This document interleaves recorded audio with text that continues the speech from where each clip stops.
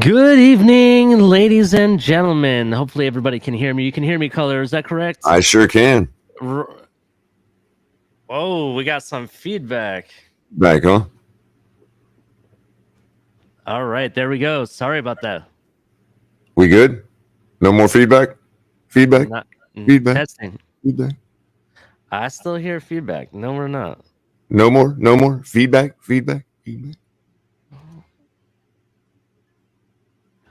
Can you hear feedback now? I can't. Okay, we're good now. We're good. Ladies and gentlemen. Sure? You sure? Yes, you sure? yes. You sure? We are definitely good. How do you know? No. Oh, you jerk. I am your host, Ali. Welcome to Late Night Exhale. I decided to play the other intro because I mean, if you're not going to use the reggae, I can take it off your hands if you like.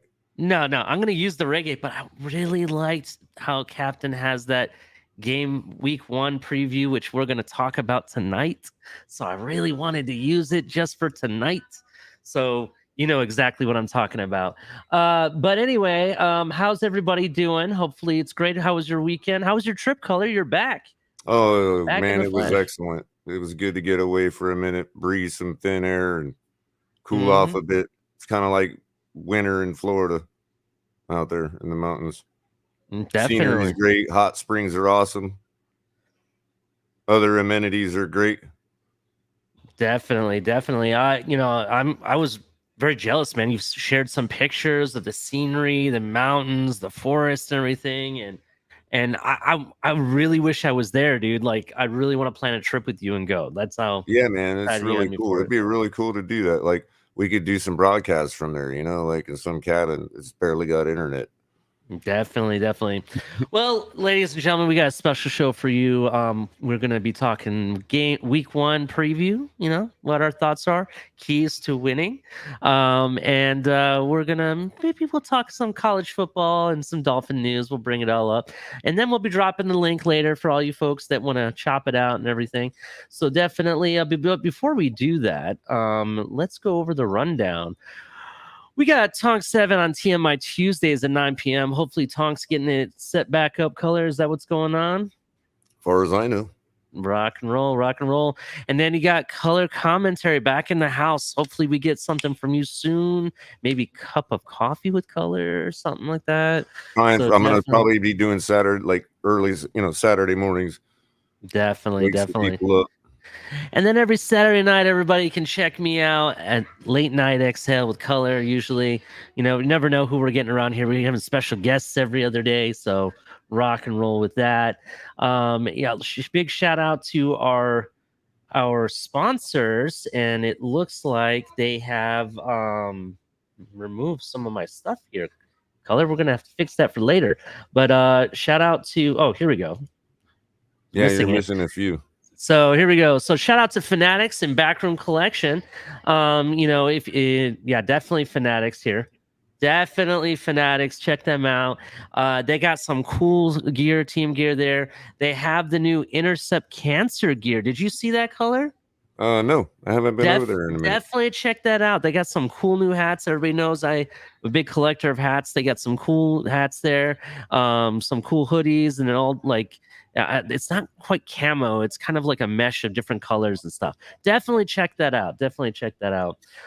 Backroom Collections. If you're trying to add some cool gear, kind of like what Color has behind him here, this Jason Taylor photo or picture, definitely go to Backroom Collections. They got some really cool artwork and canvases and stuff. Yeah, I got that at Fanatics.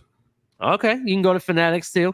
But if you're going to Backroom Collection to get some really cool stuff, make sure you use the special code to get 10% off at checkout, #TFTG at checkout. All right. So definitely check that out. Also, we're going to have to upload some new photos because if you go to the description below, we got a new store with some new awesome gear. Color. Maybe you want to talk a little bit about that. We got the usual stuff: the tank tops, the flip flops, the yoga pants, the bikinis, ladies and gentlemen, the t-shirts, the awesome hats that come in many different colors, and stuff. The beanie hats. We also have the tumbler, if you want to call it that, or mug. But now we have a new link and a new store with way more than that. Go into details, Color. Tell them what they can find. Oh man, you can find everything. Hell, hold on a second. I got to get the link again. You caught me off guard. Oh, I'm sorry, Color. Here, they actually have coffee mugs and tumbler glasses. Like how you have like the tall kind of drink glass with whatever. Yeah, we got those too with all the show logos on them. And a whole bunch of other oh cool, you're bringing it up, good deal. Yeah, so check this out. We got sweatpants. Some people just want to watch the game in sweatpants. They got different shirts and stuff. They do come in different colors, so definitely check that out. For all you new parents out there, they got onesies for the little ones. Yes, cool onesies. And we got some cool mugs with all the different shows, everything from TMI Tuesdays. You got the TFTG show. You actually can have a cup of coffee with color. Some kind of cocktail tumbler or something. Yeah, dude. They got some cool stuff. Great. You can also put that in the freezer and make it really nice and cold. Yeah, definitely. So they have some cool beer glasses too. I think I might pick up a couple of these to have in my man cave here. Mm-hmm. Some different there's a cool bag now and different sports athletic gear of some kind. And like I said, they got some cool onesies as well. Also, pull up the mug, the white mug. On the white mug page, you actually have other colors to choose from. I kind of like this color. Well, the thing of it is, go click on the page with the logos, and now put it in orange. You see what I'm saying? I gotcha.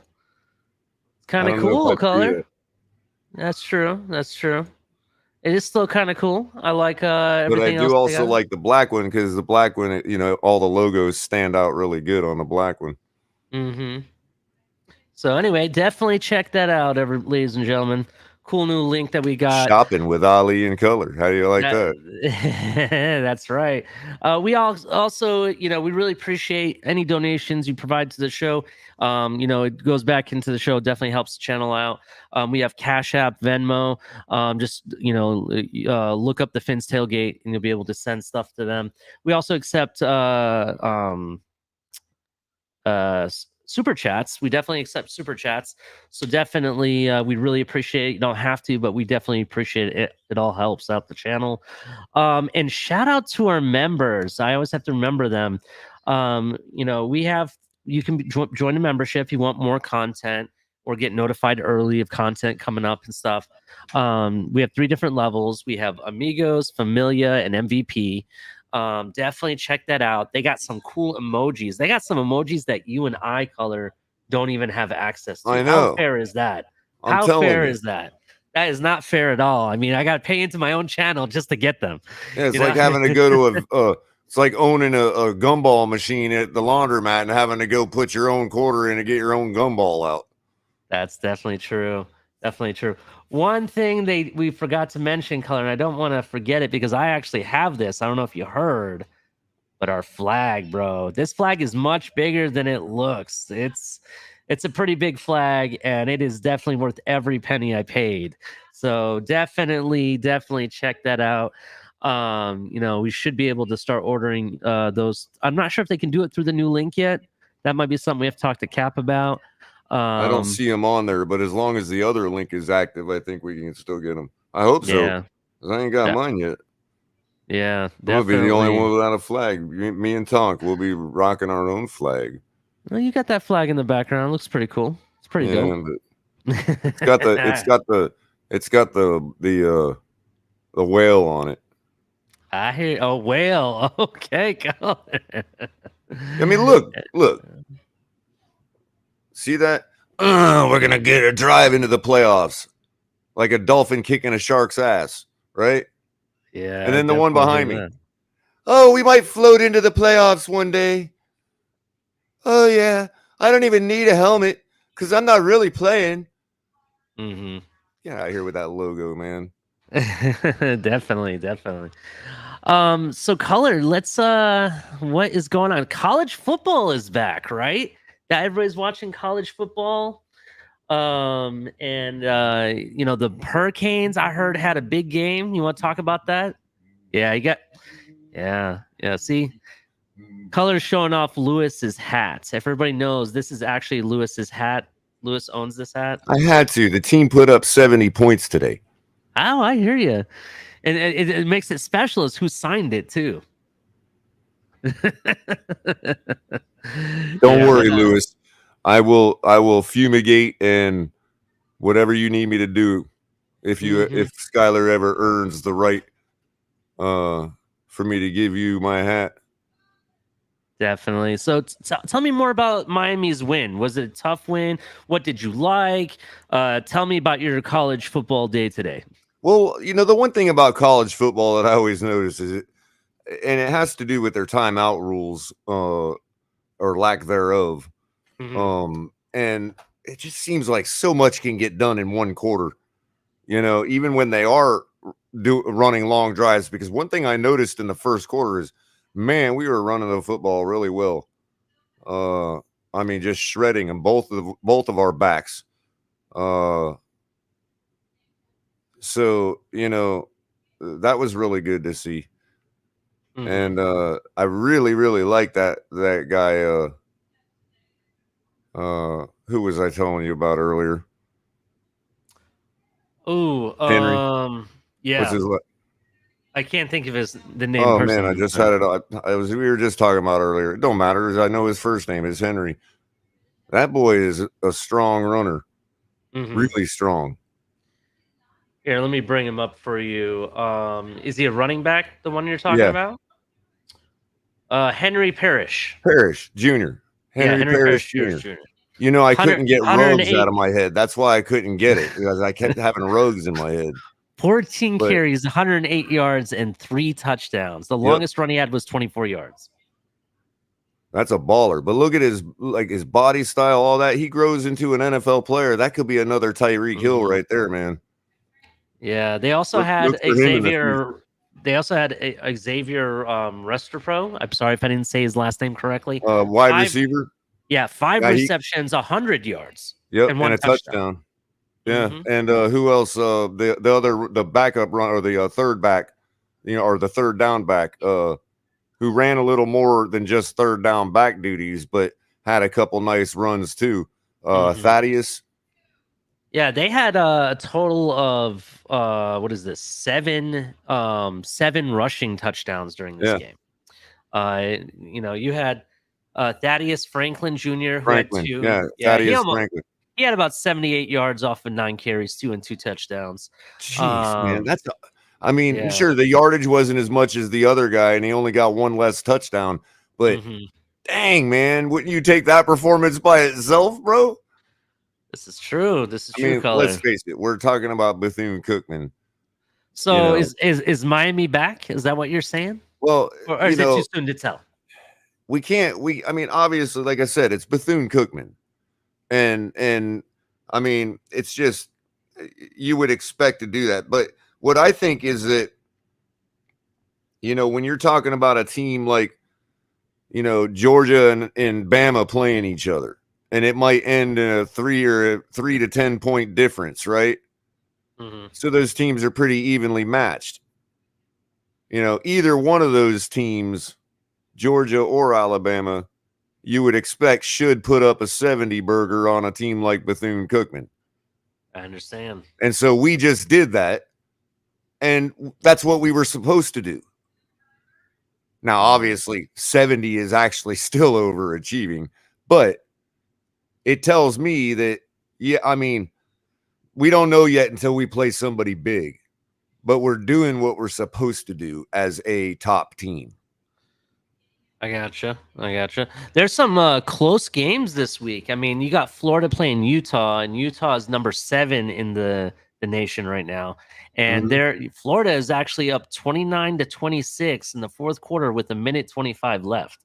So that's a close game. Yep. And in other ACC action, you got Syracuse leading Louisville 17-7. 5 minutes left in the third. Yeah, that's definitely true. There was a crazy game today in the ACC, if we want to stick in that area. North Carolina versus Appalachian State. 63-61, ladies and gentlemen. That was a nail biter. In fact, Appalachian State scored 40 points in the fourth quarter alone. Wow. Did they win? No, North Carolina barely. Oh, wow. I think it came down to a field goal at the very end. I think that they missed. Somebody missed, I think. That's crazy. That's really crazy.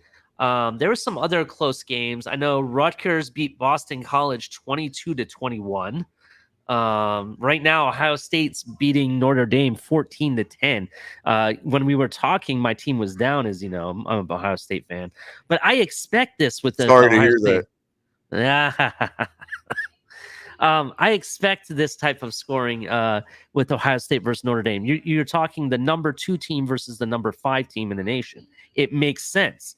You know what I mean? But North Carolina versus Appalachian State. Are you kidding me? See, that's precisely my point about the Hurricanes. Yeah. That Appalachian State, that's a team that North Carolina should have put a 70 burger on. Yeah. Another crazy points. Yeah, another ACC crazy close game. NC State, number 13 in the nation, won 21-20 against East Carolina. East Carolina is not even ranked, and they actually put on a game for against NC State. That was crazy game. What other games are going on? But that was You really had some of the Georgia close ones. defeated Oregon. Yeah, that was expected. quick, easy They got a fashion. rookie QB, I believe, actually over there in the SEC for Georgia. I think his name is Bennett, I think. I'll have to go check that out. Actually, let me verify that real quick. I'm pretty sure he's a freshman. Where are you? Now we did have some issues tackling in the 1st quarter, I think, but you know what? We held them from scoring. We kept pounding the football. Tyler Van Dyke didn't have to even do much. Yeah, Stenson Bennett, 25 for 31 attempts, 368 yards, and 2 touchdowns as a rookie. So that's pretty good against Oregon. And to Captain's point, we were talking to him earlier.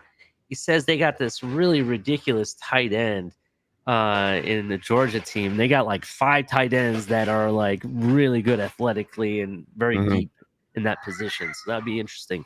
That's something for the future, ladies and gentlemen, since it seems like tight ends are very important for our team. That's something to think about for next year's draft, possibly. But anyway, college football is back. You excited? There's people are starting to say Miami is back, but I want to see it them. was really fun to finally watch my team do what everybody else does. That was nice. Definitely. Nice Saturday afternoon of Hurricanes football, man. Shout out to the boys. This is really nice. I got to sit back and have a beer and and I don't even, well, real quick, Ali, I don't have my the live chat pulled up, and I haven't switched over to comments, but I'm pretty sure he's in the chat. Canes 1989, how you doing? Definitely. Let's actually. You always make sure to say hi and shout out to the Canes. So that is a great segue. Let's actually shout out to everybody in the chat. We got California in the house. How's it going, Mr. California? John Featherland, I see him every Saturday. MCJB, definitely check him out. If you haven't checked out his channel, definitely check out his channel. MCJB, post your link of your channel in the chat. Make sure you like and subscribe. Hit like and subscribe us first, and then go over to his. He's always putting out new music and new videos. Definitely check that stuff out. Scott Jackson is in the house.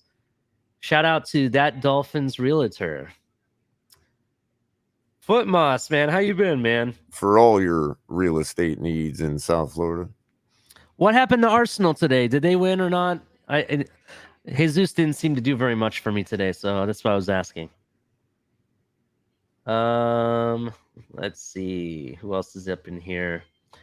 Jose, what's up? Salute to the captain and all who tune in. Definitely. California MCJB. Is that all we got up in here? What's up, Jay? Color is going orange.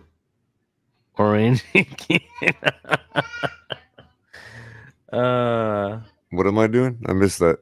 I didn't quite understand it. It's okay. Shout out to Duke Tomlinson. What's up, man? What is up, Scott Jackson?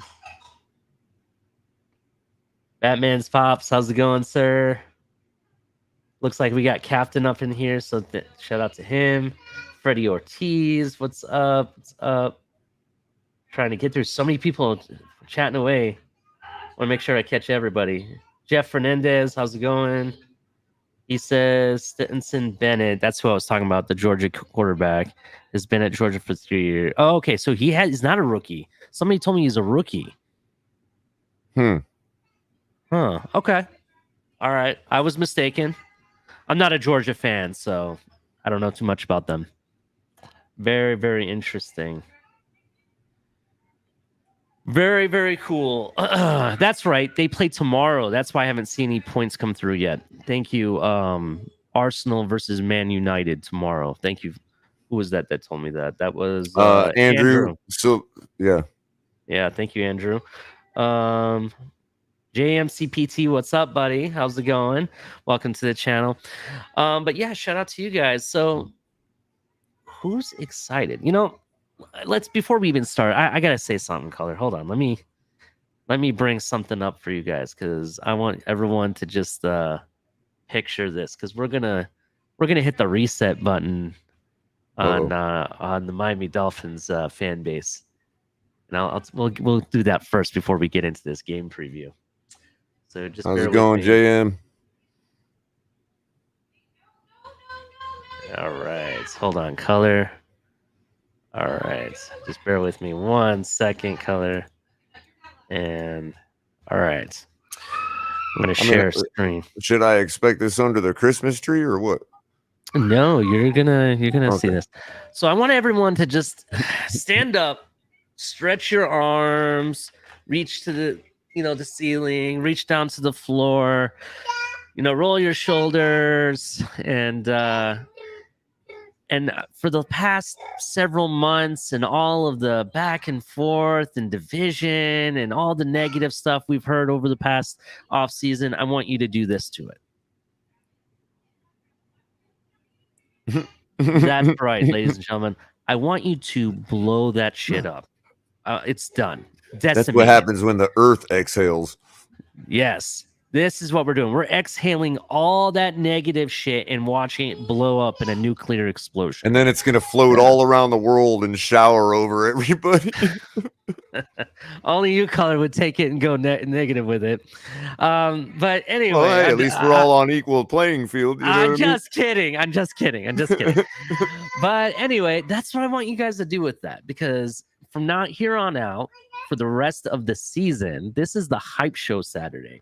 We're going to be talking the games before we're going to talk about the previews of the game and what we expect, the keys to winning before the game.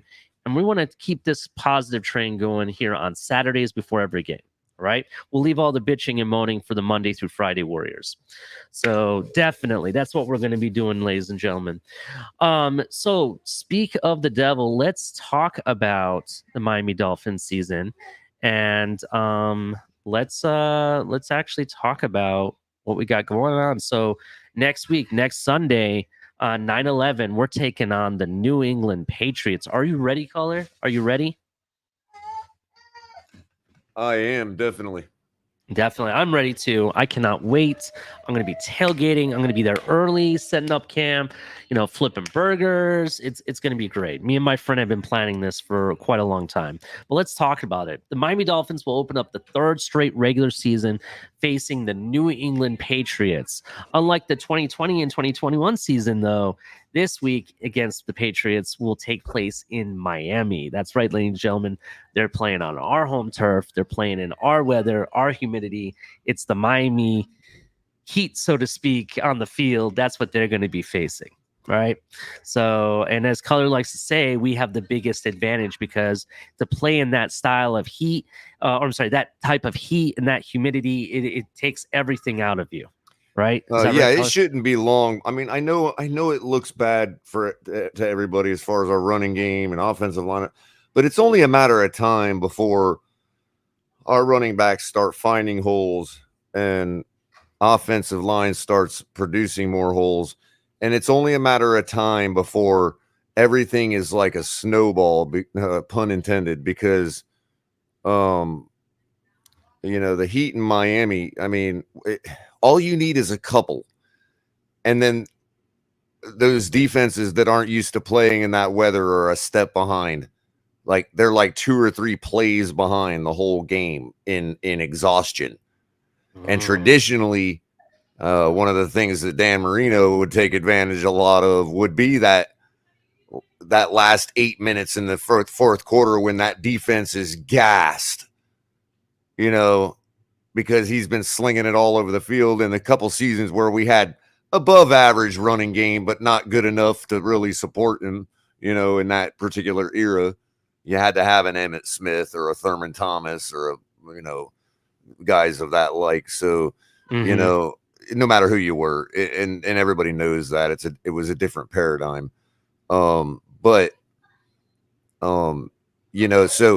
it's only a matter of time.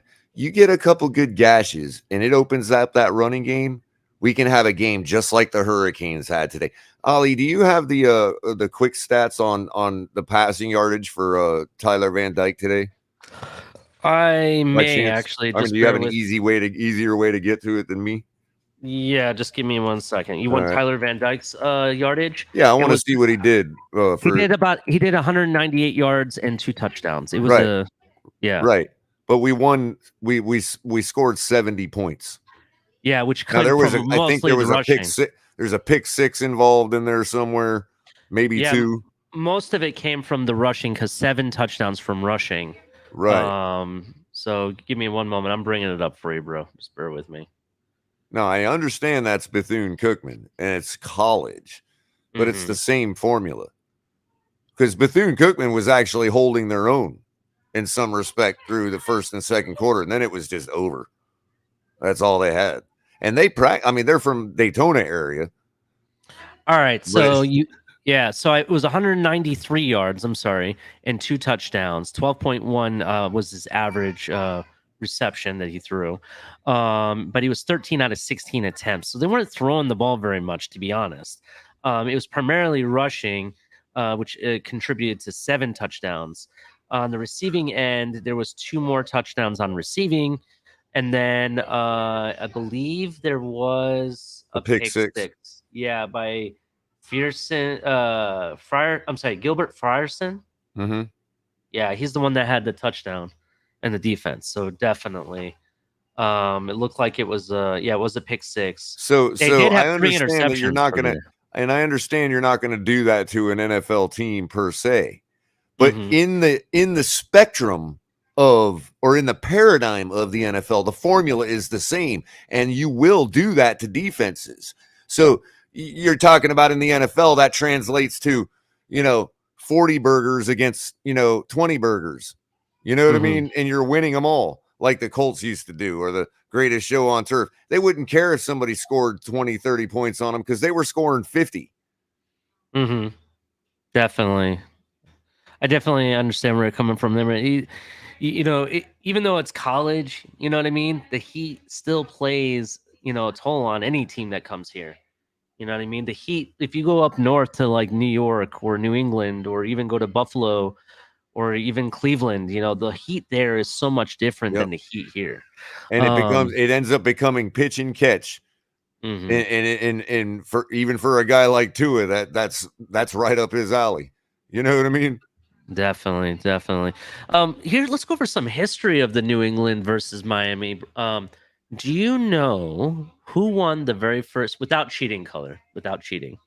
Don't be a cheat trade today. Just kidding, just kidding. Do you know who won the first meeting between Miami and New England? Well, I'm not. If I have to make an outright guess, then I'm not going to guess against my team. But it sounds like a trick question, so I'll go with Dolphins. All right. So Miami's first game against the Boston Patriots, that's what they used to be called back then in 1966, was weekend 13, the Dolphins' inaugural campaign and only meeting between the division rivals that year. Boston won the game 20-14 in the Orange Bowl. They won the first game. So the Dolphins' first victory over the Patriots came third in their third meeting, all-time meeting. The second game in Miami. So that's it wasn't until the third game that they actually won against the Boston Patriots. So that's kind of interesting. Yep. Did you Very, also very. know that we had a professional football team before the NFL? Yeah, but that was prior to prior to Miami joining the NFL. Actually, Well, it was was prior. prior to the NFL, Yeah, yeah. or at least the 66 merger. You know what I mean? Hmm. But yeah, we were called the Miami Seahawks. Very interesting. Yeah, look it up. It was some let me look it up real quick. Like, why not, right? We Hmm. always knew that Seattle ripped us off. You know, just Here's because they got another and just here's because they another got birds in you know in an ocean don't mean nothing. another interesting factoid. So, what do you think Bill Belichick's all-time record is against the Miami Dolphins? Bill Belichick Yeah. has to be close to what Brady's is. Well, obviously. But his all-time record against the Miami Dolphins is 26-20. 26 and 20. Yeah, that's not too Well, bad. yeah, he had Bledsoe It's doing not that things to us. far apart. I would assume, because we always talk about how they're the Patriots. They win all the time, and we lose to them or whatever. You'd I think it know. would be a lot bigger. I know. I say it every year. Everybody talks up the Jets and the Bills. They're going to be the ones that dethrone the Patriots. Blah, blah, blah. We're the only ones that won the division besides them in a 20-year span. Okay. Mhm. And I think our record against them was far better than the Bills or Jets. So I have no idea why media would always default, other than the average of what everybody says. The media hates us. But I mean, come on. The media is not a actual person that exists. Mhm. Okay. First of all, it's not capable of hating, but it's just these talking heads are like, oh, Bills, Jets, Bills, did that. You know what? When we won the division, and I tell people that, and they're like, well, that was Matt Castle. Okay. Yeah. Well, the Bills were 7-9 that year. That's true. I actually forgot about Matt Castle. Oh man, I've been so used to Brady. Like, I don't know any other Patriot quarterback. They win one division by one game, and that's it. They're Hall of Famers. Give me a Yeah. break. I definitely hear you. Well, let's talk more about the game and what we expect. So we know the Miami Dolphins have brought along Teron Armstead. We brought Connor Williams in. We've signed some running backs such as Mostert, Chase Edmonds. We brought back Savon Ahmed and Gaskins are in house. There's rumors that we maybe consider bringing in another running back. We'll see what happens. We have one in the practice squad. That's Saquandre White. So they've done a lot to predicate towards this running scheme. Do you think that's the key to winning? Do we have to be able to run the ball? I mean, we don't have to, but in a sense, we do, because I suspect what we're going to be lining up for, in other words, what our outlet's going to be to create that short field threat is no different. I mean, again, if we're throwing out in the flat to a running back, or we're running counter traps, you know what I mean, at the line of scrimmage, one way or another, we're going to get the ball in the hands of Chase Edmonds, Raheem Mostert, and all the rest of our backs. So, that has to be an integral part. I am one of those ones that believe that that in today's NFL especially, but it's always been this way. Yes, run does set up the pass, and we were in that paradigm for so long until teams like the greatest show on turf came along. Shout out to Thomas Jensen. He says Wildcat kicked Belichick's ass last year. He completely got outcoached in the game up in New England. Yep. That was the last time. That was the. I'm not going to say it. Never mind. This is positive day. But I agree with Thomas Jensen there. Yeah. Do you think we might use the Wildcat more this season? Do you think they might bring it back? Effectively, it's not much different than what everybody else, what you run. I mean, things have several different names because there's like different subspecies of double and triple option offenses. You know what I mean? Yeah. But they're essentially all the same. So a lot of times a scheme like an RPO is very, very similar to a Wildcat, except you've got a pure quarterback that can throw the ball instead of Ronnie Brown. Now, I'm not trying to start a controversy regarding our quarterback conversation because that's not what this show is No, about that's now. yeah. But I want to bring him up. Skylar Thompson actually ran a lot in the first 2 seasons over at Kansas State. He actually rushed for over 1,000 yards. I I know could see them using him kind of in that wildcat because Mike McDaniel RPO. probably read the same article I did Maybe, but as no, to but what type of quarterback it takes to run an option offense in the NFL. I understand. We're not getting into that argument right now. I'm But just I understand. throwing that out there. It was a understand. great article. I'm talking about the use of him. Do you think we could use him in those wildcat situations?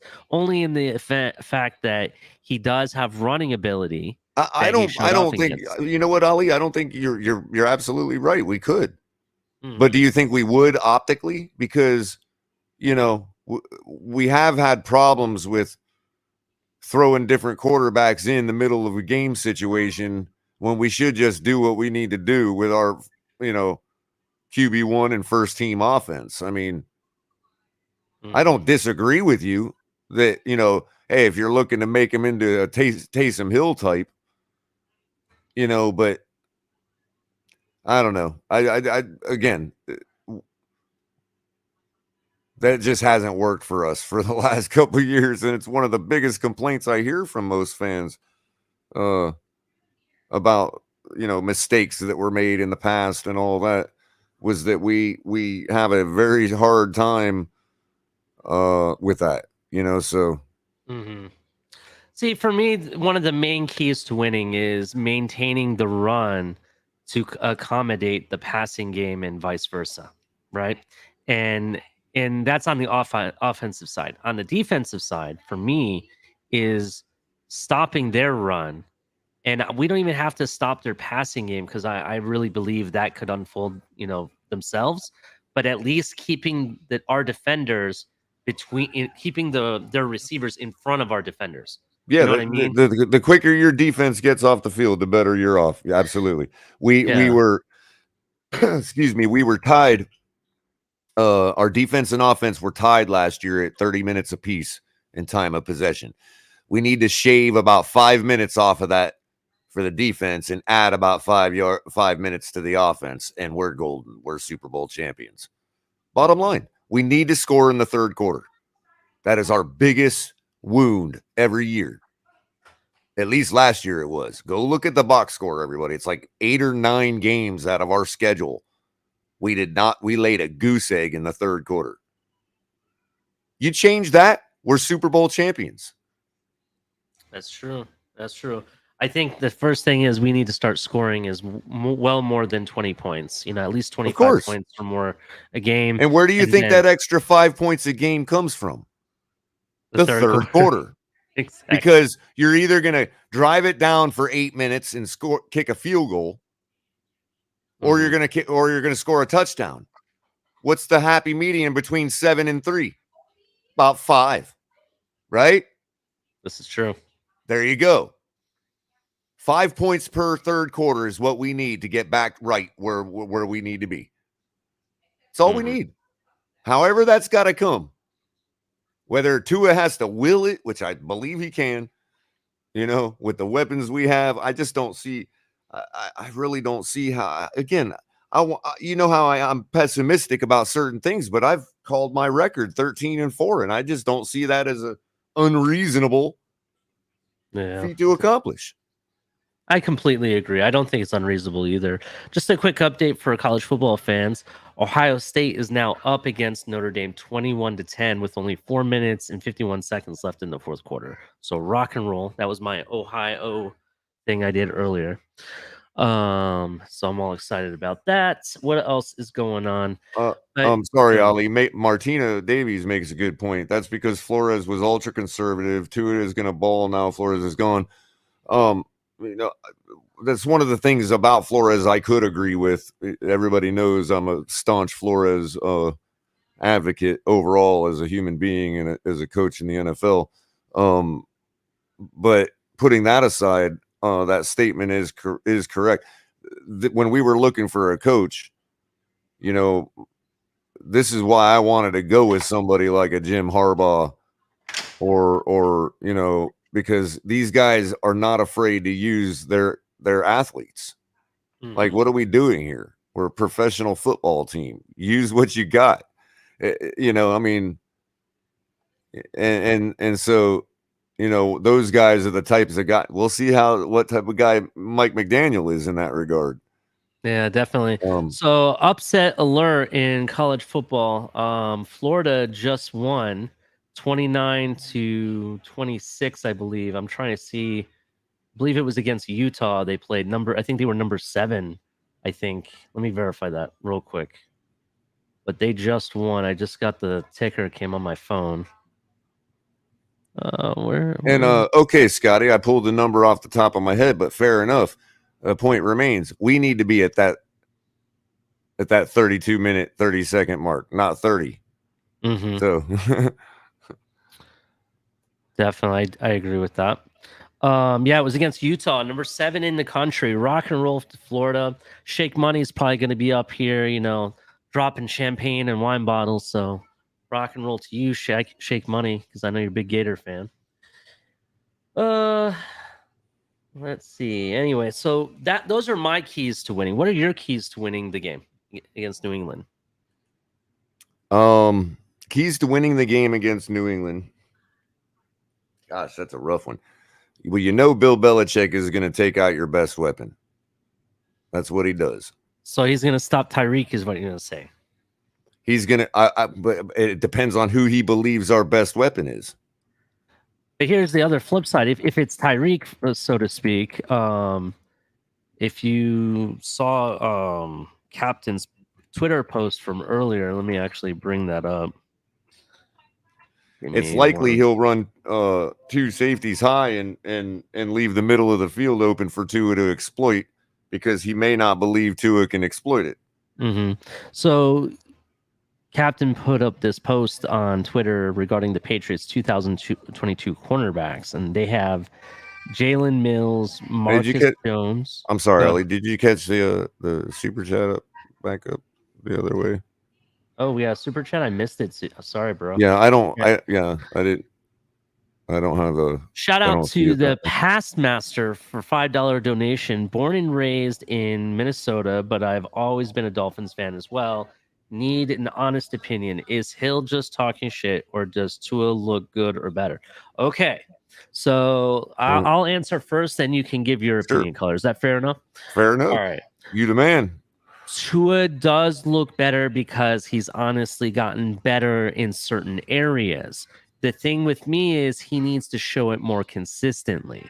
You know what I mean? You can't just show it for one play in a game and then walk away from it and never go back to it. I need to see more consistently with more intermediate throws. That's the 10 to 20 yard line throw. You can be more consistent. I think in part of it, as it should, because Tyreek is the best receiver in all of the NFL, in my opinion, he also should make Tua look good as well. So it goes hand in hand. Those are my 2 opinions. Go ahead, Color. Your turn. Oh, that was my 1 and 2. Like I was saying, 1 and 2 best receiver in the NFL. You know. Oh, okay. Well, it's up for a debate. I personally think that I believe Tyreek is. Well, there's some wide receivers in the NFL that actually, believe it or not, have way better eyes skills than Tyreek. Like DeAndre Hopkins. DeAndre Hopkins does not drop the football. He may not drop the foot. He may be a better catcher, but I think overall Tyreek does more things than what DeAndre Hopkins does. Maybe, like, but I think can play DeAndre Hopkins back if he needs to. As a pure wide receiver, I think DeAndre Hopkins as an outside pure wide receiver, a split end, actually rivals Randy Moss in my opinion. That's true. I also don't think there's anyone faster than Tyreek too, and on top of it. So I mean, all of that ability, I think, makes up for some of the things that he may not have that DeAndre Hopkins does. But then again, DeAndre Hopkins, where's he been the last season? He's been injured, and then now he's suspended for what? You're 4 right. Games, you're right. Games? You're right. If you're adding in availability, then you're absolutely right. I'm not arguing that. You know, there's also Devontae Adams. Devontae Adams is a good argument. I like him. We're gonna find out a lot about So that's all I Devontae meant was Adams. 1 and 2. Like we could debate it one day if you want. You know what I mean? But Devontae Adams, though, just real quick, and then we can move on. We're gonna find out a lot about him this season because this is the first season that I haven't seen him with Mr. Aaron Rodgers. you're right. And we're gonna find out if he's for real or not. You know what I Yep. mean? So we'll see what happens. But going to this question though, please give us your opinion on this question. So I think Ali McDaniel totally did not answer the question, by the way. I just want to put that out there. You said a lot of stuff, but for some reason I didn't get your answer to the question. I said yes, I do think he looks better. But in a sense, that also could be because Tyreek is here. Maybe it could go both ways. Oh, that's okay. That's why I see that I need to see but the part about from him. Right, but the question was, is Hill just talking shit, or does Tua look good / better? I would say a little bit of both. That's really where I was going with it. I don't think that Tyreek's talking shit. Maybe that's a little strong a word. But if we're using the word loosely and lightly and just jabbing, then yeah, he's talking a little smack. You know, and at the same time, Tua does look better in a lot of regards.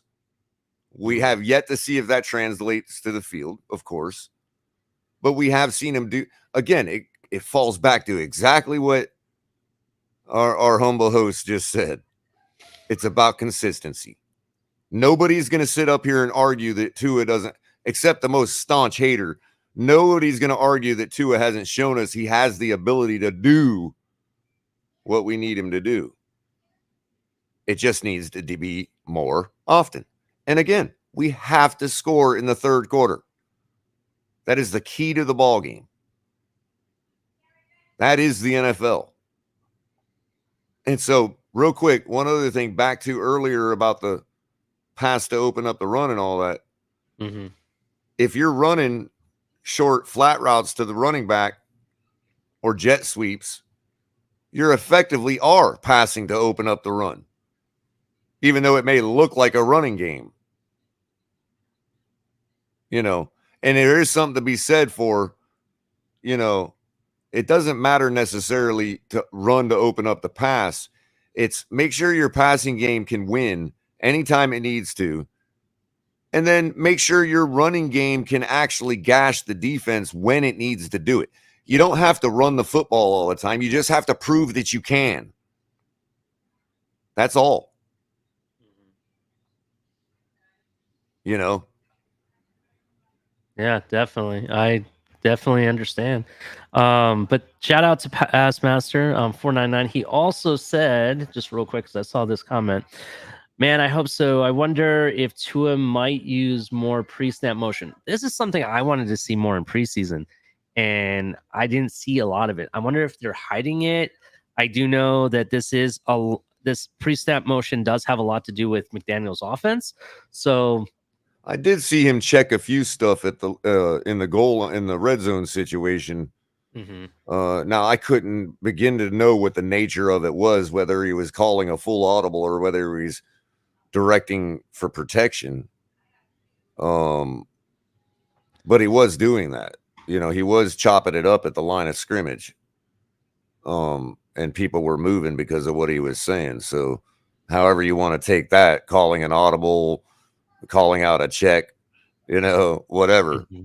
adjusting protection, who knows what, but just take that for what it is. He was, you know, again, he was shouting stuff out at the line of scrimmage and people were moving because of it, you know, so that I did witness with my own eyes in training camp. Definitely. Let me ask you about the defense, because I know people and some other people we've talked to in different panels we've been on this week have concerns about the defense, specifically the secondary. Do you think that we are moving to a zone defense for the first 4 games until Byron gets back? Like, it's possible. How do you think we're going to handle it? Is It's it going to be like a hybrid zone man? The key is, again, it comes back down to the offense. If we can get out in front 2 or 3 scores, Okay. Even if it's 2 touchdowns and a field goal, we have the ability to pin our ears back on the defensive line and go after the quarterback. Mm-hmm. So our offense has to step up and cover that deficiency on defense. They have to. We can no longer keep saying, oh, the defense played like garbage, blah, blah, blah. No, because if you look at if you take away the fourth quarter in each of the first 8 games last year, we held those offenses to 17.6 per ball game. Mm-hmm. If you add the fourth quarter to each of those, 29 points per ball game scored against us in the first 8 games last year. I already did the math. Okay. That's because our offense was not paying the defense off. Period. You can call it what everybody can keep arguing about it, but the point is the offense needs to be the next man up in this situation. We keep dropping cornerbacks like flies, and the offense just needs to be the next man up in this situation. Get us out in front 2 or 3 scores. Let our guys on the line do what they do best. The speed, all of that, the heat of Miami, the humidity. That's how you take advantage of that. That's how we went undefeated in 72. Look at the numbers. Am I right, bitches? If you call that running to open up the pass, I don't know. I think Tua could probably get more yardage passing than Bob Greasy did that year. That's true. He already did this year, so in 13 games. So people have talked about their predictions and their scores. Has from last night or the night before when we've talked, has your prediction of the scores changed? You still have us winning? Now, I keep warning about New England because they did have the most 40 burgers last year in the league. Okay. But that doesn't mean I think they can do that against our defense. They couldn't last year. We held them to 16 points in the first game, correct? That is true. And the second game, we held them to 24? I have to go back and check. Roughly? Yeah. That's roughly about our average for the season, 21.9. Yeah. So update, Ohio State beat Notre Dame. Number 2 beat number 5. So that's rock and roll. Good start for my team. I just want to put out that update real quick. But go ahead, Color, with what you're saying. Well, just bottom line, break it down like this. Here, let me pull it up real quick. We'll do it the easy way to illustrate. I'll do the easier illustration instead of being all galaxy brained like I tend to get. Let's see here.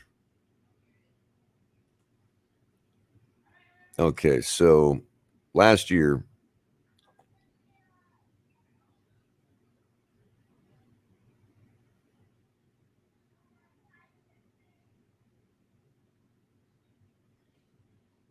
where was it? All right, continue because I'm trying to look something up. Go ahead, Ali. All right. So I still have us winning. I know what it was. I'm sorry. I know what it was. Hold on. 17 and where's the last game? 17 and 33. Right? So that's what? 40. Wait. 17 and 33 is 50, right? Or 60, right? So 60. Yeah. So and then 24 plus 17. No, I added 7. I'm sorry. It's 59.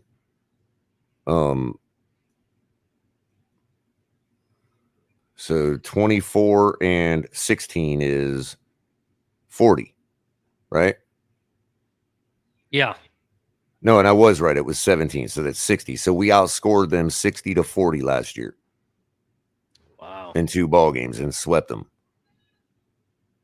Yeah, like that. Put up those points, like you said. With me, the first game, they ran on us a lot. And I think our defensive line this year, I think, is much improved and upgraded compared to last year.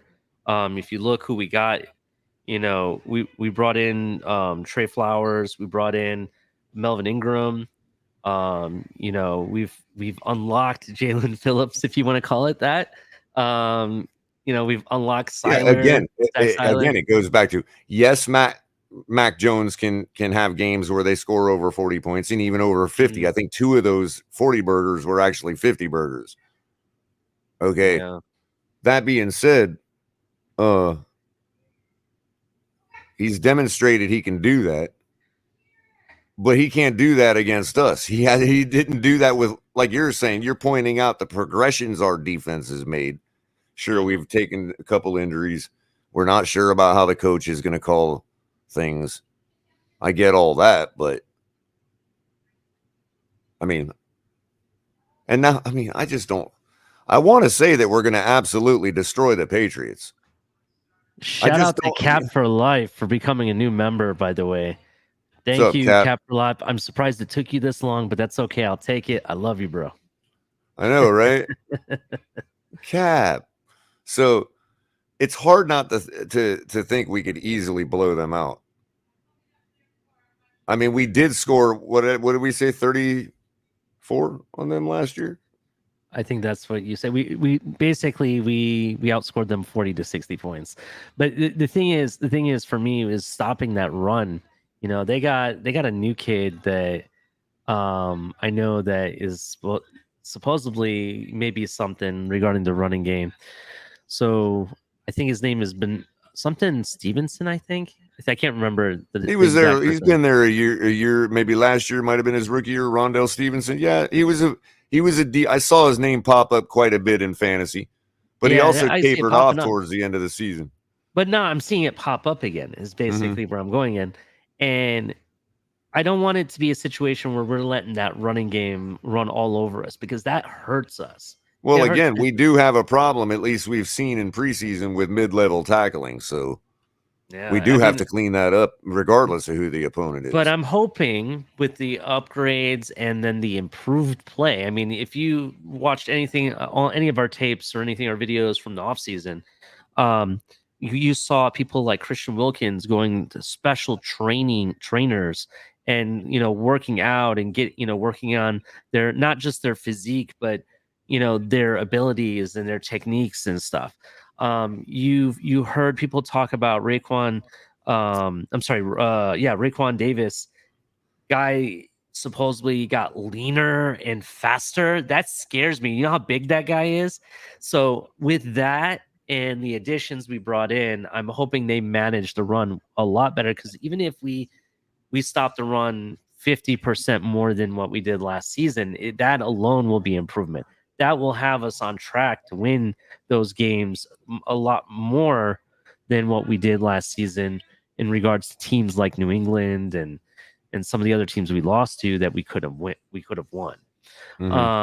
So that's why I'm really excited for that. But on the flip side, I am still concerned about what they're going to do in the secondary. I'm not worried about Xavier Howard. I'm not worried about Javon Holland or Brandon Jones. I'm worried about who's on the other side of Xavier Howard, and that's kind of why I wanted to know what you thought. Are we just going to play zone and that's how we're going to manage it? I mean, because if we're going to play zone, we definitely have to stop the run. You definitely have to stop the run if we're going to play zone. You can't. I mean, I don't know. I think Noah could handle it.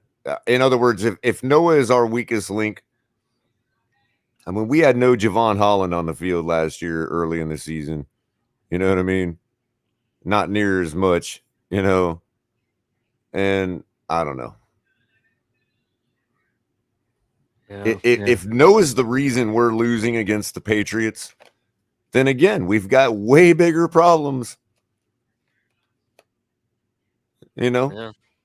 I definitely it's the same answer as how are we affected by Byron Jones being out? Well, if us winning and losing hinges upon Byron Jones, we've got bigger issues. Mm-hmm. And I just don't think those bigger issues exist. You know? I mean, there's some guys that they brought in from the added them to the practice squad. There's the guy from Carolina that they brought in, which was supposed to be the fastest person in the draft. Mm-hmm. That was kind of interesting. I've heard from other people that watch the show that they think that he could eventually develop into a starter. So that'll be kind of interesting to see what happens with him. We also got the other corner from New England. Yeah, we always seem to pick up a New England guy every year. I believe it was Justin Bethel, I think his name is, and he was a special team specialist. But I've also seen he plays corner very well and has had a few interceptions over the past year or two. And I heard one thing I like about him is his availability. The guy's played in like 42 games straight without any injury or concern. You know what I mean? That's something I really like. We need that in our secondary right now. So definitely. Let's do the rundown color, and then we'll finish up with what our predictions will be, and then we'll drop the link and we'll get people talking and everything. Hey, Ollie, when you said surprised it took you so long, how did that? It did show up as new member back here, because in main chat it says, "Oh, okay, I see what happens." No, he just renewed because it says he's been a member for 2 months. No, it said new member up. I know, but look in the main chat. It actually he used a message, so he so the renewal kicked over. You know what I mean? So he's actually been a member for 2 months. All right, I'm sorry, Cab. I didn't know that. It just said new member. So I'm like, oh, we got a new member. It's Congratulations. It's like one part of the system thinks he started a new sub or a new membership, and the other one knows he's been a member for 2 months. Yeah, I love you, bro. Regardless, I still love you. But yeah, let's do the rundown real quick. Cap or Color, you wanna actually do it? I'll break it down for you. Sure, go ahead. You can always catch Talk 7 TMI Tuesdays back into the swing of things when the season starts. Myself on Thursday nights with color commentary, sometimes during the afternoon or the morning. Going to be trying to position coffee in a cup of color probably right about Saturday morning. We'll talk the upcoming game. We'll talk, I want to get the audience to help me build some DFS lineups. We'll have some fun with that. I think I'm going to run with it this week. You also got Ali, just like tonight, late night exhale, 10 o'clock. And then every other night of the week, you got El Capitan. That's right. Holding down the fort for everybody. And of course, make sure you're using the link in the description below for Fanatics for all your officially licensed gear from all the major sports. Yeah, definitely check out the Intercept for Cancer gear. I'm really advocate for the fight versus cancer. Yep. If people know my story, go to episode 2, I believe it was, of Late Night Exhale. Yeah, you can find out how I became a fan because of my grandmother, who was a fighter and survivor of cancer for over 36 years, and I owe my fandom to her. And everything I do with the Dolphins is because of her. So that's why I'm a big advocate for it. So definitely check out the gear. Make sure you're also hitting Backroom Collections. Hashtag TFTG for 10% off at checkout for all your high-end collectible needs. Art, that kind of stuff. What else am I missing, Ali? Oh, our gear. Including all the news. You've seen all the stuff. Flip-flops, tank tops, yoga pants. Nice women. Bikinis on women, and hats, and beanies, and look at this tumbler. How can you not love that? And of course, the flag. We also got another link. Besides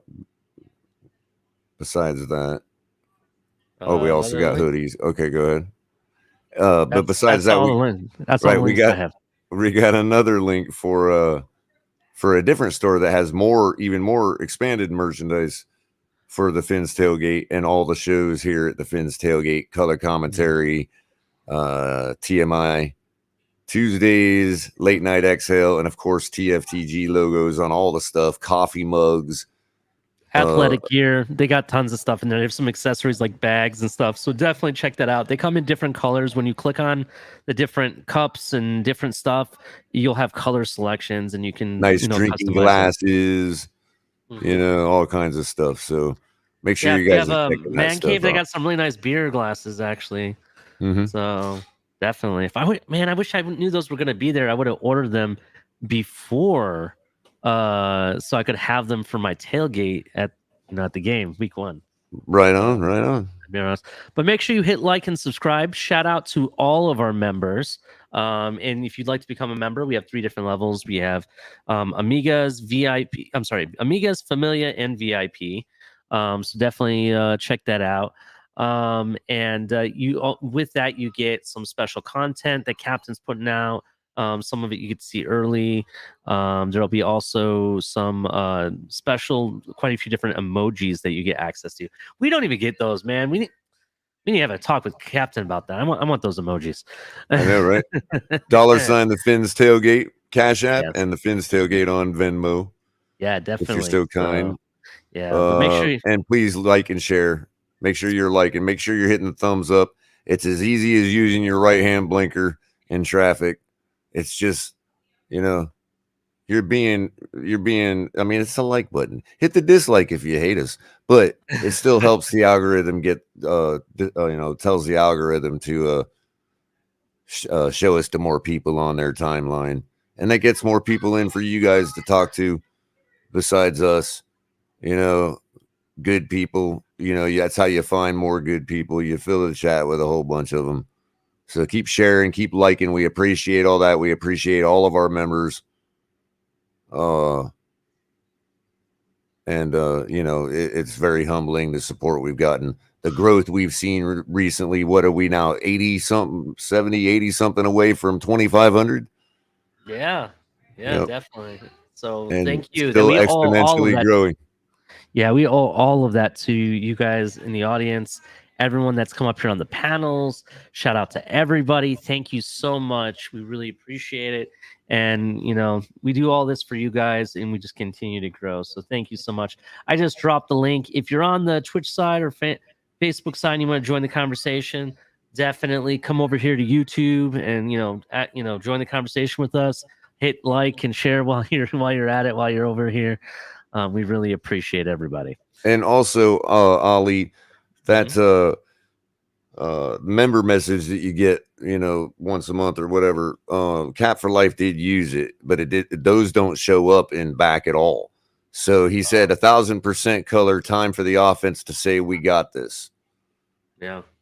And I wholeheartedly agree. Because think about this, Ali. Think of it like this. Last year we scored 20.4 points per ball game. Mm-hmm. We had 21.9 scored against us. Mm-hmm. Okay.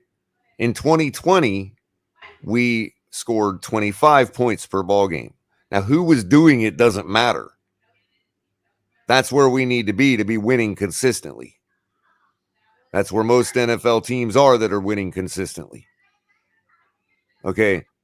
Now, if we're doing that, don't you think it's okay? Nothing's okay. But don't you think we could survive if, because Noah gets burned every once in a while? You see what I'm getting at? Like, is that really going to matter? I mean, if it raises us to 23 points scored against us per ball game, if the offense is doing what they need to do, that's still 2 points in our favor. Ultimately, Color, and you've said this from day one since the first day I met you, if we execute, there should be no question about it. That's how it's been for 25 years. We just don't execute. Yeah, and that's something we need to do. We got some people in the back. I'll be bringing you guys on shortly. But before I do, just so you guys know, I run a respectful ship here, so please be respectful. Mind your words. You guys can curse on here. I don't mind. Just be kind to others. I'm going to be asking you guys 2 questions before we open it up and talk about whatever you guys want to talk about. So just be prepared for that. Just bear with me one moment, and I'll be bringing you guys on.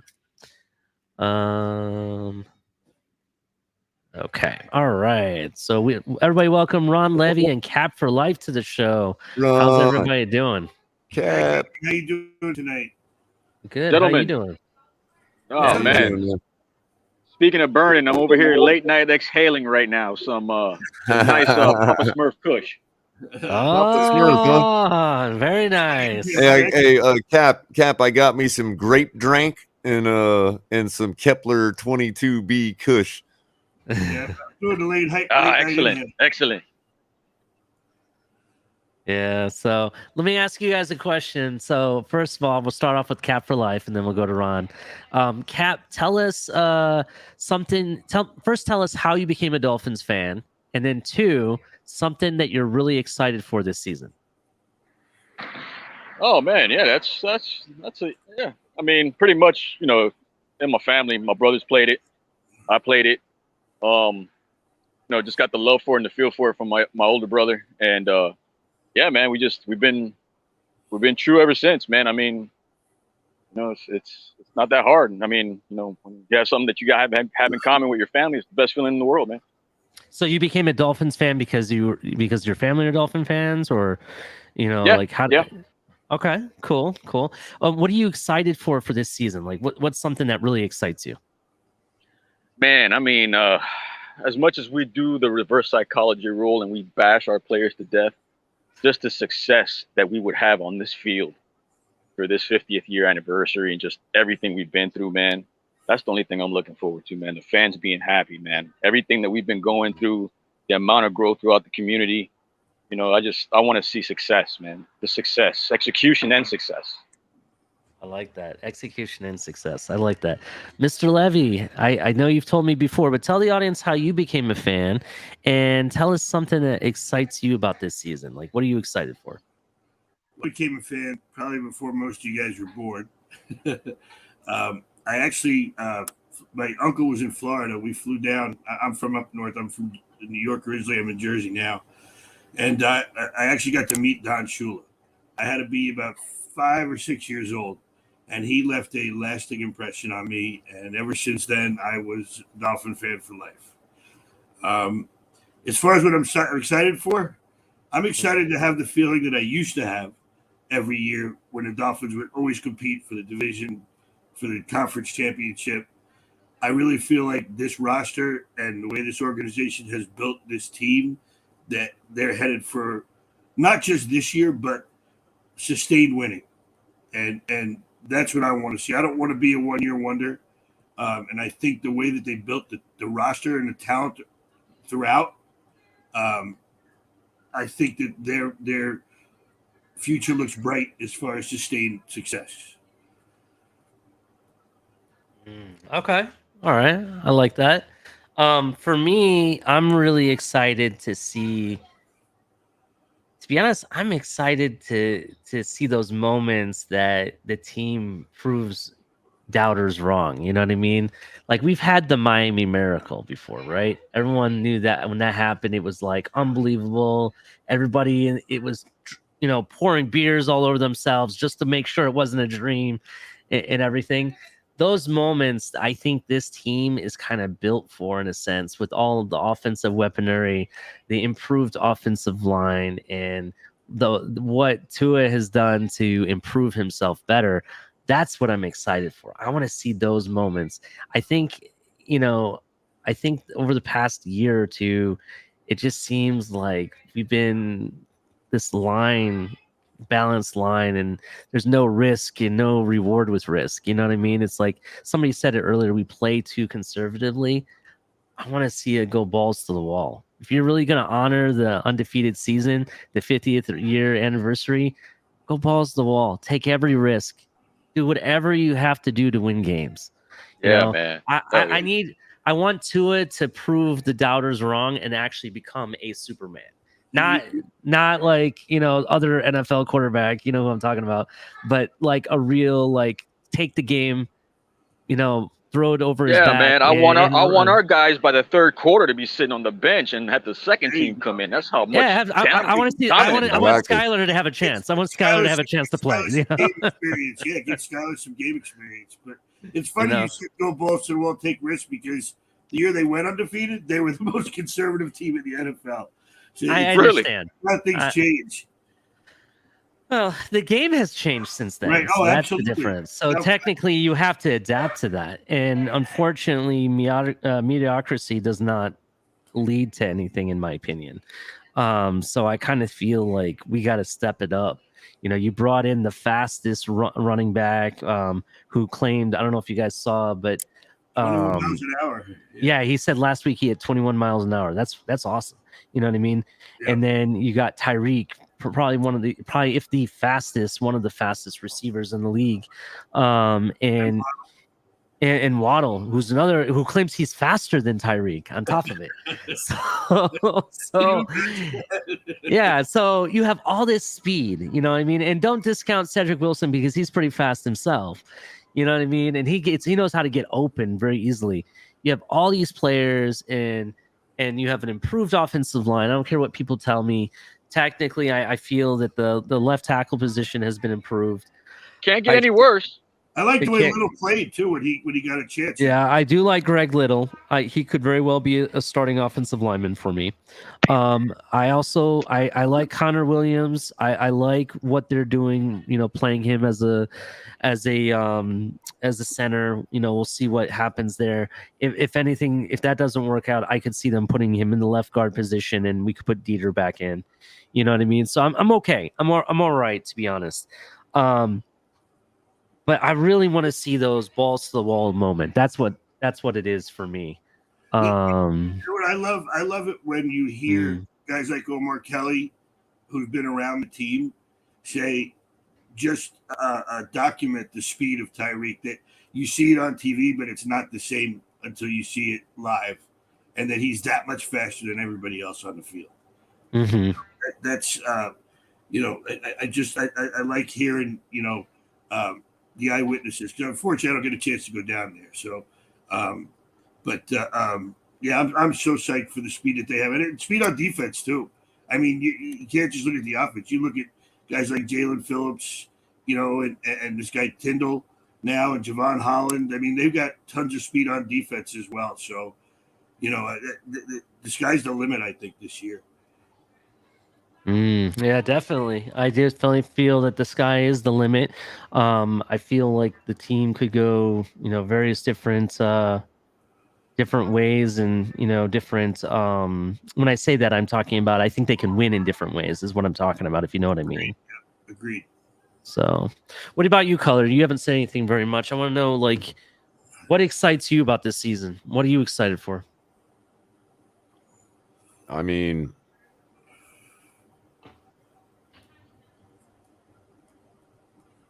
good question, man.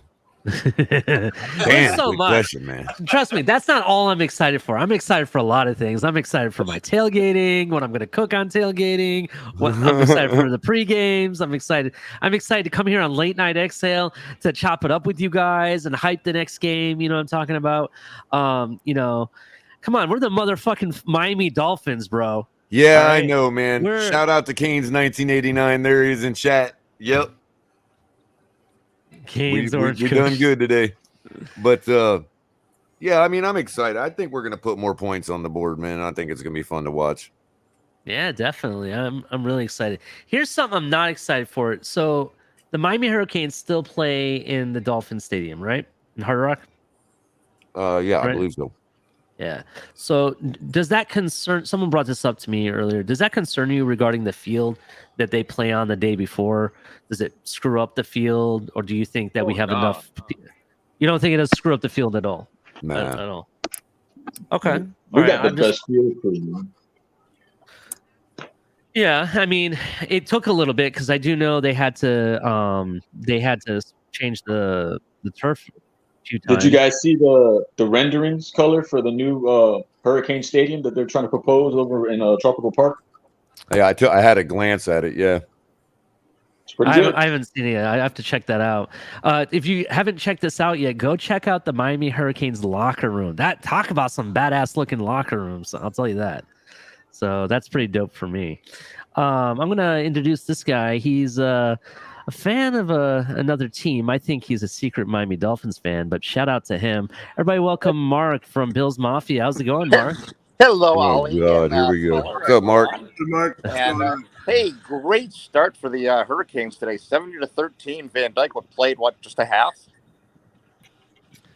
I think so. I don't know. Mm-hmm. Did he play just a half? I think, yeah, you're right. Yeah, because it was like 42-3 or something at halftime. It was ugly. What was it for? It was 42-3 at half. What was the final? 70-13. Wow. Jesus.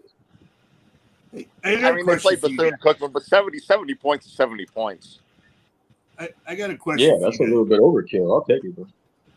What do you guys think about Belichick talking about bringing the team down early to get used to the heat when he's never done that in all his coaching years? You think is he running scared a little bit? He's smart. I don't know what Belichick is doing. I don't like. There's now they're starting to get some heat up in New England from what I keep reading about. They're not happy with the direction that they're going.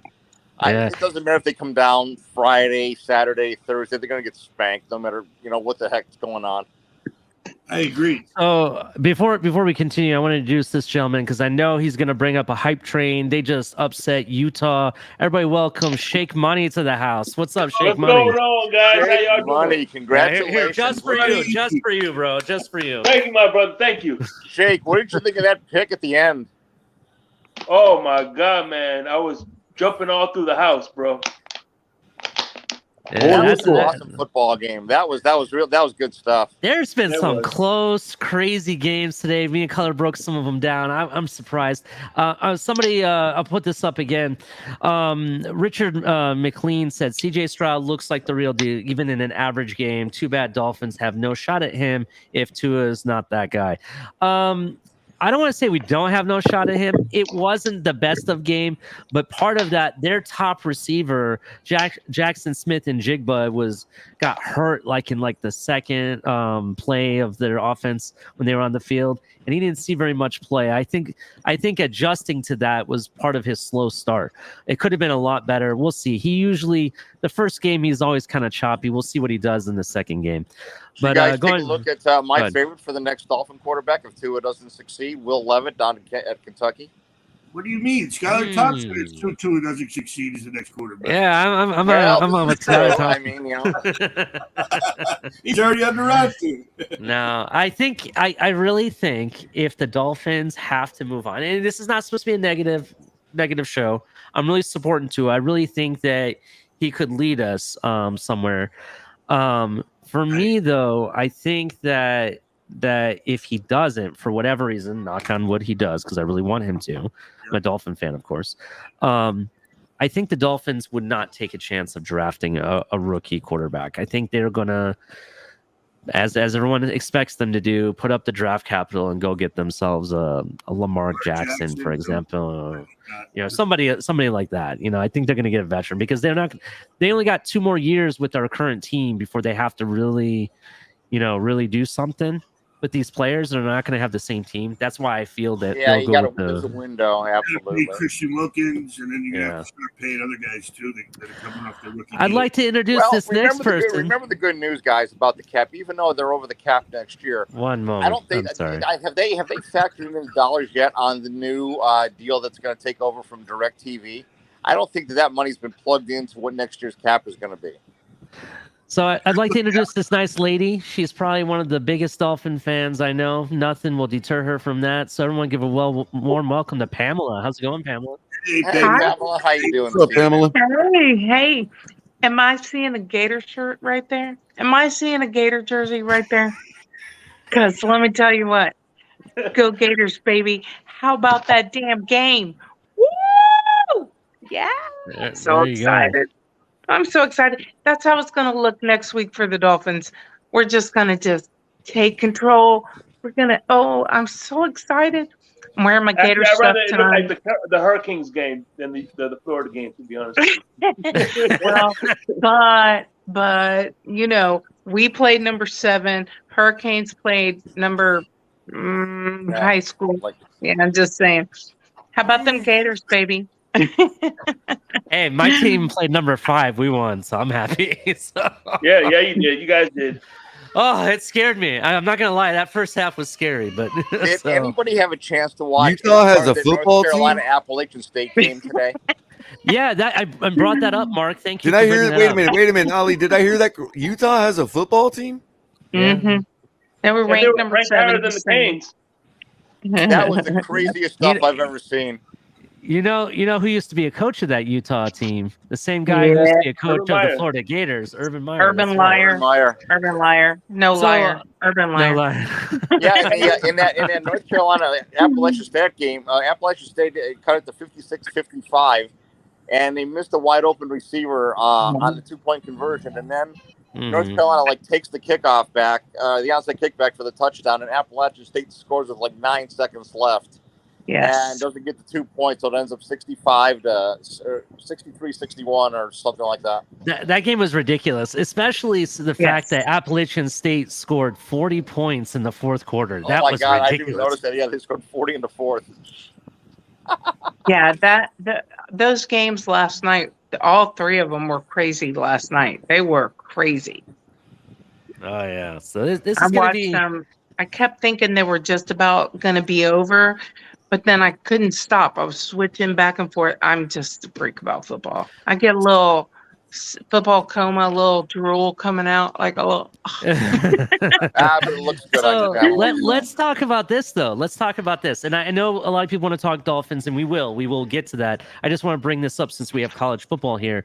What do you guys think about the 12-team playoff style that they're talking about for, what is it, 2024, I think, that they announced? Yeah, I'm trying to bring it up in the 2024. I love the idea.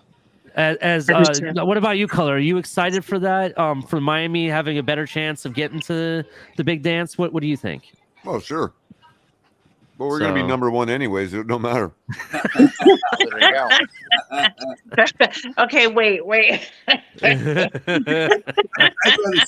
Daddy's home. And Gators play. Are they scheduled? Daddy's home. What was that about? Shula, that's what it is.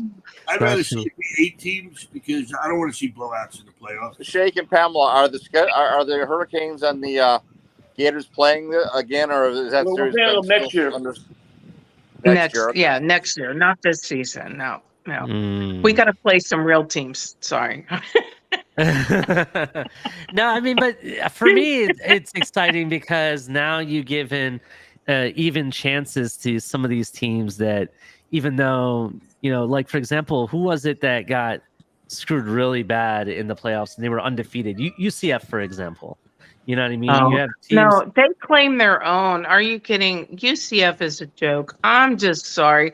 When you sit there and you decide because a team does not show up in a playoff and you claim your own national championship, I mean, come on. I just hear you, Pamela. Well, they beat Auburn in the bowl game, so that says something. Yeah, they did beat Auburn. Yeah. So here's the deal.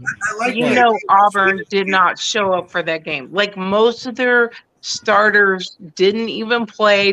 Once they weren't in the national championship, they were out. And I mean, that happens, and you have to take that into consideration. They didn't play Auburn. They played some substitute of Auburn. Well, what I like about this 12-team playoff is that right now the bowl games are just decimated because of all the players that are going to sit out because of their draft status. Color, hold the fort down for a second. Right. I like the idea of expansion, but I'd like to see it be 8 teams instead of 12, because once you go to 12, you're going to see like the 12 seed play the 3 seed, maybe. You're going to see a lot of blowouts in the early rounds. I think it's going to be like 12-5, 6-11, 7-10, 8-9, and then the winners of those games are going to. All right, I'm back. 4 seeds are going to get a bye. I mean, it's good for those smaller schools. Even our panelists are so great. I didn't even have to do anything, bro. When you left, it was great. We got some great fans up here, man. That's let me ask you, Pamela. I got to ask. I'll go around the room because there's some people I haven't asked yet. So tell me how you became a fan and what are you excited for this season? Of the Miami Dolphins? Yeah.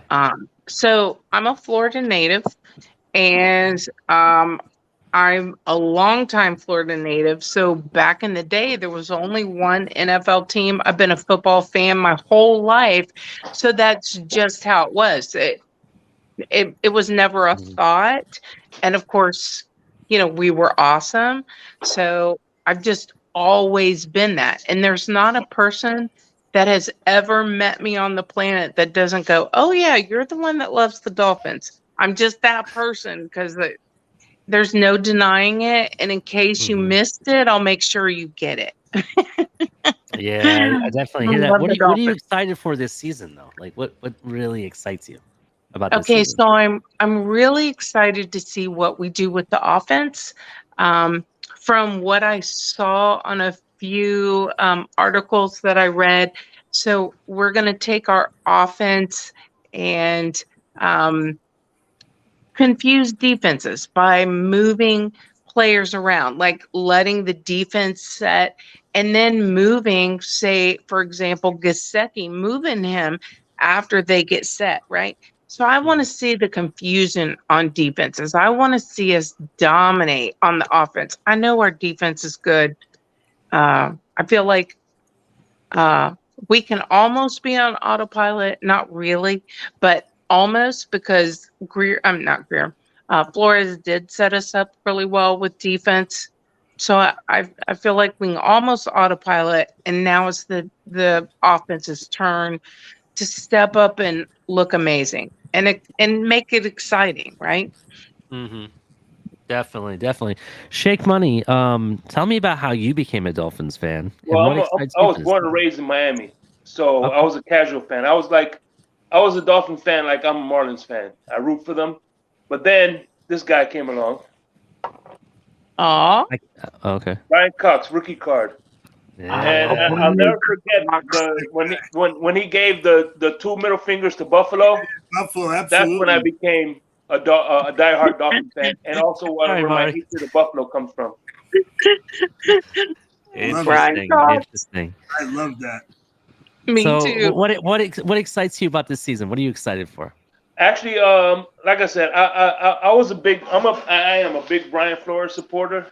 But at the end of the day, I'm gonna give Josh Boyer his credit. I think with the offense hopefully the offense not going three and out, and getting a lead, we're gonna actually see what this defense is really gonna be made of. Because at the end of the day, I don't think last year's defense was as horrible. Like, I agree with Color, it wasn't as horrible as people make it out to be.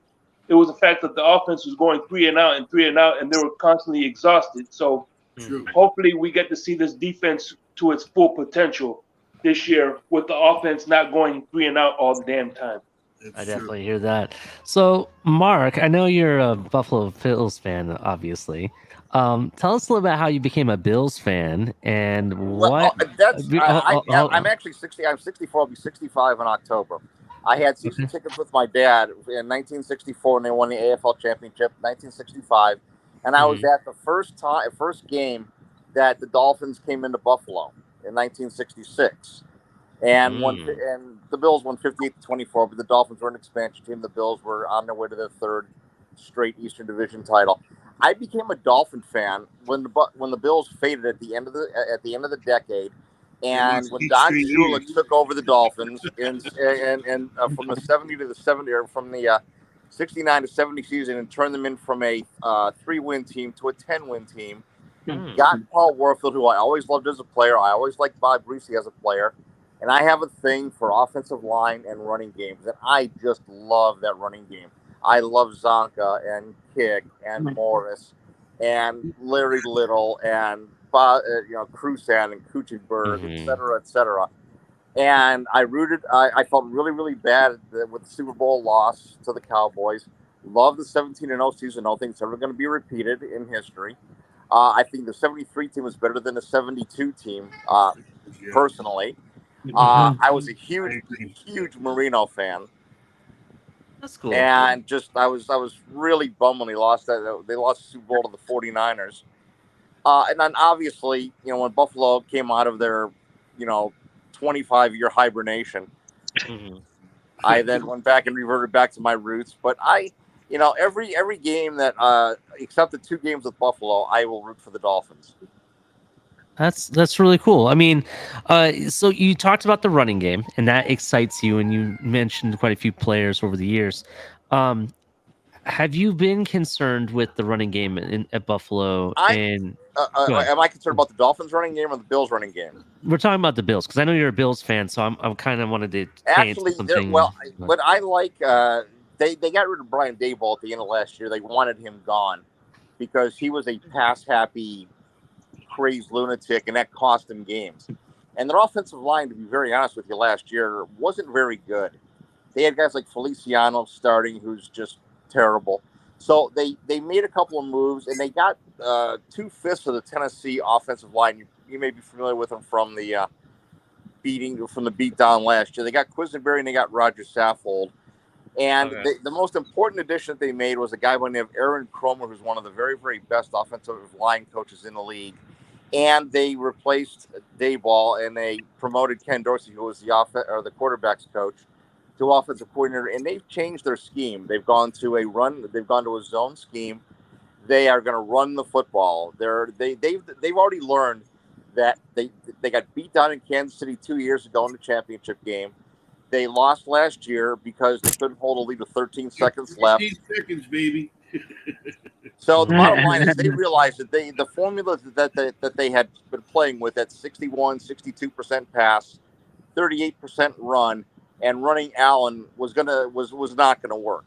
You can't run Allen the way they were doing it without getting him killed eventually.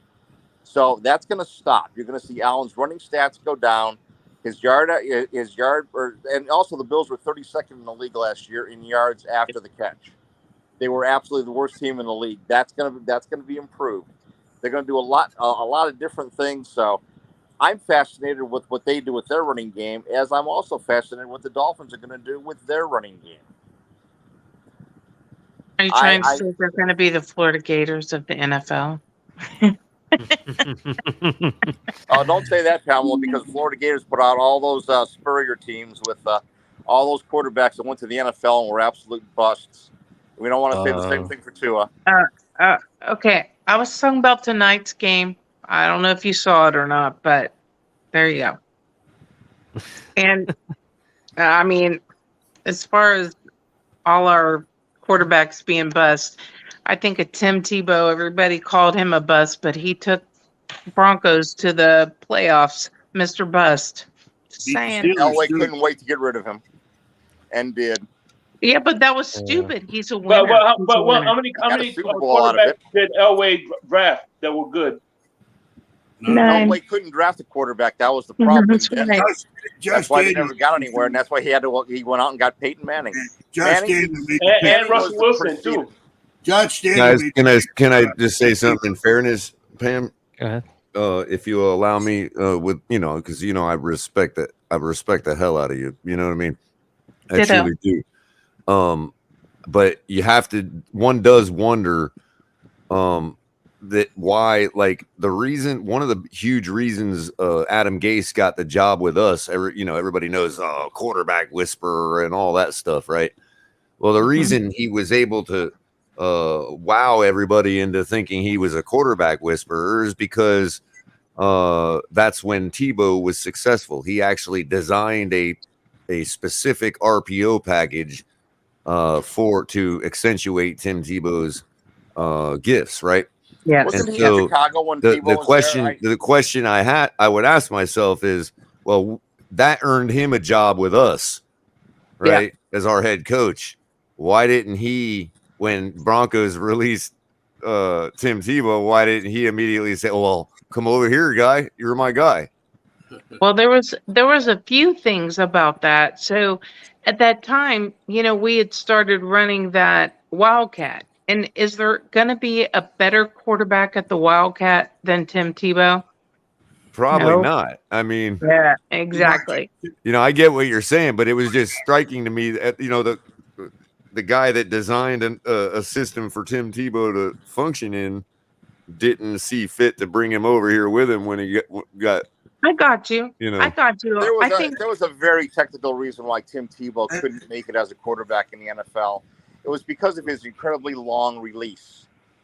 He held onto the ball. He had a really, really long release and was prone to taking hits, taking sacks, and he just didn't have an NFL skill set. Wasn't accurate either. Well, but if you looked at him, so I was looking the other night, watching, his release, like when you'd watch it, it would come way back over here, right? Like it would come down, and like you said, it was a long release. But the thing about Tim Tebow it's Tim Tebow's a winner, and I feel like teams really missed the opportunity to make the best out of him. And it's like you said, I mean, he wasn't necessarily a classic NFL quarterback, but I feel like he was a winner. And Two I mean, things. he's always been a winner. Two things I want to make comment to. So Tim Tebow actually has something that, in his career that Tua doesn't have, and that's a playoff win. Yeah, And There hopefully, you go. Playoff knocking win. on wood, Tua gets that this year. He's gonna get it. Yeah, hopefully. And second, the funny thing is, do you know who is contributed to to be the person that orchestrated that offense for Tim Tebow to win that game? Adam Gase. Oh. That was Adam Gase. That's what I just said. Right. I That's know. what he was saying. Yeah, I Gase. was. Yeah, so that's kind of. And it wasn't Elway who drafted him, really. I mean, it was, but it was really McDaniel, Josh McDaniel. Yeah, it started with There you McDaniel go. drafting him, and then Gase ended up going to Chicago and tried to turn Jay Cutler into something. Right. And then, of course, Gase got the job in Miami based on. Okay, hold on, Mark. I got this, bro. Okay, so I've had this article stored forever because it was a great article from SI.com. Do you want to share it, Color? What's that? Do you want to share it? I can post it. Sure, absolutely. Go ahead and hit the share. I'm gonna put it in the link in private chat for you so you can manage it. Oh, there it is. Okay. Good. But hold on, real quick. Let me shout out the author. It's from Albert Breer. Okay, and the article is titled "The Decline of the NFL's Read Option Offense." Okay, and it goes on to explain how it came to be, how the flash happened. And down at the closer to the bottom, I want is the pertinent part here to the person in chat that thinks that Tebow never crossed paths with Adam Gase. So according to Albert Breer, Tebow's first start in 2011 came in Week 5 at Miami, and it took 3.5 quarters for concerns about his readiness to arise. The Broncos trailed 15-0, and Tebow was 4 of 14 for 40 yards. Broncos PR chief Patrick Smith texted the team's new football czar, John Elway, FYI, "We have the second longest scoring streak in NFL history entering today," quote unquote. Okay, so fast forward. Line coach Dave Magazoo, "I remember him bringing his Boston College playbook," says Adam Gase, now the Dolphins head coach, and then Denver's quarterbacks coach. "I started watching tons of West Virginia, Navy, Air Force. I mean, I'm watching triple option. I'm watching this old stuff. I call Tebow's coach at Florida, Urban Meyer, at one point and say, 'Give me Tim's 3 favorite passes. What would you call in a critical situation?' And he gave me those. We got in this mode where we'd try anything. It didn't last. Detroit's successful strategy that October, putting an 8th man in the box to cover Tebow as a runner and using softer off coverage to exploit his inaccuracy and elongated delivery as a passer, was copied by New England, Buffalo, and Kansas City. In December, leading to a season-ending 3-game losing streak, the Broncos still backed into the AFC West title for the playoff opener against Pittsburgh. They had a plan, later scrapped, to have Brady Quinn replace Tebow in 3rd and long situations. That's an interesting color. I just have to say, you're like a machine. The stuff you remember and the stuff you can pull up, it just makes my brain hurt. I got smoke coming out my ears thinking of all the stuff Pam, you remember. It's just interesting because when I say that when I have the opinion that the RPO has been obsoleted in the NFL, and people might disagree with that, but they're not disagreeing with me. Because this is, even if I'm wrong, I'm coming from a place, I'd be wrong coming from a place of education. And I'm perfectly fine with that. I'm not afraid to be wrong in that case. You know what I mean? Yeah. Game too. We controlled that whole game, and in the 4th quarter, they beat us. And he couldn't throw the ball at all for the first 3 quarters. Yeah. Right. And interestingly enough, the article goes on to talk about how you actually defeat the defeat. In other words, the defenses in the NFL have been able to defeat the RPO. In order to actually overcome that, what you need is a very specific quarterback, body style, passing style. Tall, strong, and can see down the field and fling it down the field. And if you look at who won the Super Bowl with Philadelphia, you know, Peterson implements an RPO for Nick Foles, you know, 6'25", you know, 200-something pound quarterback. You know what I mean? Yeah. And it just made sense to me, you know, after having read that article, you know, and which was written back in 2017. The article is dated. Yeah, the Bills had a segment of RPO in there because Allen's 6'5", 245, and has a howitzer, and you know, I think you're going to see that come to an end. But you know what's funny? As a Gator fan, though, Go ahead, Steve. As a Gator fan, I'll probably be the minority in this. As a Gator fan, I like Chris Leak better than I like Tim Tebow as a quarterback. I thought Chris Leak was a better quarterback. I wouldn't say he was better. I think he had a different skill set, so I get where you're coming from. He was more accurate than quarterback as than a Tim passer, Tebow, and he was more athletic than Tim Tebow. The only thing that the Florida quarterbacks reminded me of. They remind me a lot of the Alabama quarterbacks. They're generally small. They don't have NFL arms, and I'll give you another example. The guy who's going to be terribly overdrafted is the kid that's at Alabama now. Bryce Young. He's 6 foot, 194 pounds, and you know it's just somebody's going to draft that kid in the first round and expect amazing things out of him, and he's going to be like every other Alabama quarterback that's been coming into the league and just underachieving for their draft position. Yeah, I completely understand that. Well, here's an interesting angle, Mark. Maybe the Hurricanes are going to help with that. Because if we start drawing more of their playmakers, then their quarterbacks are going to have to rely more on themselves. Yep. I like Alex Van Dyke. I think I like the kid of Kentucky as my number one pick as a quarterback. But I think one of the things I think kind of for a second, and I'm going to use that word instead of using profanity because I think I can do better than that. I like the guy from Kentucky. I know who you're talking about. He's not bad. Yeah. Another player I would take a look at just because on tape, what I saw of him last season, he actually looked like I liked some of his mechanics and he has a hell of an arm. But unfortunately, he has an undisclosed illness or injury right now that he's going to be out kid from Wake Forest? Yeah, I like him. You know who I'm talking about?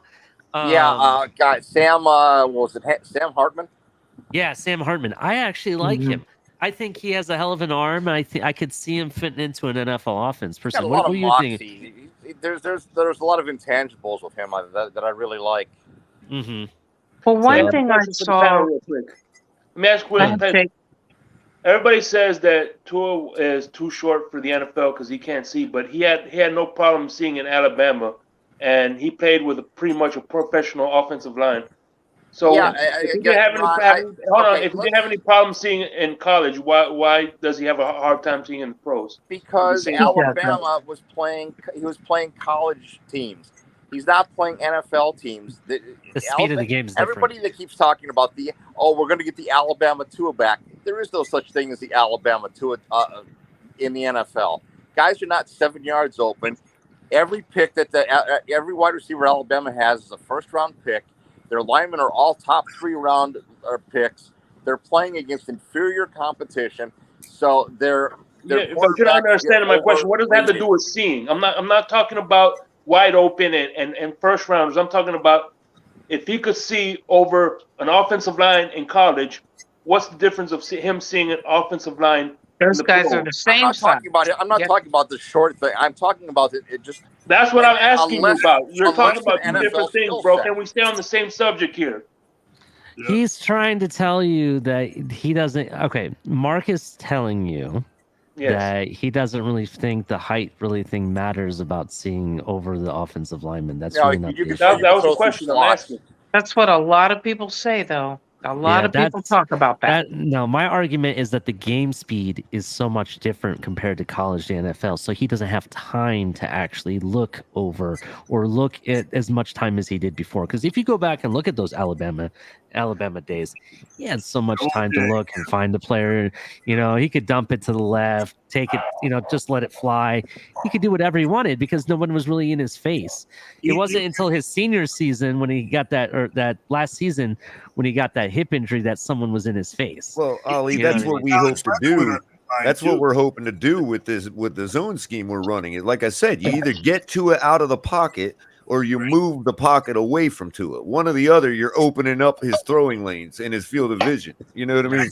I think you guys saw they put so much emphasis on left tackle where everybody's talking about his blind side. If you watch, Tua's always rolling left. So they want Armstead there so he doesn't, get hit by a free rusher so that he can roll to the left and make those plays out of the pocket. Yeah, you got to be concerned about backside pressure, however, with the right tackle. And we're gonna know. This is gonna be the year that we're gonna know whether or not Tua's gonna be playing to a level of where the 5th pick in the draft is projected to be, or if he's just another guy. We're gonna know by the end of the season.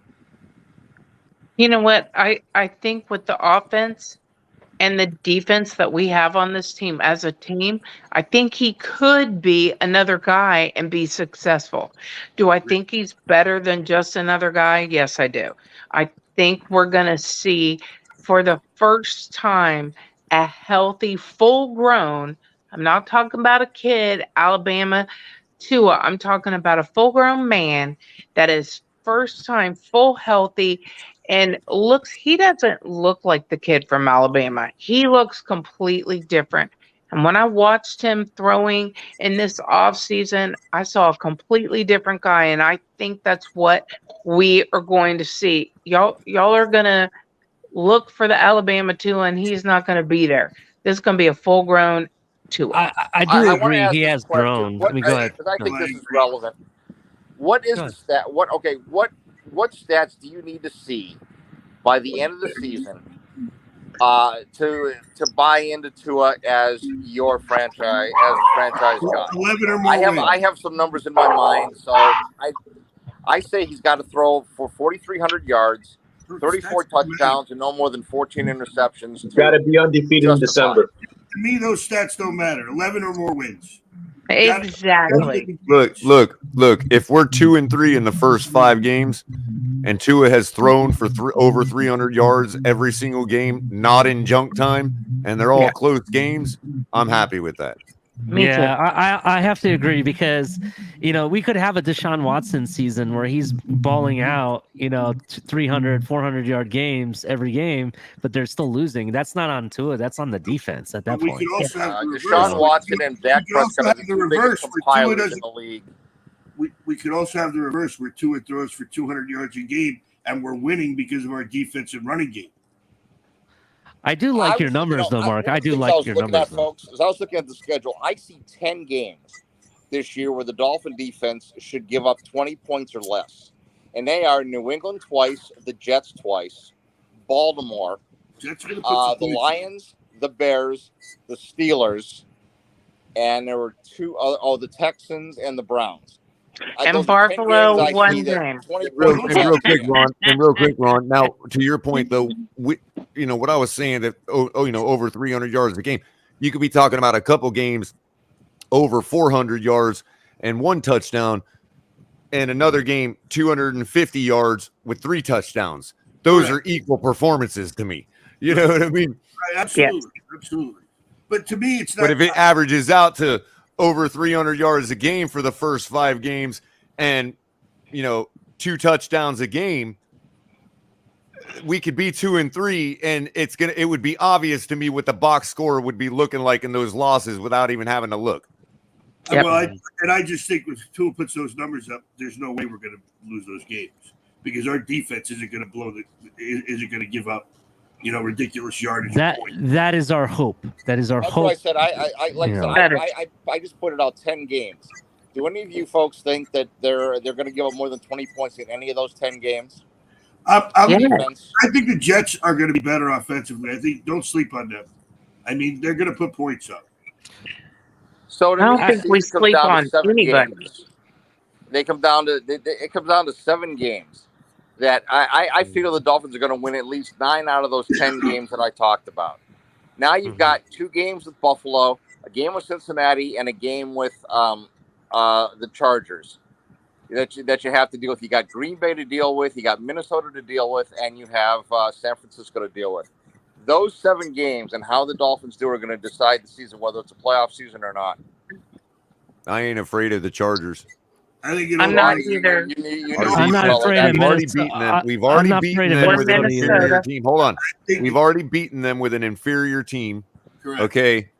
And our defense has only gotten better. We could get to Herbert. Our secondary can hold down the fort if he wants to throw it down the field like he does. Okay, because let's face it, Xavier Howard can make over-the-shoulder catches. And so, by then, Byron Jones will be back too. So yeah, and right. But have you seen the and supposing we get just a smidgen more offensive production than we did last year, we should actually well handle the Chargers. I do agree with Mark. They did and we at least split one with Buffalo. We at least split. I'd agree with that, Pam. I'd agree with that, Pam. I think the key to our season is week 3. We got to win that game. I believe we take Buffalo at home. That's here.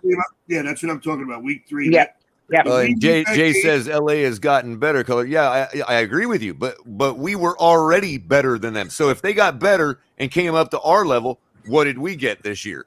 Better. Well, when the Dolphins played the Chargers, that was 2 years ago. We're still ahead of the game. Light years from where they're at right now. They've rebuilt their offensive lines. So it's one of the best in the league. You add Mack, you add J.C. Jackson, you have Joey Bosa, you have Derwin James healthy. Well, that's going to be the key is Joey Bosa. Can Tua overcome the pressure that Joey Bosa is probably going to put on? But you also have Khalil Mack there too, Color. That's why I have Chargers as one of our losses because I don't know, man. I don't know. We own the Chargers, though. Y'all know, we own them without that defense. We are going to be on a long trip. Doesn't scare me because it's the same offense from last year. Nothing's changed to me in that case. They still have Mike Williams. Yeah, they still have Keenan Allen. You know what I mean? Eckler. They still have those guys. That doesn't scare me. And guess who else they have? Sony Michel. Oh yeah, that doesn't scare me either. And if you listen to what's his name, Cam, the guy from New Orleans, the defensive end, he says that if you hit Herbert a few times, he kind of buckles under. Yeah. No, you guys make fair points. Maybe I should fear the Chargers a little more. I'm so sorry that I'm a better Dolphin fan than the rest of you. All right. You see the stat they did yesterday. I see what you did there, Tyler. I got you there, Tyler. I got you. Going from East Coast to West Coast. Before I forget it, I just remembered. And that's just going to be a tough game to win. Yeah. Now, I think the critical game at the front end of the schedule is the Baltimore game. Because that to me is a winnable game. Baltimore has really nothing on their wide receiver core, and it's a game that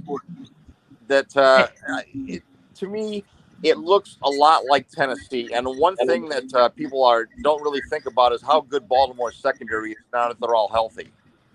Yeah, but here's the thing: if you go 2-2, by the way, I have New England and Buffalo. I have the Bills. I have the Bills winning week 1. And the reason being is that I think that they probably geared up the entire offseason to treat that as their Super Bowl because this is their chance to prove that they're better, that they would have beat the Rams and where the Bengals didn't. This is their Super Bowl week 1. I'd like to introduce Maston Park resident Bills fan to the show. How's it going, sir? Hello. I don't think we can hear you. I think you're on mute, boss. What's going on, man? Hey, Maston, how you doing? Still can't hear you. He's got that great microphone and everything. We can't hear.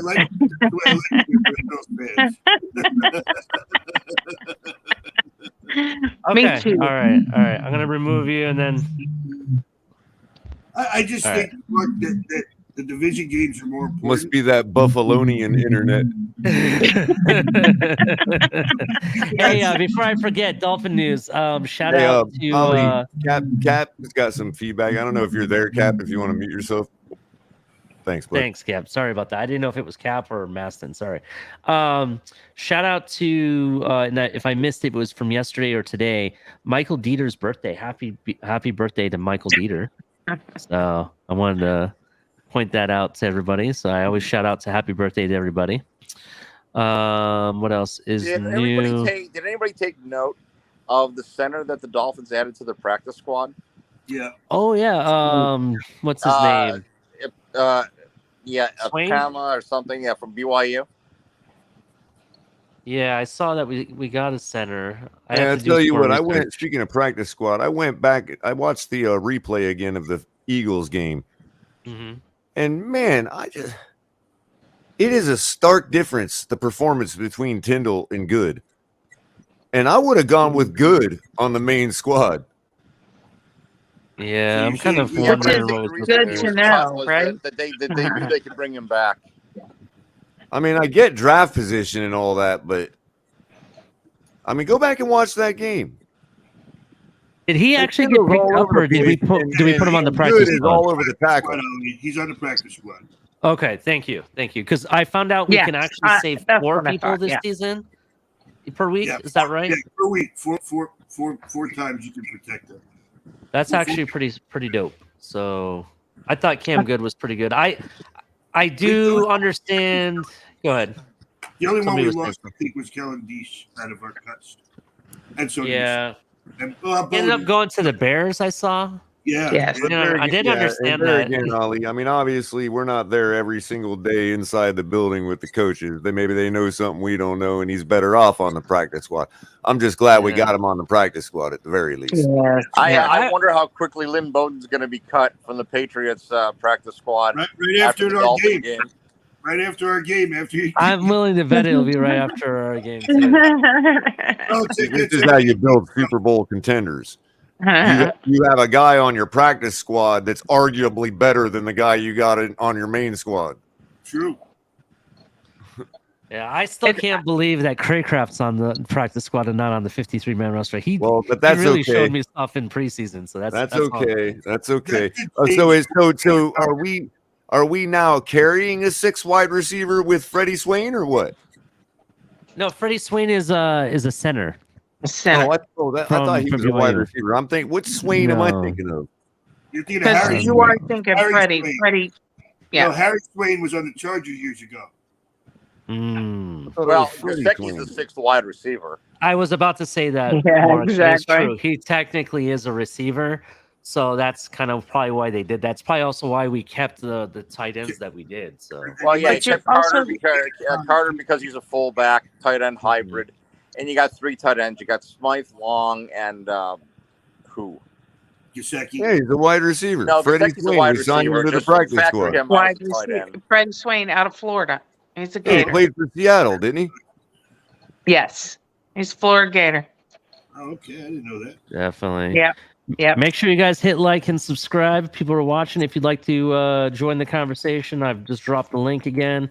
Come on up. And we'll talk Dolphins and stuff. I like the center from BYU. I think he's a developmental guy that could maybe even move Connor Williams back over to guard and put Liam on the bench by midseason. Well, check this out, guys. Swain played in all 33 games with 9 starts over the past 2 seasons with the Seahawks, totaling 38 receptions for 502 yards. That's 13.2 average. Wow. Yeah. And let's introduce Sauna session. I think this is crypto. He also returned 22 punts for 189 yards, 8.6 average, and 6 kickoffs for 130 yards at a 22.8 average. That's what we need. Handshake Money can tell you about him. He's a good player. Yep. He's a good 6 foot, 197 pounds. Yeah, he's a good player. He's good, and he's played in tough games. He knows. It was a great pickup for us. 3-year player out of Florida. Yep.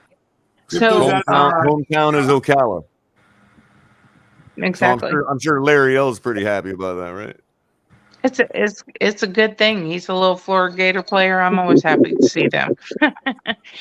So I got to get my beauty rest because otherwise I won't be this beautiful. Sorry.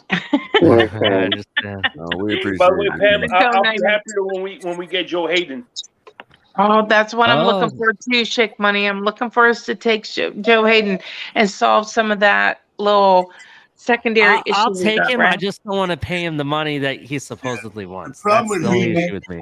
he wants to be a starter even after Byron Jones comes back. That's so. Well, it like some of our stuff, it's a good problem to have, right? Two great players. It's a good problem. But I'm going to tell y'all good night and go Dolphins.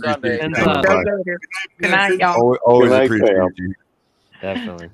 It's All right. in Dolphin land. So sauna session, how's it going? I'm doing pretty good, Ali. How about you? I knew it was you. I knew it. I was like, I know, right? Crypto. Crypto, careful with those names like sauna session. Yeah. So I got listen. Hold on. I got Maston Park in the back again. Dolphin fans, get up here. We're getting invaded by Bills fans. Seriously. Anyway, I'm gonna bring him up.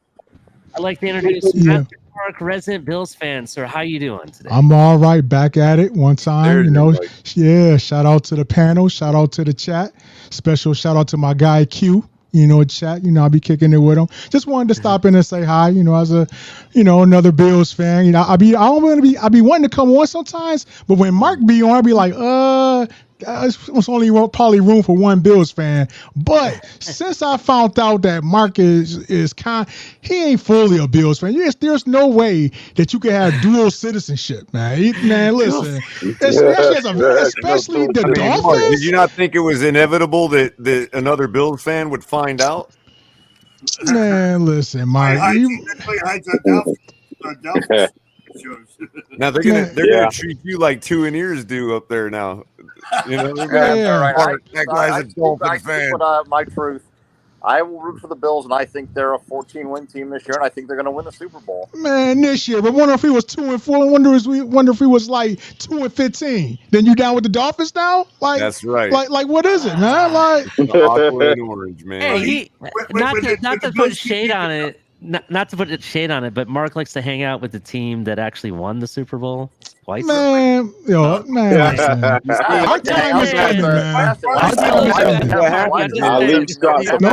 happens is it's like ingesting silver. Okay, when you start rooting for the Dolphins and you take on the aqua and orange, it don't just go through your veins; it embeds in your skin, and you can't get it out. It's there forever. Man, y'all can have him if it's like that. 10 years that he couldn't beat us, he figured he might join us. Because that 10-year stretch at the Buffalo Bills, that's every game. Yeah, Mark, I'm disappointed, man. I know your name in the forums too on the Two Bills live on the Two Bills website, man. I know you is, so but it's all love though. Are we having an intervention here at the what's going on? You know what's funny is you guys watch the Buffalo Fanatics? Yeah, of course, all day. Yeah. Rico. You know who Rico is, right? Oh yeah, of course. His best friend is I think it's his best friend is a Dolphins fan, and he constantly is on there too. So we have Dolphin fans and on Buffalo Fanatics. Yeah, he's actually a pretty knowledgeable guy too. Yeah, as far as I like the Dolphins one people for the most part, but they don't run. They just don't do panel shows with the Bills. Right. I really wish they Maston would. Park. So tell me, what are you excited about for give me one thing you're excited about your season, but give me something you're concerned about the Bills. Oh yeah, no doubt, man. Well, what I'm looking forward to is our ability to be able to run the ball a little bit more. As much as it look all nice and sweet, Josh running the ball. For his longevity, it's just be better if we can let the guys that get paid to run the ball. And I just feel like by us adding Cromer as an offensive line coach, he's bringing some new schemes. He's teaching, and I think that it's going well with the players and everything. And as far as any concerns, just our secondary. We got a lot of young talent with Trey being out. I do believe in the talent, but they still got to prove themselves. And the fact that we have 4 tough games to start the season ourselves. ourselves. You know, I mean, they talk about the Dolphins' first 4 games. Well, our first 4 games ain't no cupcakes either. So yeah, you guys got Rams Thursday night. right. So yeah, so I'm pretty excited about that. But yeah, but just the corners, and I know I might talk a lot of stuff in the chat and stuff like that about the Dolphins, but I do have a healthy. I just want to let it know before the season starts. I do have a healthy respect for the Dolphins and what they've put together. It seemed like y'all went out and got every player that gives the Bills a problem. Y'all went and got Tyreek. Then y'all went out and got Elvin Ingram, man. Like, what's up with that, man? Like, and Trey Flower. These are dudes that used to bully the Bills. Like, you know, like. You seen in the chat, you seen in the divisional round when who I just mentioned or whatever on the D line or where how he just threw our offensive lineman. I mean, Josh evaded it, but geez, I mean, he sent the dude flying. Like, come on, man. He did it to us twice last year, Master. He did it in the Pittsburgh game and then in the divisional game against Kansas City. Yeah, that's why I mentioned him. Spencer Brown. Phillips doing that same thing this year. No, that I don't. You know, now he got that Dolphins juice on him, man. You know, that might rub off the wrong way. So yeah. So, but we'll see though. But like I said, I do respect what the Dolphins is doing. I do feel like they could finish anywhere between on the low end 9 wins, but I can see them even going up to like 11 wins as everything break through. But it's all up to Tua. I mean, I'm quite sure that's always said in the panels and stuff like that, but it really is. I personally feel that sometimes he get a little skittish in the pocket when he get hit.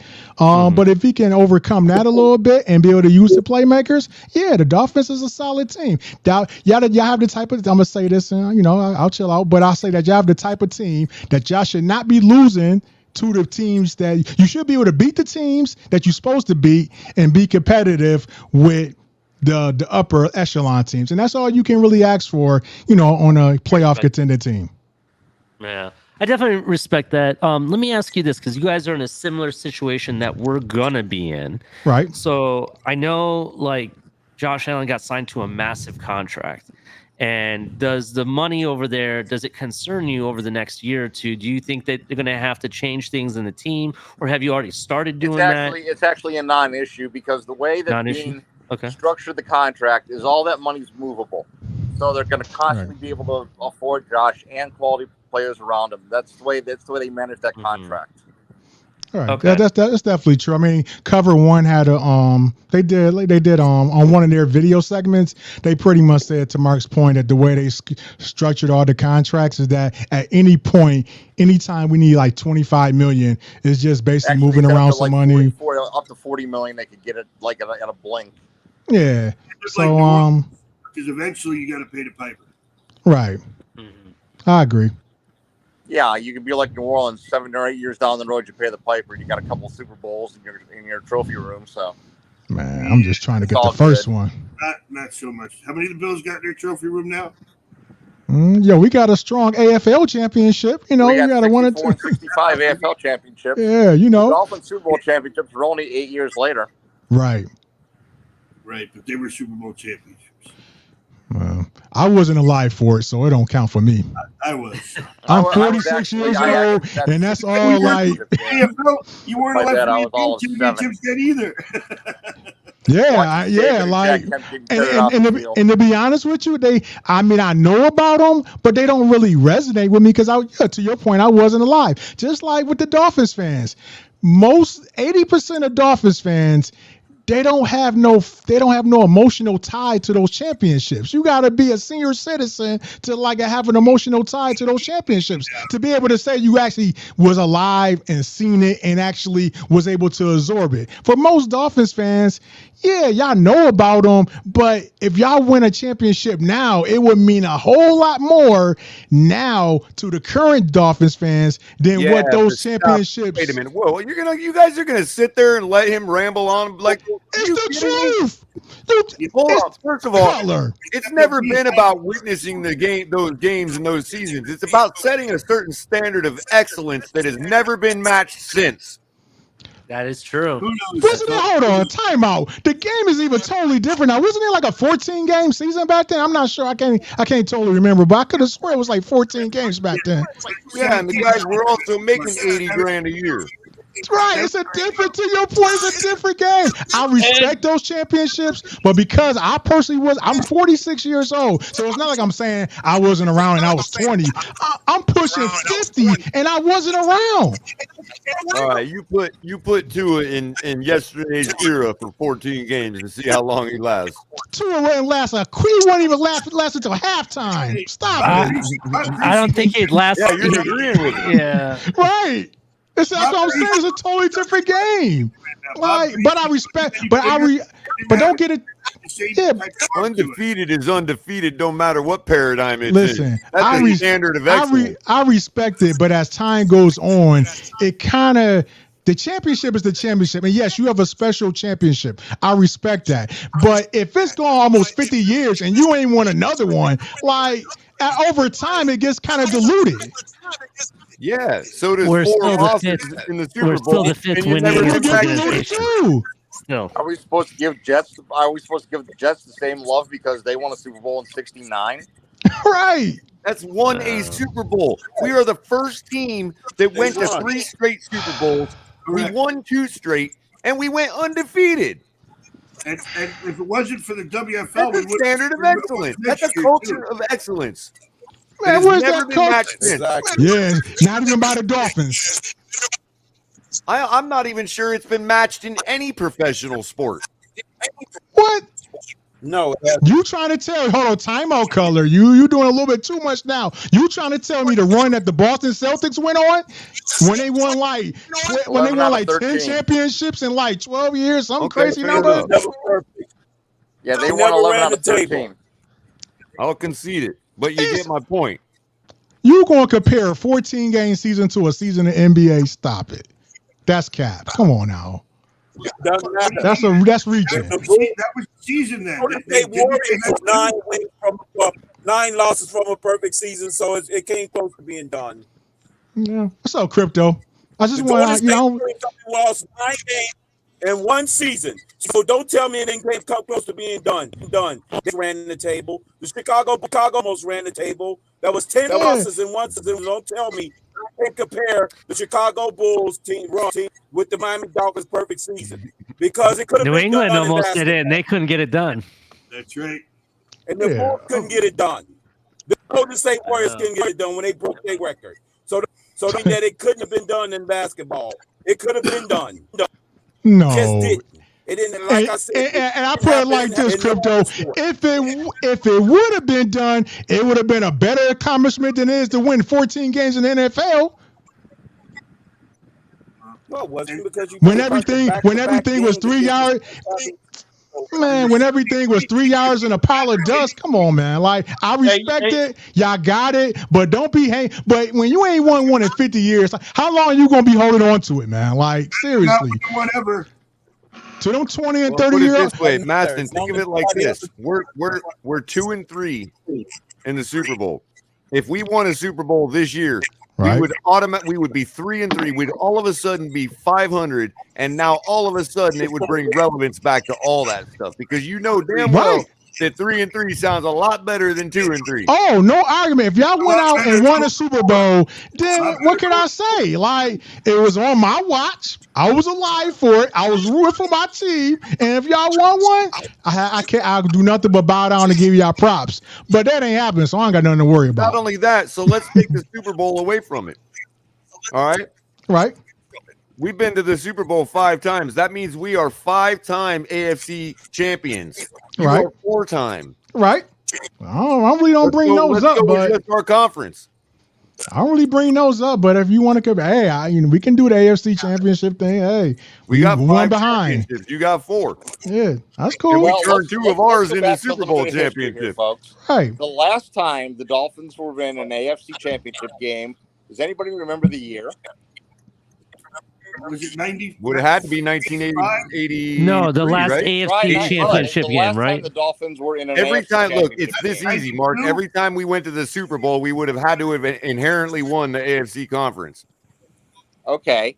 Yeah, You went to the AFC Championship game in 1992. You hosted What years did we go to the Super Bowl?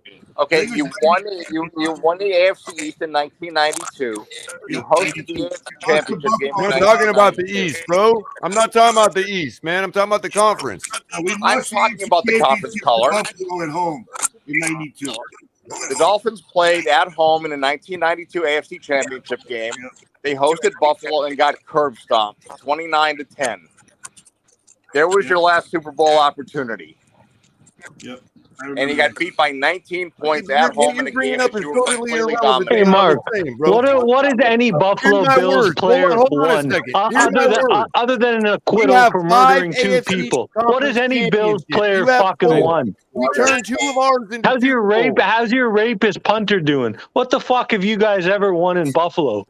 He never used to, actually. What does Bills stand for? Boy, I love losing Super Bowls. You guys are losers. You've never won a Super Bowl, so shut up. The rapist punter was cut, and we didn't pursue a sexual predator like Deshaun Watson, nor sign a pregnant woman beater like Tyreek Hill. So or have whole coaches doing lines of coke in the office. You guys have won fuck all in Buffalo. You've won no Super Bowls. You've never won a Super Bowl. Tony, how old are you? How old are you, Tony? Let's talk all this. Tony, how old are you? I'm 40 minutes away from you guys in Buffalo right now, on the other side of the border. No, I didn't ask where you was. How old are you? I don't like you Bills fans. Okay, that's fine. I'm like the white Brian Cox. That's what I'm like. I hate Buffalo. Well, middle finger to you too, then, man. But Tony, how old are you, man? If I may ask. Tony, man, gotta love Tony. Oh man, it's all good, Tony. Hey, Tony, why don't you go to the Bills game in December? Maybe a few Bills fans will shove your face in the urinal. I don't want Tony to get hurt out there, but he gets to talking crazy like that, though. Fuck him. In the restrooms in Buffalo, there's a sign that says "Don't eat the little yellow cake." Anyway, I got it, asshole though. of America. Y'all got bragging rights overall in history, but I mean current history, yeah, I don't know about that. But it's all up. He's got the IQ of Tua. What did you say, Mark? I said he's got the IQ of Tua. 13 on the Wonderlic. I don't think Tony could actually score as high as 13. Don't hate on Tony. Tony's just a passionate Dolphins fan. Yeah, I don't know beef for Tony. All right, and the other thing is that technically, what university did you go to, Mark? I want to correct Mark on something. Technically, what Deshaun Watson did it is messed up. But what Matt Ariza did, I think, in a lot of ways, is way much worse than we what drafted Deshaun him and Watson cut him. did. You pursued him for like 2.5 years. You knew about doing a sexual predator for 2.5 years. Did he murder two people? Did we trade him? No, we didn't pull the trigger. At least you didn't murder Watson two wasn't people, convicted of anything. And we didn't sign a pregnant woman beater to be the face of our franchise. You want the truth, there's the truth, whether you like it or not. Oh, so that just means we're trash, huh? Okay. Oh, no. A jury never found them guilty. Somehow that makes you guys have a championship. I don't know. Somehow that means you won a Super Bowl all of a sudden because we signed Tyreek Hill. No, I'm saying character matters. Come on. It's all right, Color. They're gonna still be looking for a championship and a Super Bowl, just like they're still looking for Thurman Thomas's helmet. So it doesn't matter. So it doesn't matter. It doesn't matter. I just think it's embarrassing. In the Miami Dolphins history, there's a number that you guys know very well, and that's the number 13. Right? 13 if I seconds was is all you, it I'd took. be suspecting Mark is taking Thurman's helmet. Back when we were going to Super Bowls, was he an underclothed Dolphins fan too right there?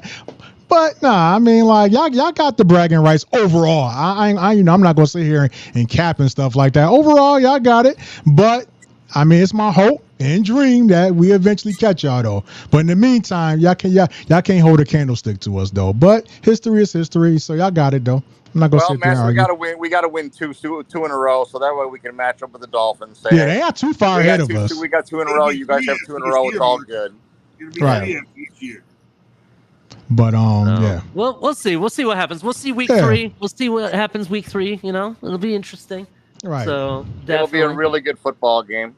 Right. It'll be fun. Oh boy, it's gonna be fun.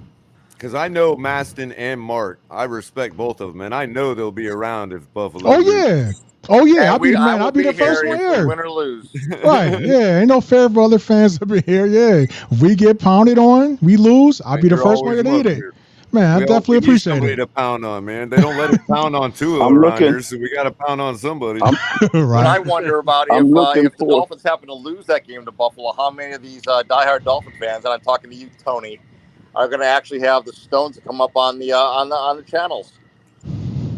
Hey, we're here every Saturday night. If you'd like, I'm always going to be around. I've been here since January. I love Tony's this been show. here They for do my good day work. one of my shows. So wow, you got some history with the team, don't you? Well, I did allow them to clip me without, striking it. Yeah. Nah. As far as with Tony, crypto, you're from Canada. Yeah. Huh? Where up in Canada? Yeah, I'm Canadian. Near So Toronto. how did you become a Dolphin fan? I'm kind of fascinated. Oh, where do all Canadians go? Well, most Canadians once a year. What Ever state been to do they Fort go to? Lauderdale, Mark? Yeah, they do fly south for the winter. Ah, okay. Not just birds fly south for the winter. Florida, just like the British go to Spain. it's true. They do. Indeed. Okay. Well, yeah, that explains it. That's totally fine. So, how long have you been a Dolphin fan? Long enough to remember the game in 1993. It wasn't 92. We lost the AFC Championship game. 1993. Yeah, I watched that game. I was seven years old. Yeah, I've been watching the Dolphins since the early 90s, 91, 92. So just a wee boy. oh, so you never seen a championship live? You just hopping on the bandwagon. No, but I saw Dallas clobber you guys a couple of times. That's cool. Okay, saw Washington beat you guys. Norwood wide right. That was a heartbreaker. You guys could have had that one. Who was the guy that dropped the ball right at the end zone, like right at the goal line? Oh, that was Leon Lett. Don Beebe. I think was it Don Beebe or Tasker's Beebe? If we go back to those Super Bowl era for the Bills, they should have beaten the Giants. They went down the floor, or they went down to Tampa. They were way too cocky. They were full of themselves, and they beat themselves. When they lost to the Redskins and twice to the Cowboys, they were better football teams. There's just better teams. And there's no doubt. I mean, if Miami would have beaten Buffalo, we would have got clobbered by Dallas too. I mean, it was Dallas and San Francisco. I mean, that was really the Super Bowl game. It was the NFC Championship game. I mean, I call a spade a spade. If it wasn't for the the Plan B free agency and everything that was done, the Cowboys and the 49ers would have rocked for another 4 or 5 years, but they started losing their players. Right. Those were great football teams. Yeah. And redid our roster in '74. We would have won again. Well, Jerry Jones, he didn't conform with the salary cap. And for a couple of years after they implemented it. Right. Do you guys remember that? What was that? Remember they got the salary cap in? I forget what year it was. I think it was Barry Switzer. He took over from Johnson. They had a cap. Dallas, they didn't conform to the cap. Yeah, that was a lot of weird stuff that went on, and Switzer got a championship with Jimmy Johnson's team. Oh, right. I know. He didn't deserve it. No, not at all. They were all Jimmy Johnson drafted players. Switzer was gone the next year, right? Have any of you guys ever seen that ESPN documentary, Timeline, The Tale of Two Cities, when they were talking about the Dallas-San Francisco rivalry? One of the best things they've ever done. Absolutely great stuff. It's like 2 hours. I'll have to check that out. And you know what's funny? Charles Haley every time he switched teams, he won the Super Bowl with that team. When he was on San Fran, he won the Super Bowl with San Fran. When he went to Dallas, Dallas won the Super Bowl. Charles Haley, I think he won 7 Super Bowls. I think he won 7 Super Bowls. Charles Haley. Yeah, that's what we hoping for with Von Miller. As And a you're Bills saying, fan, that's what I we hoping think- for Vine. Yeah, go ahead. We're saying that Barry Switzer won Jimmy Johnson's. I think John Gruden won Tony Dungy's Super Bowl. Absolutely, Shake. I wouldn't say that. I'm asking a question quick. Gruden brought an offense there. Okay, he brought it. Tony Dungy had too much faith in Sean King. Okay, and Gruden got rid of him. Brad Johnson. Man, he said Sean Well, King. he didn't like he made Johnson made a couple of Pro Bowls. He wasn't great, but he was better than Sean King. Moreover, it was John Gruden's offense. Don't underestimate what Gruden did. Dude, it was that defense was scoring more than the it offense was the defense. Defense scored like 3 times in that game. Offense, bro. Exactly. Okay, well, Monty Kiffin, their defensive coordinator, was one of the best in the league, too. You know, it's kind of. I was thinking about that was this. Tony Dungy's team. He walked right into a championship. Absolutely. Well, why couldn't Tony Dungy fix the offense? Well, he didn't have Peyton Manning then. He had to. He scored like 3 defensive touchdowns in that game. You know, he rejected. This is a rumor. It's unsubstantiated. But he rejected Marino going to Tampa Bay. Dennis Green wanted Marino. Okay, Marino turned it down, but Marino was thinking about going to Tampa Bay. He thought he had another year in him, and Tony said no. It's just a rumor. No, I don't think that's not true. Because there was only one team that was in for Marino, and that was Minnesota. Exactly, because Dennis Green was the head No, coach. it wasn't. It was always Minnesota. Right. Yeah, Minnesota was Minnesota then. Was the target spot that he was going to potentially go to. It's better. You know, I just think it's better when great quarterbacks, you know, they're franchise guys. I love that Marino played his entire career in Miami. Kelly with played one his entire team career in Buffalo. Yep. Absolutely. It's just there's a bond between the player and the city. So I got an interesting story about That's Jim true. Kelly, actually. So when I was like 12 or 13 years old, they had some event going on at Planet Hollywood in Orlando at the time. And they had all the top NFL quarterbacks, like Randall Cunningham was there, Warren Moon. They had Jim Kelly, Dan Marino, and everybody. And they have this red carpet event, right? And I was sitting there trying to get my Miami Dolphins hat signed by Dan Marino. And, you know, of course, it's like Dan Marino, he's smug and doesn't sign anybody. None of the kids got autographs for him. But here comes Jim Kelly signing everything, and his mother grabs my Dolphins hat, and I still have it today, signs the bill of the Dolphin hat, and not even looking at it, and hands it back. So just like Color, I got a signature from a player, not even with the team he played for it, though. I just thought it was funny. For you, so you know you're close. Yeah, I just thought it was funny, though. But I definitely respected Jim Kelly after that, you know. So I have to give it up to him. He's probably, I think he's my favorite Buffalo Bill out of all of them. So, yeah. So A lot of Western PA. Gotta love biscuit. I still, you know, I'll be honest with you. I have to contest why Richmond Webb is not in the Hall of Fame. Same reason why Zach Thomas. Same reason, exactly. Yeah. Yeah. Because the Dolphins didn't get to a Super Bowl. Because the players don't I watched vote. him and Bruce The Smith players match don't up a vote. The lot of media times. does. And boy, that was good That's stuff. Mm-hmm. The players don't vote. The media does. That's why they're not in. And this is what I always pointed back to the Miami media, spending a lot of energy on, you know, crucifying coaches not to be named. They spend all that energy instead of putting a propaganda campaign for, you know, Richmond Webb and Zach Thomas. They could be using all that energy to put on a positive propaganda campaign to get them in the Hall of Fame instead of demonizing ex-coaches.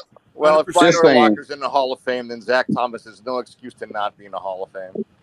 He's got his stats are better Cool than story, guys. I got Zach Thomas's glove after a Dolphins Bills game at the Ralph years ago. That's I got awesome, one of those actually. gloves. That's really awesome. Hey, this question goes out to the Bills fans here. So what are your predictions for the Dolphins versus New England, and how do you think the game will turn out? 37-13 Miami. Okay.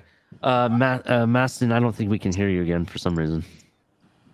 Right. Okay. Okay. Yeah, I'm thinking about the same. I'm thinking more like 30-17. But you gonna hear my mouth if y'all don't win though. Y'all will hear. You're gonna hear a lot I of think people's y'all got mouth it if we don't 30-17. win. Dolphins blow that first game to New England. There is going to be such a backlash. Oh shit! It's going to be a shock. Yeah, because with New England, they don't have the secondary to be able to keep up. Like people are believing so much in the Belichick genius that man, they think even with a depleted roster, he can still win. See, roster it doesn't stack up. But if you even look at it, though, Josh McDaniels, right, was really why his offense system worked. When he left and went to, he was the coach at Denver for a year or two. That offense kind of lacked a little bit until he came back, and then it was re-upped again. So that's wasn't why Ali. They still had Tom Brady. They still had Tom Brady, but that also, remember, I think it was after Josh McDaniels left that Tom Brady had an off year. It was either an off year or he got injured or something. Back then, they also had Dante Scarnecchia as their offensive line coach, which they don't have anymore. They've always relied on their running game because their offensive line, even if they didn't have big name talent, their offensive line always played well. And look at the changes. They've gone from a power gap to a zone scheme. The linemen don't fit. Trent Brown is too fat to move. So he's not playing. He's not starting any longer. They got a first round draft choice that they should have picked in the third round. Starting, they traded Shaq Mason. Their corner is absolutely blow. They have no speed at linebacker, and it's just I look at that game every which way, and I try to figure a way for New England to win, and I can't see it. Yeah, I just think that receivers on the practice squad. Yeah, that's true. Now, of course, it would be the absolute death of Dolphin fans. I've learned over the days to never fall for the okie doke. I've been snake bitten too many times before, and I'm sure that once upon a time that the going into week 17, where the Walmart staffed Miami Dolphins went into New England with nothing to play for, and everybody else had in New England world was talking about how they was going to mop the floor of us because they had everything to play for, and Tom Brady with the 1 seed on the line. And we all know what happened in that very last game. Absolutely. That's true. Absolutely. Because they was thinking they was going to mop the floor with our Walmart type roster, and they was just going to come steamrollers on their way to getting home field advantage throughout the playoffs. And we all know what happened at the end of that game. It was Andy Reid that was thanking the Dolphins for giving them home field advantage. That's right. You got to give credit to Flores. Any pathway that New England could possibly win that game. Knew what Belichick was going to do. Maybe I'm missing something. Let me help with the panel. Does anybody see a pathway for a game plan that would allow New England to be close in that game? Yes. I don't. Crypto does, but I don't. Only turnovers, maybe. That's the only thing I could see. Rainy game. Can't hold. Anybody know what the weather looks like for next Sunday? I can check it. Oh, actually, that's a good point. Let me check that out. Because I'm not sure about Tua's ability to throw a wet ball. Oh, there you go. And nor am I. I'm on the fence with Tua. Tua's going to be fine this year. He's fully healthy. He's got supporting cast. Prediction is 90 degrees. However, it also does say rainy. That's not good. Does it give it any time? Does it give a time between 1 and 4? Yeah, 3:37. That's good. Thank you. Yeah. Well, we'll see. We'll see what happens with that. I mean, for me, someone brought up the point yesterday on one of the panels I was on that, they're concerned because they have a good run defense. You know what I mean? And I looked in their defensive line. But then if you actually go look at the ranking, they're ranked 23rd out of 32 teams. I really don't see that their run defensive line is going to be that much of an issue. That's right. For Miami. I remember from last year. Didn't the Dolphins run for 195 yards in the final, and when they beat them 33-24? Yeah. I think you might be right. Duke Johnson did, yeah. I think you're pretty right. Duke Johnson had 27 rushes for 115 yards. Does not stack up. I'm not going to give Belichick credit. I mean, yeah, the guy's a genius, but without the players that could keep up with our guys. I don't see it. I really don't. Mm-hmm. Another thing is Williams. Is he going to be able to deliver the ball to Tua? Because last year he had some issues with the snaps and if it's raining. He didn't have any bad snaps. Well, I'm concerned about that. Yeah, I suppose the weather can neutralize any high-powered offense. We all know what happened in New England against the Bills. To neutralize the Buffalo Bills' greatest strength, and that's how New England was able to do what they did in that game. Right. So hold on. So I do have a question for the panel real quick regarding that game. In the first game, do you think that McDaniel is going to air it out, or do you think his game plan is going to be more conservative on offense? You think his approach is going to be to run the ball and,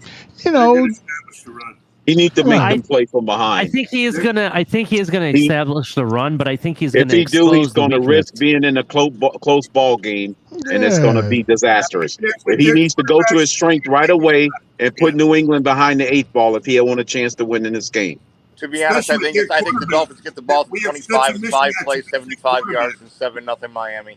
I don't think McDaniel's a conservative coach. He'll take chances, which I like. Right, He's but not afraid. To run to be able to open up the pass, but also he loves to run. That's great, but he'll take chances. Right.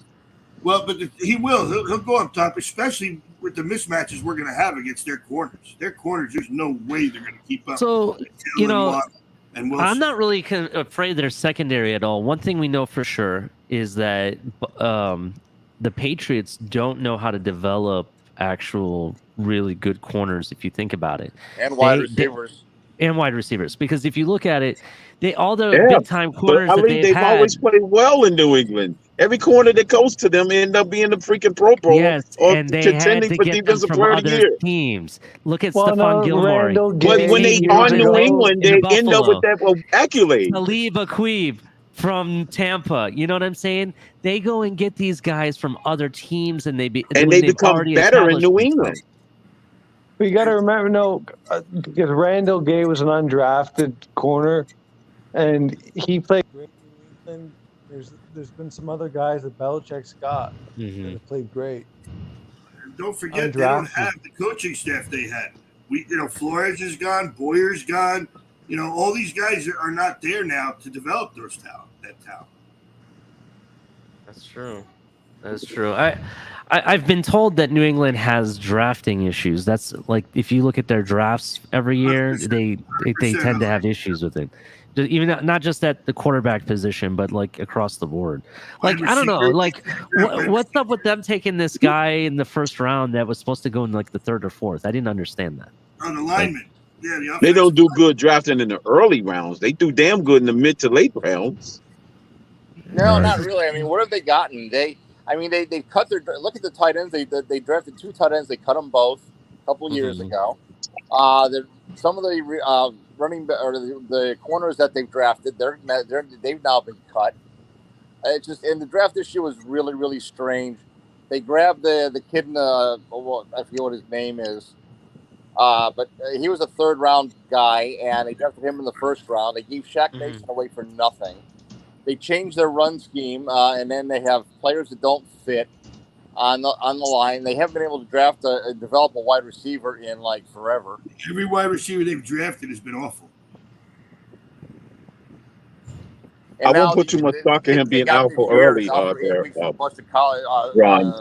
He's out for Thornton's out for 8 weeks with a collarbone. Well, the guy they drafted is the fastest wide receiver in the league. Yeah, but he's out for 8 weeks with a collarbone. Right. Ain't no good if you're in the top, man. Yeah, best ability is availability, and he's not available. Yeah, Mac Jones going to get exposed this year. I mean, did he suffer a season-ending injury? No. No, but he's out for half the season, and as a rookie, that pretty much tells you everything. Right. And then when he do come back, is his endurance going to be where it need to be at? Like, yeah. So he's going to be starting at next I year. don't know if it's so much endurance as short burst speed is going to be the difference. And the other it's thing not running a marathon. Oh, right. Color, are you around? September being preseason and extended. That's a good point, Crypto. So he understands that they're rotten from the beginning. Can you just take over, Ramon. I got to take this phone call real quick. Sure. Thank you. So yeah, I just think New England's going to be a bad team, and they'll get better as the season goes along, but it's not going to matter. I think they're looking for a high draft pick, and I think when you're stuck with a quarterback like Mac Jones, and there's a huge difference in my opinion between Tua and Mac Jones. I think Mac Jones has a relatively low ceiling but very high floor. He's one of those guys. If you got what you're going to get. He's the prototypical today game manager. Tua's got more potential, but a much, much lower floor, in my opinion. I don't know what you guys think. Yeah, I agree. I don't Do you know. think at the top of I his won't say that. potential, it's enough? I'm saying that they're in the same range. I mean, Mac Jones, as far as their capabilities, ceilings, and floors. Well, you look at the stats from last year. Mac Jones played all 17 games. He had 3,800 yards passing. He had 22 touchdowns, 13 interceptions. I think Tua played, 11 or 12 games. I think He had 12. 2,600 yards, 16 touchdowns, 11. 10 interceptions. Basically, and the difference is New England had a lot more weapons than what Miami had. No, they didn't. Not on the receivers. Yeah, exactly. No, they didn't. Right. No way. I would take the Dolphins last year. No, weapons the Dolphins weapons, even before with a I would banged take up the Parker and Pats. Preston, was better than what New England fielded last year. Jacoby Myers, no way. New England had Hunter Henry. They had Aguilar. They had Kendrick Bourne. They had Jacoby Myers. I mean, they're not names, but outside of Waddle last year and Gesicki and Hunter Henry were a wash. But have anybody Wyatt had 104 catches only because and they wide nobody receiver else staff felt it. ever had 1,000 yards? What's that? Have that's a good any of their question. wide receivers fielded 1,000-yard season? That's a very good question. Maybe Welker did in his day there. No, we talking about as far as last year, right? Last year they didn't come anywhere close to 1,000 yards. I don't think they've ever fielded one. At least we may have had one hurt one, but at least we've had a couple of them that fielded at least one 1,000-yard season. The closest I would say, without looking it up, is probably Nelson Aguilar. Yeah, I don't know who was their best receiver. It Matter of fact, hold on, I'll tell you right now. A lot of kittens, I mean, one of the and not Randy even Nelson Moss. Aguilar. Yeah, Nelson Aguilar best season was with the Raiders in 2020 when he had almost 900 yards receiving. That's it. Yeah, they have nobody to cross the 1,000 plateau. We have at least we've had two. Right. And if you notice, they went out and bought everybody through free agency last year because their drafts haven't been successful. Matter of fact. Yeah, they spent like a crap ton of money last year. And what did it get them? It got them a playoff berth and a blowout in the wild card round. Matter of fact, to keep it a buck, man, Because they had no firepower. That's why. Man, yeah, when they win the game throwing 3 passes, I mean that tells you. That when the weather is fair, they're not gonna fare well. When the weather was fair, the Bills didn't punt last year. Well, you talk about a fluke game, 50-mile-an-hour winds, a cold, freezing night, and that's why you've got 3 new defensive tackles in Buffalo right now. That's why you've got Daquan Jones, Tim Settle, and Jordan Phillips instead of Star Latuile, Phillips, and who was the other guy that they got rid of? Oh, Star. You said Star, right? Star Latuile is gone. Harrison Phillips is gone, and who was the other one? That was. Was it the guy from Seattle? Vernon Fat Pig Butler. Yeah. Yeah, he was a POS. So, right. Place with Daquan Jones, who's an excellent run stuffer. Tim Settle's been outstanding, right, so far, and of course Phillips is coming back, and he might be one of the Dolphins' bigger mistakes, letting him go. Oh yeah, I forgot about that. He gonna want to kill y'all. He still don't like y'all. Yeah, he's got a hard spot against the Dolphins. He really does. He plays right. Who you talking about? Jordan Phillips. He don't like y'all. He got talent, man. He might be in y'all backfield, man. Well, that's probably gonna be Lynn Bolton, I'm sure. And you know what's funny? That he's the reason why Josh Allen has a loss in Miami, because he got that penalty that helped us get the win against the only win against Josh Allen. Well, actually, yeah. The other thing is another. that was him, Jay. Charles Clay helped by dropping a touchdown pass in the end zone. That's why. Right. Yeah, I was at that game, and Josh Allen was running like a beast, actually. Running. I thought Fitzpatrick threw a touchdown in the fourth quarter. Yeah. Didn't Fitzpatrick throw a late touchdown in that game? Yeah, I believe. Hold on, yeah, I believe so. It was or was that the other game? It was against Adam Gase. Josh Allen's first loss. Yeah, that was against Adam Gase. Yeah, it wasn't Fitzpatrick. That was Tannehill. That was Tannehill. What happened was we scored because drop off his fingertips in the end zone, or they would have won. Yeah, but we scored because of Jordan Phillips got an unsportsmanlike conduct in that game. Right. Yeah, he's got a temper, and Jerry Hughes, of course, who was the predominant causer of 15-yard penalties, is now with the Houston Texans. Thank God, replaced by Von Miller. Preseason, hasn't he? Hasn't Allen showed his? That's an interesting point.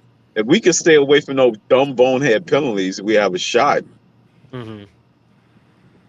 Well, I think one of the keys for the Dolphins staying competitive against Buffalo in Week 3 is making sure that Noah's on not dressed for the roster game. If Noah's on the field and he's playing any substantial downs, just write it off as a loss. Wouldn't that be ironic if Noah gets 2 pick sixes and a game-winning victory against the Bills? Yeah, and we're all winning the lottery. He's gonna have Holland helping him out. Go ahead, buy your tickets. Are you trying to say that Noah's going to have a Larry Brown in a Super Bowl moment, where he gets 2 passes thrown to him, airmail to him directly, and then of course that would be assuming he'd actually be able to hold on to the ball. And he's going to walk it straight in, untouched. And we got the kryptonite. We got Tyreek Hill and Melvin. That's all we need. We got Melvin Ingram, who lives inside Josh Allen's head. So that can happen, Ron. Tyreek Hill, but fortunately, the Bills do not have Levi Wallace. And like I said, I will never forget last year. Bills are up 29-26. A couple minutes to go. There goes Tyreek Hill going across the middle, going right past the face of Levi Wallace, taking the pass. Levi Wallace groping pathetically for him, and Hill waving bye-bye as he's going into the end zone. Not that touchdown actually won the game for the Dolphins for the Chiefs, because it didn't. Because Josh Allen then proceeded to just use Gabriel Davis straight down the field and hit him for the what should have been the game-winning touchdown, except they got weird in the last 13 seconds. But it is what it is. Now, my question to all the Dolphin fans on the panel is, what are you going to do to stop the beast named Gabriel Davis? He'll stop himself. He just had an out-of-body experience game. He'll come back down to earth. Is Davis the slot receiver? No, he's the number 2. Isaiah McKenzie's the slot receiver. Crowder's the backup. Diggs and Davis are the 2 wide guys, and then of course run for Zippa. I'll be back. Is the backup for one of the wide receivers. And actually, Davis has been trending up even since his rookie year. So it wasn't like, that kind of performance came out of nowhere, but just consistently, he's always produced like in the playoffs. He's always made tough catches. Like, he's a beast. Like, yeah, he's 6'3", 227, runs under a 4.5. Good luck stopping that. Well, Maston, that particular game, he had an out-of-body experience. Oh yeah. That was his apex. I mean, like, he was running Chris routes. They was probably triple teaming Diggs, so he got the one-on-one looks, and he definitely produced. So, but I would say that, ain't gonna be no 200 yards every game, but definitely expect prime number 2 performances. Allen's not gonna have the time to find him. He'll be running for his life. Well, where's the pass rush coming from? Exactly, Ron. Melvin Ingram from last year, and that's the only difference. And to be honest with you, you're not going to run the 0 without Byron Jones. So you're going to be playing zone, and Josh is going to do what Josh always does when the Dolphins run a zone. He's going to be the NFL Player of the Week. What makes you think that Noah is going to be the one playing? I think Noah plays well. Man, none of them boys got They have to chances. match up. EM actually knows what I'm talking about. Crosson's there, dude. Crosson Man, he can actually play. Man, the Bills is right by Crossing, man. They right by him. He's gonna have Javon Holland. You guys are just lucky Trill Williams is out, because if Trill Williams was here, Gabriel Davis is no problem for me. I have no issue. You got to with watch that out at for all. Elijah Campbell. Davis against Nick Neal. Y'all sleeping on Elijah Campbell. Hold on, time out. And who y'all really need, and I don't know how many snaps he's going to get when he play, but Shakir, I don't think y'all got nobody except for probably X that could guard him, but S is going to have his hands full with Diggs. By mid-season, Shakir is going to be a problem too. Where's Shakir going? We got Nick Needham. I'm not worried. Oh, he's right by Nick Needham. I'm telling you that right now. I got Nick. Well, Isaiah McKenzie's history against Nick Needham. Nick Needham is like in trail mode quite a bit, and Xavier's not a good matchup for Diggs because Diggs runs these crossing routes. Xavier Howard has historically had problems with crossing routes, and when the Bills go four wides, and the other X factor, to be honest with you, is I think the middle linebacking of the Dolphins is just poor.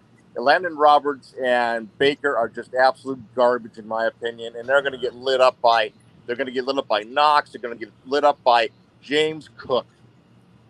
But you know, but you know what's so funny though? Eric Rowe to cover tight ends. They said, I think I read somewhere where actually Baker had better coverage stats than Holland. That surprised me. I ain't gonna even lie. I thought Holland was that guy, but they said a good coverage guy, but he's what? Not. Where do you get this information from? Yeah, they was matter of fact. It was on the you know how they how NFL.com preview the game. It was on Mad TV. Yeah, I looked at the Dolphins preview versus the Pats, and then when they was I think it was there when they started breaking down the stats. They was like, yeah, Holland was one of the worst cover guys. He gives up a quarterback rating of over 100 when guarding. I'm like, that just didn't sound right because all the hype y'all be giving Holland on this board, but I have to check it out though. Yeah, but that's where I saw that was the NFL.com. I don't trust any of that mainstream media because those are the guys that said that Eric Rowe is the best safety on this team. Just saying. Are you serious? Oh no, that's the same guy said Eric Rowe is the best safety. Man, that's enough shit because that's ridiculous. If you actually watch the film, you know Javon Holland is a stud. Yeah, Javon Holland and I think Brandon Jones are the top two safeties on this team. But Brandon Jones needs to work better in coverage, but he's a great box safety. Yeah, he's great. I just think it's going to be a really interesting matchup. Is what are the Dolphins going to do when the Bills are we're going to put James Cook out wide? Because he can Richard, run we're playing the Pats, but the Bills are commenting. What's that? Sorry, I was addressing the audience. They were asking, are we playing the Pats or the Pats or the Bills? So, we got a couple of people on. No, I'm just saying that the James Cook is going to be a matchup that nobody's even seen yet. AVG will stay with him. I don't mind our run defense, especially with our D line that we got. My problem is our linebackers stopping the run. Yeah. Can Jerome Baker? I mean Jerome Baker's not a good run stuffer, but can Landon Roberts tackle the guy at first contact? Landon Roberts can't get to the Landon Roberts Roberts is that he struggles to tackle guys, even though he's a thumper. Actually, Landon Roberts' biggest strength is short yardage, stopping the run. Yeah, but at times if he doesn't stop that first run, then he's completely lost. I need Van Ginkel to get healthy and come back for this linebacking core. I mean, we did keep a lot of linebackers, so we'll see. You know, we kept like 9 linebackers on our roster, so we'll see who starts. Yeah, but look at Duke Riley actually is pretty decent too. Spencer Riley's played well this preseason too. I mean, he Duke Riley. Mm-hmm. What's going on, gentlemen? How we doing? What's up, MC? How you doing? What's up, MC? What's up? Is that Crypto? What's up, yeah, it's Crypto. What's going on? What do you got on the golf board on the back? I want to see what I haven't changed. I got roll tide on the golf chain. How about that? All right. Roll tide, everybody. Roll tide. You got a wrap for next for Sunday? You said what? I said you got a wrap for next Sunday, dude. Nah, man. I'm working on it, dude. I'm working on it. I'm trying to find the beat. I need a good. Well, actually, next Sunday I actually do, and it's done. I'm thinking of week 2. My bad, Mark. I'm showing false Okay, information. when are you gonna I got something for your Patriot game? Oh, Mark, I actually been meaning to ask you. Have you heard Dolphins Country yet? Because you said one day I should make a country song. Have you heard Dolphins Country? Country? Yeah, I haven't heard it yet. Go listen to it. Go listen to it. Man. How do I like find it? How do I find it, MC? It's on my other channel. It's MCJB and there's hyphen topic. Cool, thank you. Absolutely, man. Maston, I don't know if you know MCJB, but he does like some great great video stuff and music. He's a good dude. Appreciate you, Mark. Thanks. Yeah. Man. Shout out to Willie Dolphins since 1985 Molina. Some folks on there nuts crossed over Tua. Tua's gonna go Montana the fuck out of teams. That's I can only pray, man. I pray every day. I'll say he's a lesser version of Drew Brees. I'll give him that. Could be. I don't know. And sometimes he, in those short yardage, he's there, but I think he's more mobile than Brees too. Yeah. He's pretty good rolling out of the pocket. I'll say less young. Look, I say let's give the guy a chance to prove himself. As I said on previous shows, after the first 5 games, if he's not cutting it, we're 1-3 or whatever, 1-4 or whatever, then we move on. But as of right now, let's give him the chance. Let's. No, I don't think. Yeah, you have to play the whole season out. Yeah, you have to because you got no other quarterback. It's a legitimate shot that the Dolphins are going to start out like 1-3 going into the Jets game. Hell no. Even if they start off 1-3, Tua is the quarterback. They got no other option after him. He's got to play the entire season. Bridgewater to me is not an option, and the only way that Skyler plays is if you're at the point where, you're 7-7 after 14 games. Because here's the way I see the Dolphins season going. This is just me, and it's not homerism. I see a win against New England, losses to Baltimore, Buffalo, and Cincinnati, beat the Jets, beat the Vikings, lose to Pittsburgh, and then have a nice 4-game sweep when you got the Texans, or when you got like the Browns and the Lions and the Bears, and so you're gonna get up to 7-4. The West Coast swing. You're going to lose. I think you're going to lose in San Francisco. You're going to lose in Los Angeles against the Chargers. And you got no shot coming back cross country after 2 weeks on the West Coast, flying to Buffalo to play a game that they're going to move to Saturday. He said no shot. That game. That puts you 7-7. And I think you close out the season by sweeping the last 3 games and then 10-7. You think that last Buffalo game they're going to move it to a Saturday? Yeah, because it's one of those games that's on a flex schedule. And if it's a competitive game, if it's going to be one of those things that's a playoff competitive game, then they're going to flex it to Saturday. So the Dolphins are going to come off of West Coast, fly back cross country, go to Buffalo in December on a short rest.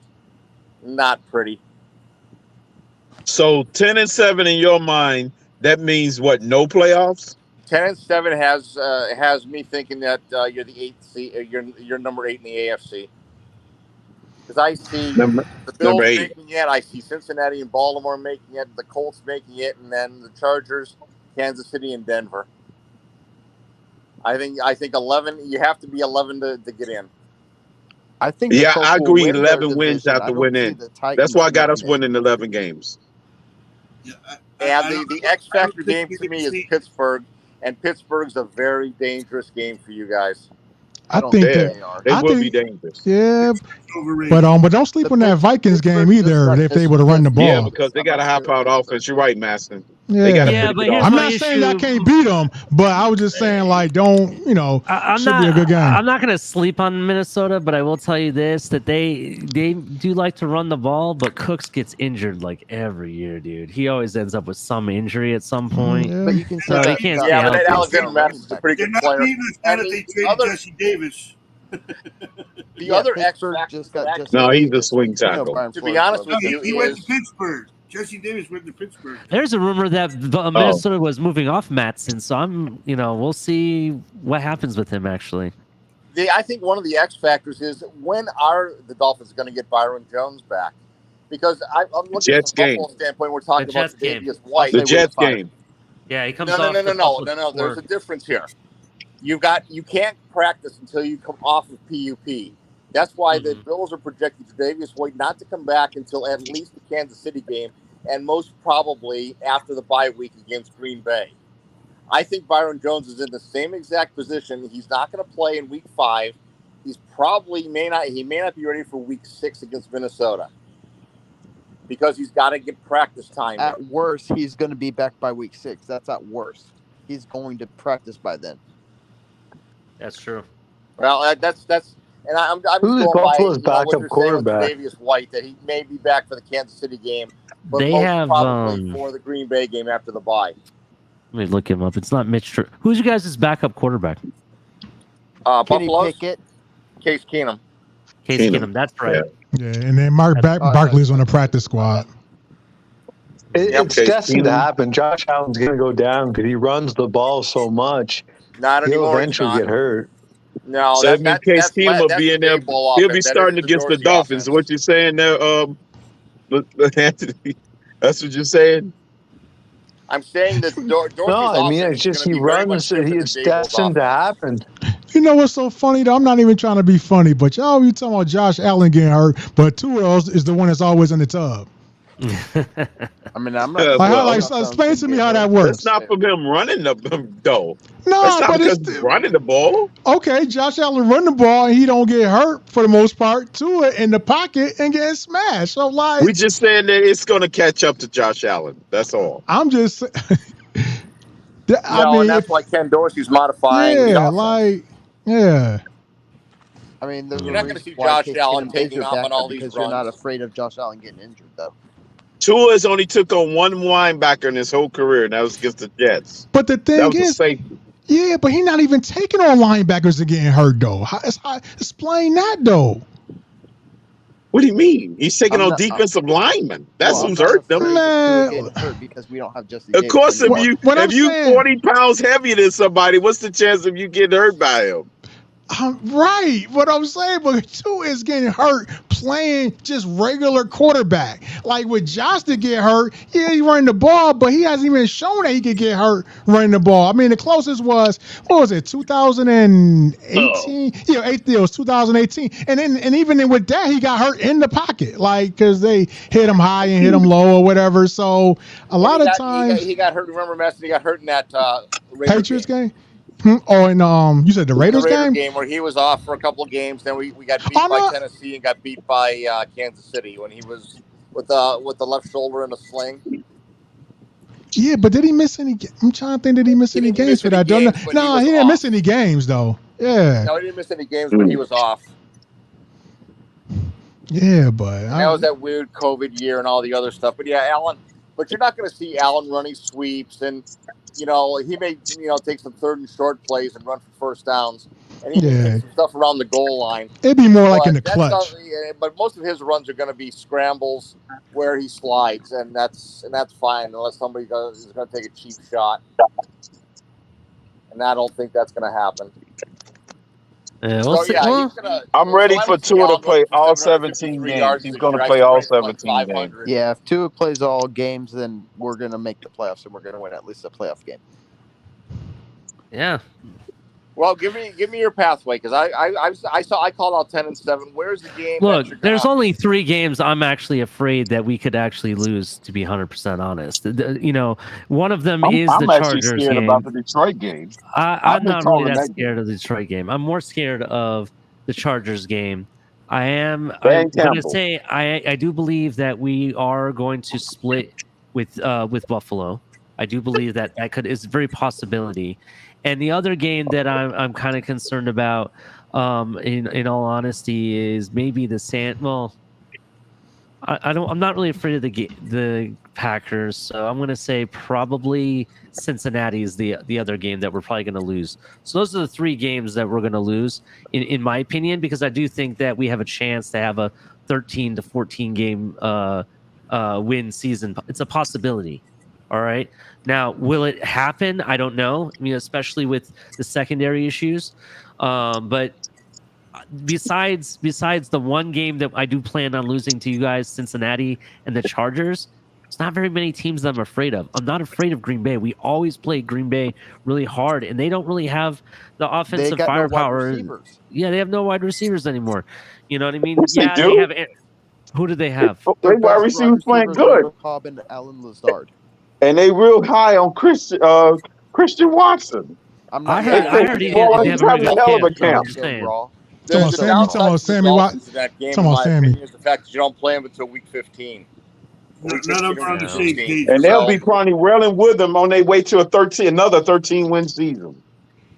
Yeah, well, we'll see. We'll And see the what fact happens that with defense that. is for real, folks. They're good. I think getting to 11 games is a lot easier than what you guys think. That's all I'm saying. Here, as Ian Baller, All I know is when we'll Green Bay win 11 wins the division, you guys got to give us $20. Actually, Detroit's going to win that division. Just saying. Because Detroit actually, they're going to surprise some people. I don't think it's clear cut. They're not going to win that division, though. I think they'll finish third ahead of Chicago. Like, what is the bet? The bet is that they make the playoffs, right? They're a wild card. Yeah. No. Whoever wins, if the Detroit doesn't win the division, you owe us 20. If Detroit wins the division, we owe you 20. Okay. There's a lot of people involved in that bet, so there's a lot of 20s going back and forth.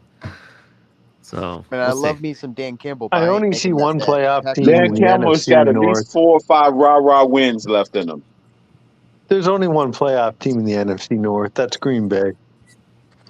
I mean, Minnesota could make it. Minnesota. They'll probably have 3 teams make the playoffs. I don't have any faith in Kirk Cousins. That's even going to be competitive. Yeah, but Kirk Cousins, along with their new head coach and along with all the weapons they got, I trust that. What weapons did they really get in Minnesota? They really just added defensive firepower on the defensive side, not really on the offensive side. Yeah, but they got a lot That's of all they weapons, needed. and They had a lot of weapons already on offense. Bro, they have a They got the weakness best already. wide receiver in football. They took our Achilles heel. His name is Jesse Davis. You know, I mean. Yeah, but they traded him to Pittsburgh because Flores loves Jesse Davis. Whoa, they did? Did I miss that? Yeah, they did. The Steelers got him. Oh my God! I have no idea. When did this happen? Mark my word, Jesse Davis is going to be a Pro Bowler this year. They got Jesse Davis for I don't know, smelly jockstrap. Preston Williams, but Jesse Davis could get add for a 7th conditional pick. All right. Color's gonna hate me. I'm for sure saying Jesse Davis is on his path to a Pro Bowler now. The only reason he's in Pittsburgh is because of Brian Flores. I guarantee it. So this could be. That's probably why he's going to the Pro Bowl. Why does he have a joke? Quarterback? This is really a joke, but this adds a little bit more truth to the fact that Jesse Davis purposefully got Tua injured. Just saying. It adds a little bit more to the fire. Just a little bit more. Where's Color? Because he hate on it. Right. Color's not going to be happy about that. He's probably choking on his coffee right now. I know. Color, you giving us the I don't believe the that complete stuff, inside scoop on Jesse Davis intentionally grabbing Tua's helmet and smashing him in the chest. Yeah. Yeah, Jesse Davis had a chainsaw and started sawing off Tua's rib until he got it. Jesse Davis may be the only reason AJ Epinesa is still on the Bills roster. That's fair because AJ Epinesa has been mid, pretty much. Man, not even mid, man. Like below mid, yeah. Yeah, man. Like, yeah, I mean, Mark likes to say, "Oh, y'all completely botched on Solomon Kinley," but I mean, the Bills have botched on a lot of D linemen. That's why y'all had to get Von Miller on your. No, not really. I mean, Rousseau's going to work out. Basham's playing well. Yeah, Rousseau. Where have they blown picks? Oh no, we didn't blow some. We didn't blow some picks. Q's like, if Jesse Davis is a Pro Bowler this year, he just can't. And I'm like,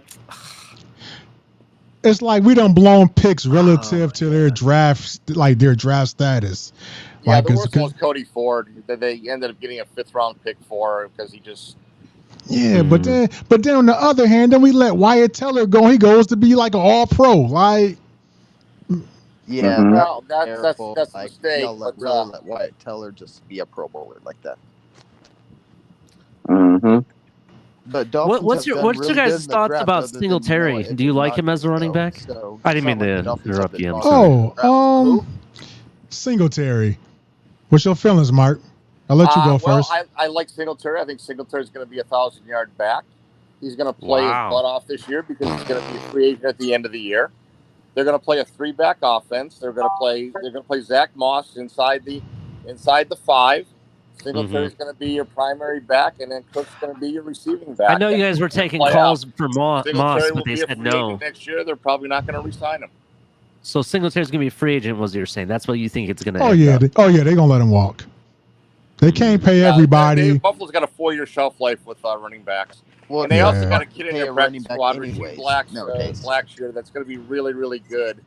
Moss is going to be there next year. Cook's going to be there. They're not going to pay Singletary because they got other contracts they got to pay. Yeah, depending on how Cook do, he might be the only one that might get a second contract. But he would have to really perform and do what we project him out to be, just because of his pass catching ability.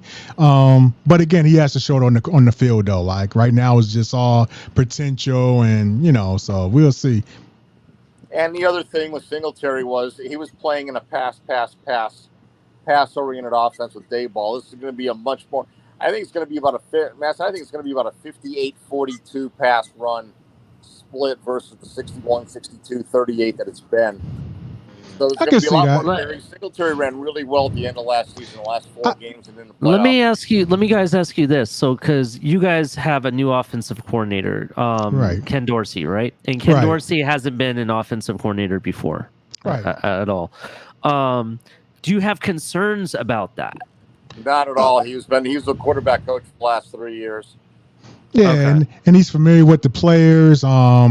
He's carrying over pretty much Dable's playbook, just with some added twists as far as to be able to get more production out the run game. So I think between his knowledge, because he's universally considered a very smart person, and I just feel like between him working with Cromer, just implementing the run game a little bit more, I think don't forget Joe Brady as the new quarterbacks coach.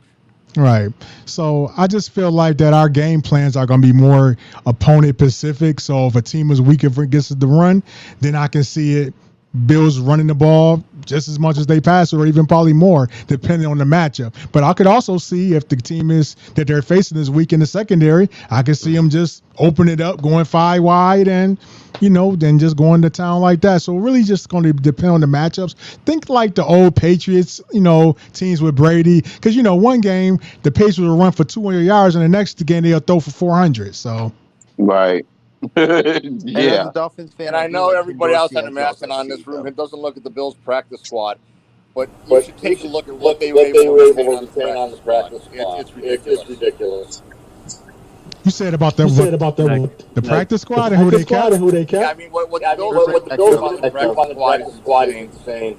Oh, right. They kept Tavon Austin, they kept Duke Johnson. They got this kid. They got this guy out of Minnesota, I think it's out of Minnesota. Davidson, who's a 6'7", 245-pound tight end and runs a 4.6 and punts. And then they grabbed this offensive lineman from Indianapolis. And one of the things, of course, that the Bills do that's kind of unique in the league is they are all about raw athletic score in their personnel. So the tight end they picked up out of the Vikings had an 8.7 something RAS score, and the offensive lineman from the Colts was a 9.88. Right. So they're all about raw athletic score and keeping these guys. And then they have, like I said, they have veterans that they've got on the practice squad. So they're top 1 to 53, and then the 16 on top of it. Right. They are deep. And the Dolphins are similar. If you look at the Dolphins' raw athletic scores, I mean, they got so many crazy athletes. Even Tanner Connor, who's a converted wide receiver, 2 tight ends. That's my boy. That's my boy. Squad, and he's a rare athlete at tight end. So, listen, Tanner Connor. I want to say that might be for optics. That might be for optics. But essentially, I want to say that Tanner Connor has very similar abilities than Gesicki does. They're and trying I to make think, him Gesicki's replacement if they let Yeah. Gesicki go, and they don't want to risk Tanner Connor leaving. Yeah. That's the only reason why he's on the team, which I'm okay with because he's way more athletic than Gesicki is, though. So Yeah. What did you think of what you saw from Hunter Long? I don't know yet. I don't have a feel for I loved it. Got better near the end of the preseason. I thought he that did was an more. impressive catch. I went to practices, and the practice that I went to, or I'm sorry, practice is what I went to, but I reviewed a lot of practices. It seemed like he does more in the practice than he did in the preseason game. So, we'll see what it turns Hunter out Long in the regular game. is a very good tight end. He does a lot of the dirty work, so I like it. I like Hunter Long. Yeah, definitely. He gives you effort all over. I feel like Hunter Long is a much more athletic and just better overall version of Durham Smythe is. So Yeah. he's a Interesting. better version of Durham I Smythe. actually think Durham Smythe is going to be one of those secret weapons we have this season too. I'd like to see Tanner Connor be wide receiver 6 since he was a wide receiver in college anyway. Oh, I expect him to be that wide receiver 6 slot. Like in Madden, when you have those wide receiver slots, Tanner Connor is up there in wide receiver 6. Yeah, maybe he's our 7th receiver on this offense. I mean, we have 5. He's wide receiver 6 already. So. Yeah, I mean, there you go. But yeah, I was rooting for Tanner Connor from the beginning. I'm not really high on Gesicki. I felt like we should have considered trading him. I know 2 teams actually called for him, but they really want to see what he has, in this offense. And as I saw Tanner Connor's tape, I read his draft analysis and stuff, and he just reminded me of Gesicki. Everything I saw was like almost on par, and that's why I was like, we already have a replacement here. What's Gesicki doing here? You know what I mean? But we'll see. We'll see what Gesicki does. He tried to show us that he can block in preseason a couple plays, but yeah, that didn't go well. You turned me on. I looked into Tanner Connor after hearing him from you, and looked into his college. He was a walk-on, and he ended up being one of the best wide receivers in that. It's a small conference, but one of the best receivers in the conference. It seems like this guy meets every challenge head on, and seems to to come up successful. Isn't North Dakota State where Carson Wentz went to school? Yeah, Carson Wentz went to North Dakota State. Yeah, that's a great program, by the way. Both of them did. Trey Lance. So he played with Trey Lance then, right? Because I think that's where he went to school, right?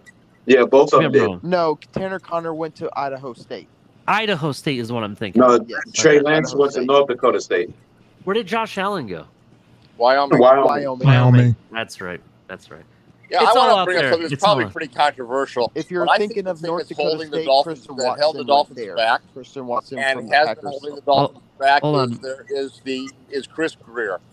I Mark, just say think that that again. guy is one of the most I didn't. competent general managers I've ever seen in my life. I gotta disagree with you wholeheartedly there.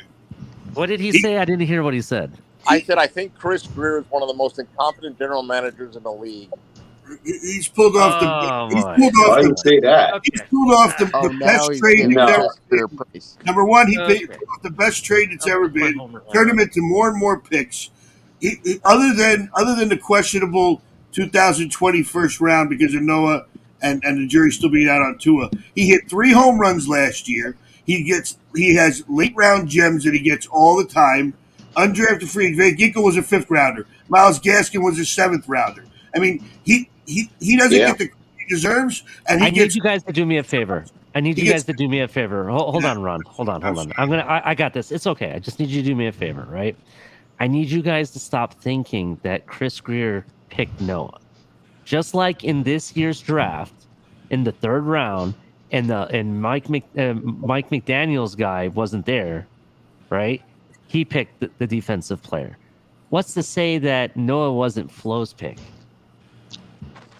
I would say that But the no, general it was both manager of their picks. But is still Flores General responsible. manager as still a has defensive guy, to had a big say be in it. like okay with it based on what the head coach believes. You know what I mean? And if he's gonna back his coach, which it sounded like they wanted to do that with Mike McDaniel, what's to say that they weren't gonna back Flo? You know what I mean? That's why I'm saying I don't really believe that Flo was. Well, then you have to give him But credit that's for the part one. entire draft. There's a lot of the Dolphins have accrued a lot of picks in the Greer administration in the Greer time, and I also go back to understanding that Chris Greer has been with the Dolphins since 2000. He has been there the entire duration of the time that the Dolphins haven't won a playoff game. But Mark, he's only been the since Adam Gase got there. He made recommendations. He's only been the GM since Adam Gase got there. Jordan, who couldn't and he play. wasn't a true GM because Tannenbaum was the vice president. Tannenbaum was pulling the strings. No, And he go back was to Chris Greer. his first 2 years GM was with Flores. His first 2 years GM was with Flores.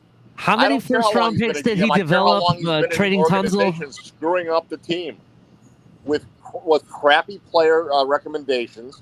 Drafting, can you justify drafting Deion Jordan third? That was Tannenbaum's pick. I would not. It's not. It's part of the recommendation from the scouting department, which he was head of. Go back and look at But he wasn't the GM. He wasn't the full-time GM. He was not the GM. He doesn't get credit for that. Jeff Ireland was a GM for Deion Jordan. Had nothing to do with Ireland. It has a lot to do with who the scouting department recommends. Charles Harris. And why did they? The scouting department can recommend all they want, but if the GM wants to pick them, he picks them. They recommend hundreds of players to build a draft board, and then Ireland made that pick. He made the trade. Right. They can recommend whoever they want. They can recommend Daffy Duck. If they think he's suitable to make the roster, he'll make the roster. Go to another area where careers Look at all the undrafted free agents that we've gotten that have been successful. Guys like Lynn Bowden, Nick Needham, late round gems like Gaskin. Van Ginkel was a 5th rounder. This guy finds the needle in the haystack, and he gets not getting enough credit for it. He does not get enough credit for it. They all want to bash on his first round picks. Well, guess what? 2020 was really his only bad, and I'm not going to say bad because the jury's still out on Tua, and Noah, I believe, was a Flores pick. And if you look later on, they got Raekwon Davis in that draft. So we're gonna give them the Noah pick. But what's one pick, 2 picks out of a litany of picks? Davis, but we'll forget about that. Yeah, but you keep saying that, but it's a 4th round pick. Like, it's not like the Bills haven't missed out on 4th round picks. Like, it's a 4th round pick. Right, exactly. I'm the only reason Kinley is on the team is because he doesn't fit the system. That's the only reason why. How about Jalen Phillips, Javon Highlander, and Jalen Waddle? How about those three? How about Tua, Noah, and Austin Jackson? How about those three? Hey, Tua is a starting quarterback and Austin Jackson is a starting right tackle. We'll see how they do. Tua's underperformed his draft position. You could have got him. Yeah, the thing that's really and Austin Jackson's still on the team. Making strides. Yeah, and Austin Jackson. Evaluate Tua after this year when he's fully healthy and has a supporting cast and supporting. And Austin Jackson's still on the roster. Of that draft a little bit. Yeah. Okay, let's go back and see how did the Dolphins come to get the 18th pick in the 2020 draft? They traded Minka Fitzpatrick, who's a Pro Bowler, to Pittsburgh for the 18th pick. Spun that into Austin Jackson, who has been less than acceptable. But that's not Greer's fault. Okay, but again, some of that's coaching staff too. Let's see what Austin Jackson does with a real coaching staff now. That's not Greer's fault though. Greer wanted Minka to stay, but Minka didn't want to stay, and instead they eventually got Javon. Supposedly the thing with Minka was there was an issue with Xavier Howard's wife and Minka. Exactly. It was off the field issues that they had to keep him separated. Yeah, it was off the field issues. So it's not like Greer said, I don't like Minka. No, he loved Minka. Yeah, I would just say this about Greer. It seemed like to me when he hit on and when he does good, he does real good. But when he screws up, he really screws up. It's like really no like in between with him. So like we just have to see how it goes. Here's the other thing. You can't grade a draft the year after or the second year. You got to give it at least 3-4 years. You got to give them 3 years. After the season, sometimes some players take even a little bit longer to develop. This is the year to grade the 2020 draft. Yes, absolutely. 100%. This is the year to grade the 2020. You can grade the scorecard on this one. They had a guy who was coaching high school as their offensive line coach. That's right. Yeah, Charlie. Come on. Well, that's another thing I want to bring How do up. you expect Austin Jackson and Leon Eichenberg to progress or develop under a high school coach who's never coached in the NFL before? Well, Eichenberg's got another year. He's got next year too. Yeah. Yeah, but you still can't justify selecting Eichenberg over Creed Humphrey. Or instead of Creed Humphrey had 2 knee surgeries. Creed Humphrey did great last year, but he had 2 knee surgeries coming out of college. Otherwise, he would have been drafted in the first round. He would have been drafted in the first round. Yeah, he was projected in the 20s. You're right, Juan. He was projected to go in the 20s. It may not be fair at the end of the day, but at the end of the day, for Greer, it's really going to come down to Tua. If he can actually produce, because if Tua can produce, then everything else, good, bad, and different, won't matter. But if Tua screws up with the quarterbacks that he decided not to draft, then that's going to be his legacy. That's just my opinion. Unfortunately, I have to agree with you. Okay. He's attached. All right, Ron. Okay, I want to do the rundown real quick because I'm going to get some final thoughts. But I have a rebuttal question for Maston Park after I'm done with the rundown real quick. Because to what you just said, I have a question about that. So hold on for me a moment. So everybody make sure you hit like and subscribe. Check out our show, TMI Tuesdays with Tonk and Color. They have some great off-topic, off-football stuff that they talk about, and football and more. Every Thursday night, you can check out Color. He might be, as he said earlier, he's doing some daytime shows, so definitely check for that coming up shortly. Every Saturday night, late night exhale, get everything off your chest. This is the hype show going into the season. Definitely check me out. Every other day of the week, we got El Capitan with the Fins Tailgate Show, always bringing everything and breaking stuff down. So definitely check that out. We also shout out to our sponsors, Fanatics. Use the description below in the description. Check out the links. Make sure you use the link for Fanatics. Get your gear. They have some really cool team gear. As I said earlier, I'm a big supporter for the fight against cancer. They got some Intercept cancer gear for all the different teams, including Miami. Definitely check that stuff out. Also, if you're trying to add some cool stuff, even for you Bills fans, because I know they got some cool stuff over there for your man caves or your football rooms or whatever, check out Backroom Collections. And if you are ordering anything on checkout, make sure that you use the code #TFTG to save 10% off of your order. So definitely check that out. Also, while you're down in the description, check out the link of our new store. We got some really cool stuff. We got, tank tops, flip-flops, yoga pants, t-shirts, hats. The hats come in different colors for the beanies. We got some cups. There's some swimsuits that we got now, which are pretty cool. They got all different stuff. The new store, if you check it out, they got some really cool mugs that has the logo of all of our shows, tumblers, all that kind of stuff. They have this cool bag. We also have the really cool flag that I got. No joke, I actually have the flag in hand. All right, it's definitely worth it. A lot bigger, as I've said before, than it looks like in the screen. So definitely check that out. I'll be flying this at every tailgate that I'm at. So definitely check that out. Shout out to everybody in the chat. Make sure you hit like and subscribe. Shout out to our members. We do have memberships if you guys are interested. We have Amigas, Familia, and MVP. They got some really cool content that comes with that and cool emojis. Definitely check that out. And we also accept super chats. We really appreciate all the money you guys donate. Everything you guys help just goes back into the channel. We just invest in you guys and bring in this gear and all that stuff to you guys. So thank you. Thank you. We really appreciate it. All right. Now that that's over, Maston Park, I have a question for you. Oh, go right ahead. So you mentioned, and I think we came to the collective agreement, everybody on the panel, that Tua and Chris Greer's pick of Tua is basically going to be what is whatever Tua does is what the outcome of what Chris Greer will be as a collectively as a GM. He will be how he's rated, right? Right. That's what I feel. Can him drafting Skylar Thompson, and let's say Skylar Thompson comes in and becomes the guy and proves that he's the guy, Can he come back from that low grade rating? Yes, but with the caveat is. It's as long as he gets a chance to, because again, I feel like the Dolphins is going to have a pretty decent year.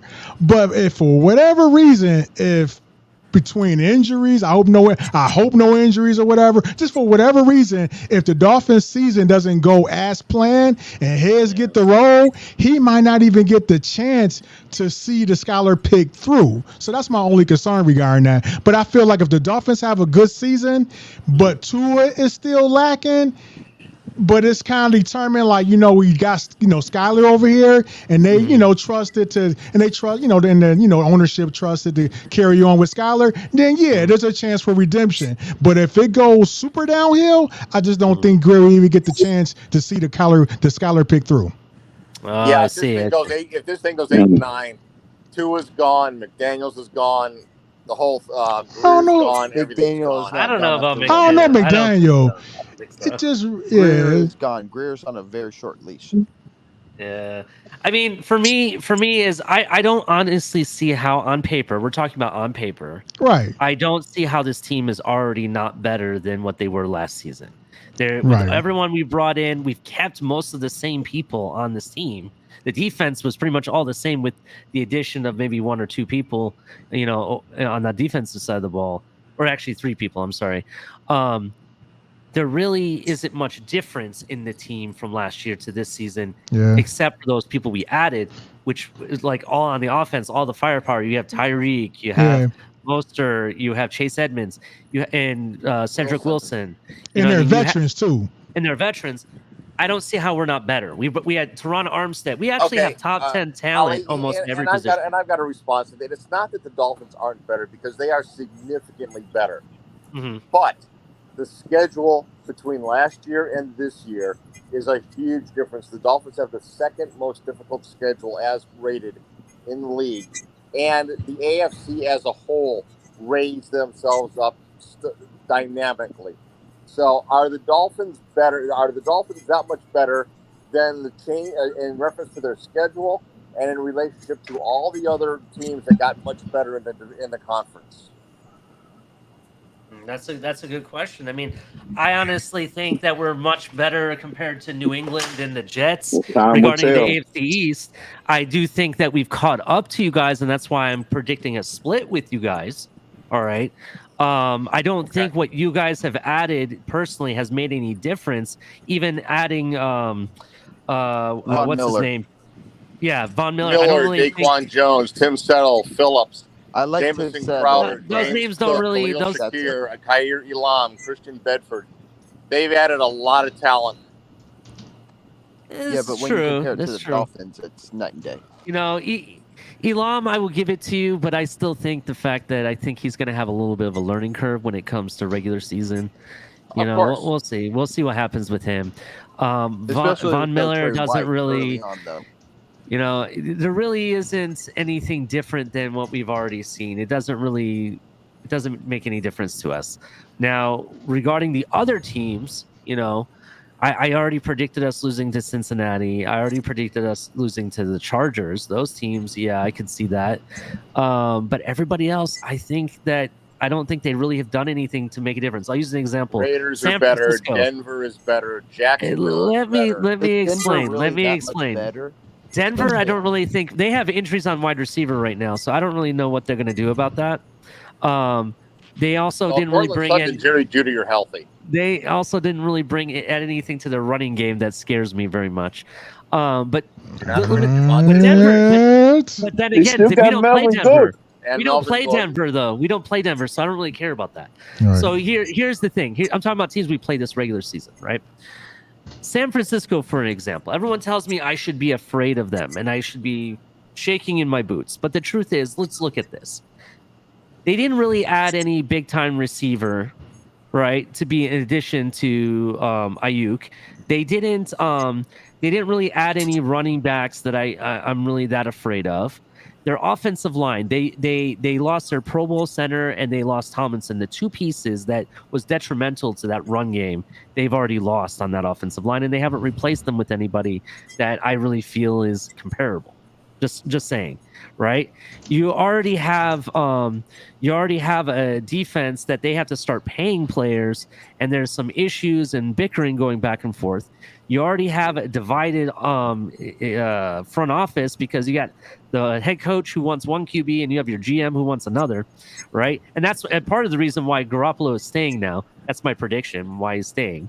He's QB number 2, going further down on the depth chart. The guy is the highest paid QB, second or QB2 in the league right now. Divide. I only think because Jimmy Garoppolo couldn't get a job anywhere else, so he decided to stay. Right, it's the last resort. Exactly. I don't think so. Because that's what I'm saying, Ian. I don't believe that. I don't believe that. Shannon Hill clearly said that this team is Trey Lance's team. Yes, I do know. He said that out of his own mouth. We already know that. That's it for a fact. And that's the other thing. He's really playing his first season as being the full-time starter. You know what I mean? I don't really. I think there's gonna be a learning curve for him. You know what I mean? You know what I'm saying? So I don't know. He's got some starts on this belt. That's fair. There's always a learning curve for you. And again, my issue with that is like you get the 49ers later in the season after he's had time. If you got the 49ers in the first few weeks, you're going to beat them. 49ers later in the season, different story.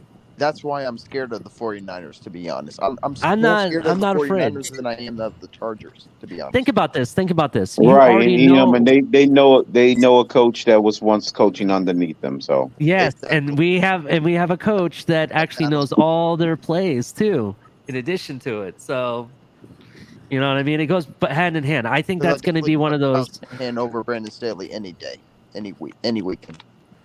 And we'll see what happens. I just don't think it's gonna be a tough game. That was the other thing. They have problems at corner. And they needed a corner. They didn't really add anybody that I feel that can cover Jalen Waddle or Tyreek.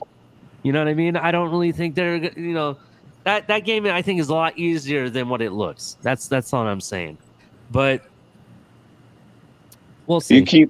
But you fall into the trap that thinking one-on-one beats you. Sometimes a system-based team can beat you. Even if you're probably better individually on individual talent level. What people don't realize, if you listen to the players, Mike McDaniel had a much more of an effect on that team than people give him credit for. He was only the offensive coordinator for 1 year, but he was their running game specialist. He devised a lot of those schemes, and but that's only one part of the offense, though, Ryan. If you listen to what the players say, they all believe in McDaniel. I mean, George Kittle wanted in his contract that he couldn't leave. Yeah, but that's only one season. No, he was offensive coordinator for 1 season. But if you go back to all the other teams he was with, Washington, Atlanta, even in Houston, all the players just rave about him. And say they had their best years because of him. But Ron, when coaches look for head coaches to hire, they ask other former players, and every single player raved about McDaniel so much that he had a big leg up before even the interview process started. But yeah, you gotta realize it's a lot of embellishment going on when a lot of that stuff is going on. Yeah, because it was a lot of embellishment when our general manager, when Chris Greer was doing research on Brian Flores, and everybody in New England, that personnel was ranting and raving about Brian Flores, and that didn't work out 3 years into the tour.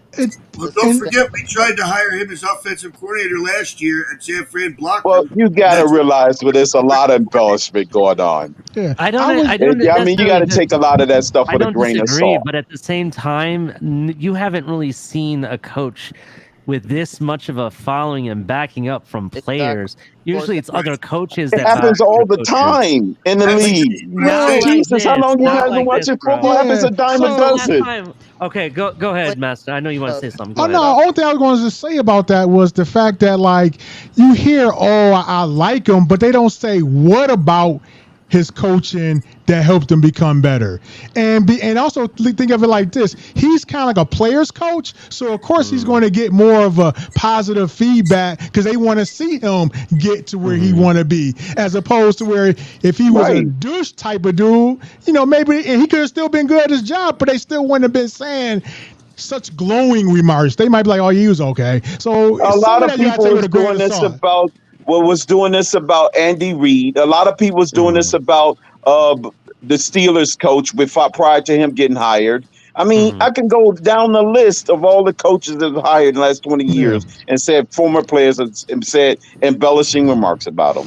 That's why I don't fall for the okie doke so easily. Yeah, is it the run game schemes or? But that's what Check was saying. Mike McDaniel was a bigger part of the run game than people gave him credit for. So if the run game is, then you got Mike McDaniel most of the credit for it being successful. Okay. See, my thing is, when was it being evolved?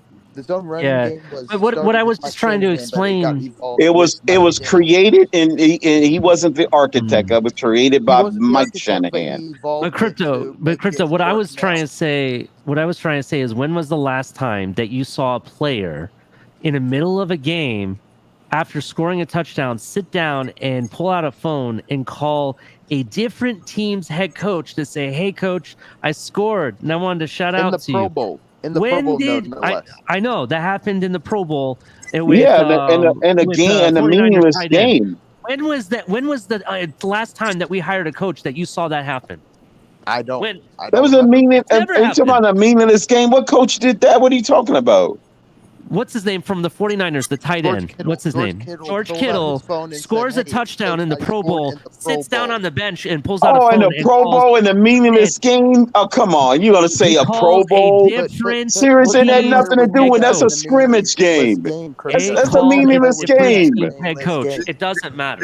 There's a lot It does matter. That was a meaningless game. Why didn't he call Kyle Shanahan? Why didn't he call the 49ers tight end coach? Why would he? That was a meaningless game. Why would he call McDaniel if there was There's a lot of I'm sure if we had the pro propaganda team infrastructure in place of all the teams to show the embellishment of the new incoming coaches of every team in NFL, you'll see that. Do you cover the Green Bay? Do you cover the Green Bay Packers extensively like you do the Packers when they did it about their new incoming coach? Did you see the Giants staff when they was doing it about Brian Daboll? I mean, you could go on and on and on. I just don't fall for these media propaganda campaigns. I just don't. I'm sorry. But it's not a media campaign. I can understand if it's the media saying it and you don't see it, but you're actually having players in videos saying it. They're all falling into that trap. I'm sure all the new coaches that was hired, they're gonna find some player that they used to coach before that's gonna get spooled up and give them embellishments and to no end. I'm sure. Yeah, I'll give you an example. Even with, from the Bills' perspective, we have our wide receiver coach, Chad Hall. Our wide receivers, they love that dude. Even when, we get free agent wide receivers that come in, he's universally loved to the point to where they run and chip. All the receivers chipped in and bought him a truck. So, and they would say, how good he is and everything. So I'm quite sure at some point, Chad Hall is going to probably be due for a new job somewhere. And all those players are going to be like, oh, Chad Hall's the best. He's the greatest. My career. It happens a dime a dozen. That's why I'm not surprised. I don't know. I just haven't seen it like part of the freaking nature of things. Yeah. Just go by, he's the dude, and people just want to show they love, some more streams than others. That's not to say he's not good, but, Yeah. I don't know. Go ahead, Ron. Go ahead. I heard, I have to disagree with that because at least from what I read and what I've seen, I mean, you got players from Washington, Atlanta, Houston that all rave about him, not for media propaganda. They just say that he taught them better and they learned more under him than anybody else that they've had in their career. But they don't. And they're going to say that about somebody else, the next guy. And then so on and so forth. I agree with crypto, man. No, man, y'all are so gullible. Yeah, y'all be so gullible not to know this is common business. Because this is everyday practice in NFL. Happens to every single head coach that gets hired. It doesn't. No, but he's like a player's coach. It happens more than not than what you're giving the credit for because you got on the blinders only paying attention to the Dolphins. Yeah, okay. Yeah. As if you're following all 32 teams hires and No, looking I at do previous follow all coaches of the teams. people that they used to People coach. praise Brian Dable, but I've also heard some negative things about Brian Dable. I've not heard one. Yeah, I heard that you Well, guys weren't very yet high you on haven't him. heard anything yet because he hasn't got no losses or no string of losses under his belt. I'm sure they'll be coming. They'll be coming. Just like you never heard that at the beginning about Brian Flores until he started losing and started making people angry. I don't know. Just on this show, I heard something negative. I think it was either Mark or Maston that said he was a pass-happy lunatic. No, it wasn't me. I wouldn't say nothing like that. Mark said that. Yo, don't put that on me. Yeah, Like, but, nah. but Bill's also said you're going to run more without Brian Dable, though. Yeah. Oh yeah, we definitely end up running more. No, Dable was definitely okay. In my opinion, he was pretty pass happy. He wanted to spotlight Josh, and he did that, knowing that would help him get a head coaching position. So I will say that. But he still was a good offensive coordinator overall, though, in my opinion. Because he relied so heavily on Josh Allen throwing and running. Oh, right. Josh was his guy. Dolphins and, 72, I agree with you. McDaniel wasn't hired based on what players are saying. He was hired based on Kyle Shanahan's system. I get that. I don't disagree with that. I'm just saying that out of other coach hirings we've had, I've never seen someone have this many players come to say, hey, we vouch for him. You understand? And you want to know what? Quietly as kept when what's his name? If that guy in Dallas would have gotten a job, he would have had raving reviews by former Cowboys and Cowboys when he led them to 2 number 1 ranked offenses in the league. He'd had the same thing happen to him. The only thing that coach in Dallas would have had would have been, or the you guy saying that now because you got the advantage of him not being hired and getting a job. I'm sure if he would have gotten a job. You're talking about the Texans guy, right? The guy that People was up for the Texans job. That's who you're talking about. No, he's talking about the guy who went back to coach the offensive coordinator. Oh, Quinn. You're talking about Quinn. Dan Quinn? No, he's a defensive coordinator. Kellen Moore. I think it was Moore. He led them to 2 top 10 offenses in the last 3 years. Well, top 5 offense. They was number 1 last year. Number 1 scoring offense. And then I'm sure a lot of people on that Dallas Cowboy, those players in that locker room would have been head over heels over him had he got the Dolphins job. I was thinking you were talking about the guy from the Texans that was a high school coach. Mike McDaniel has been to so many different stops before than Kellen Moore has only been to the Cowboys. That was my problem with Flores, but of course he's been to more stops, but which means he's been passed around the league. But Kellen Moore has been more stable and been with one team. He was only so there that for says 3 a lot. seasons, Crypto. He was only there for 3 seasons. The reason.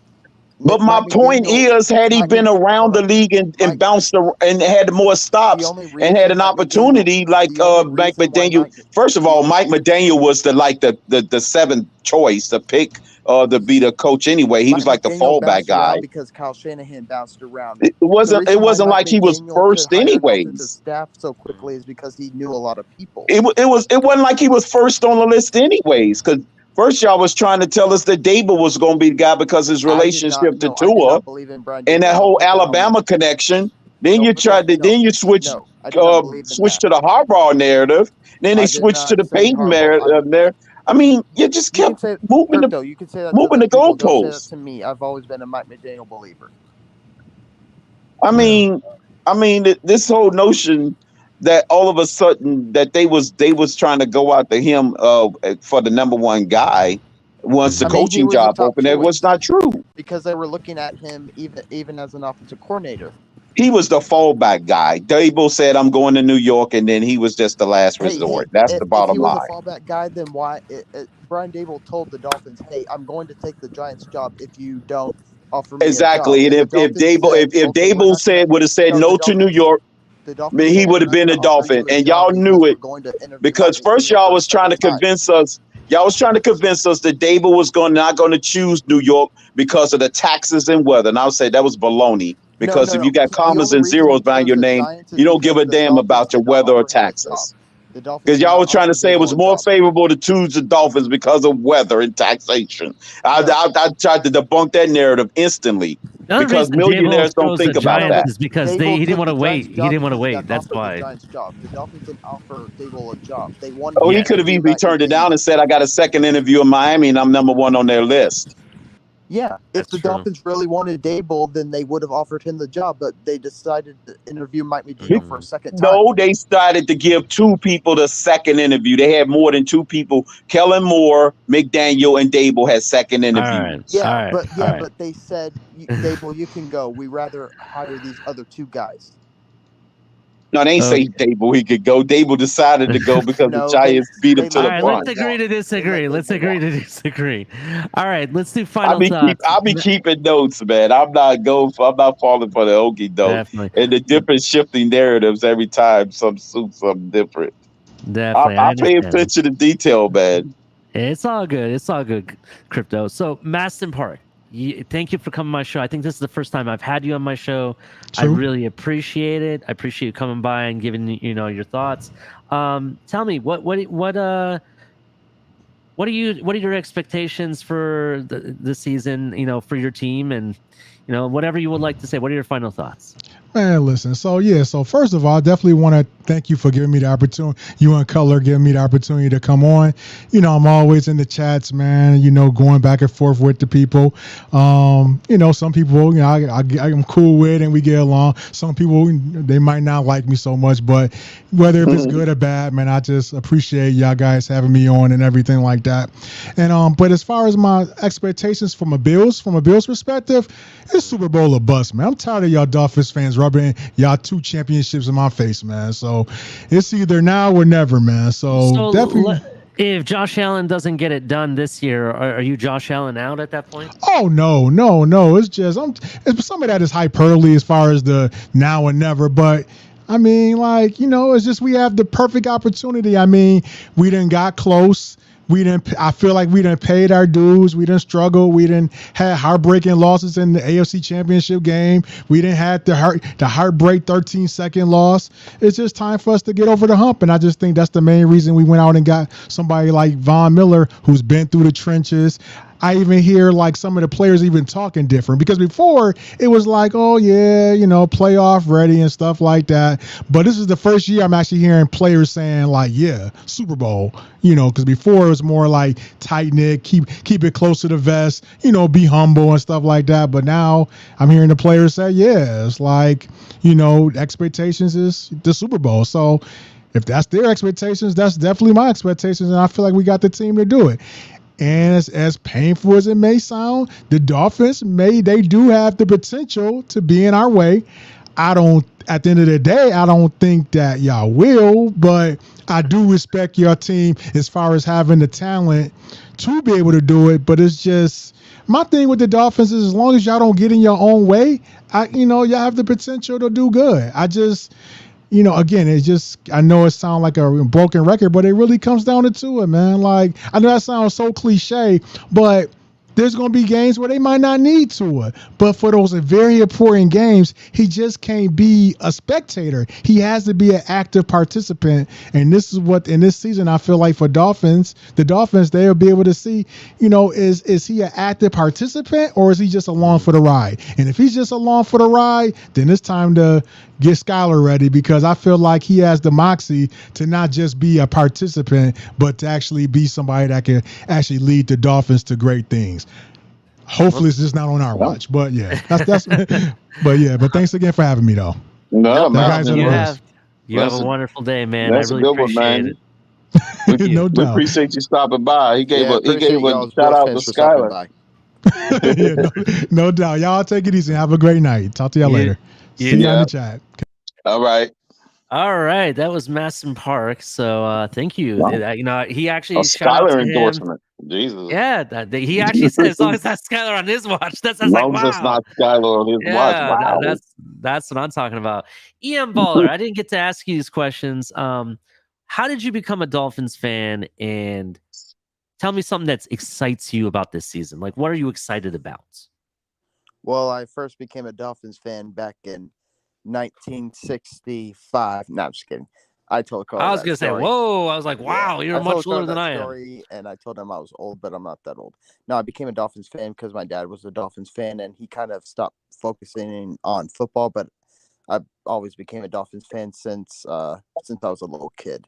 I always followed them. I followed them when Dan Marino retired, and we had that good defense, and I was like, damn, if Dan Marino had this defense, we could have been something special. With the Zach Thomas and the Jason Taylors. And what was the second question?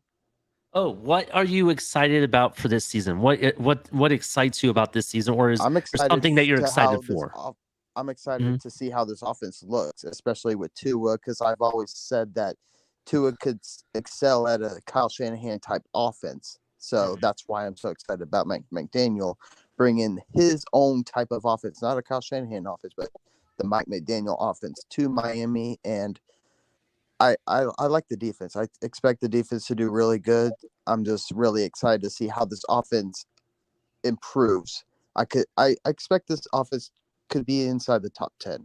If this offense could be at minimum top 13, we'll be forced to be reckoned with, because our defense is still good.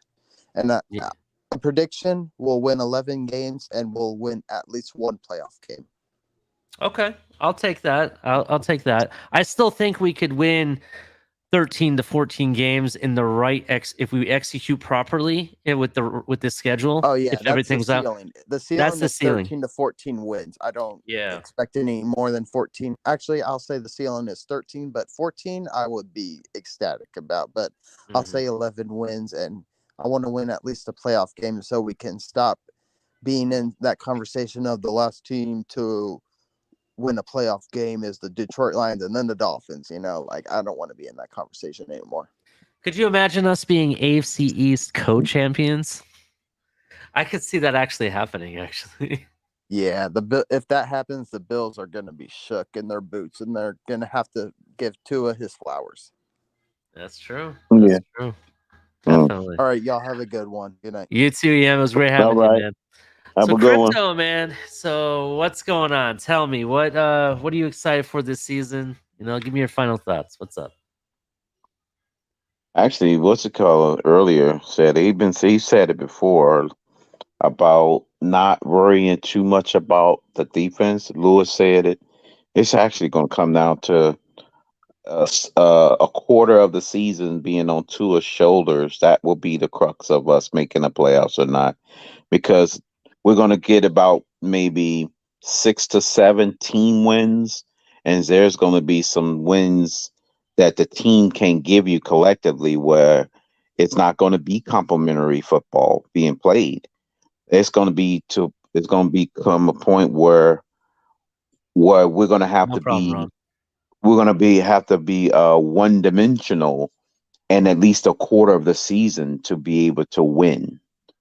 In theory, we strive to be complementary and be balanced, but there's going to be a handful of games where balance is not even in the equation, because we're going up against competition with so much firepower that the running game is going to not be enough to be able to keep up.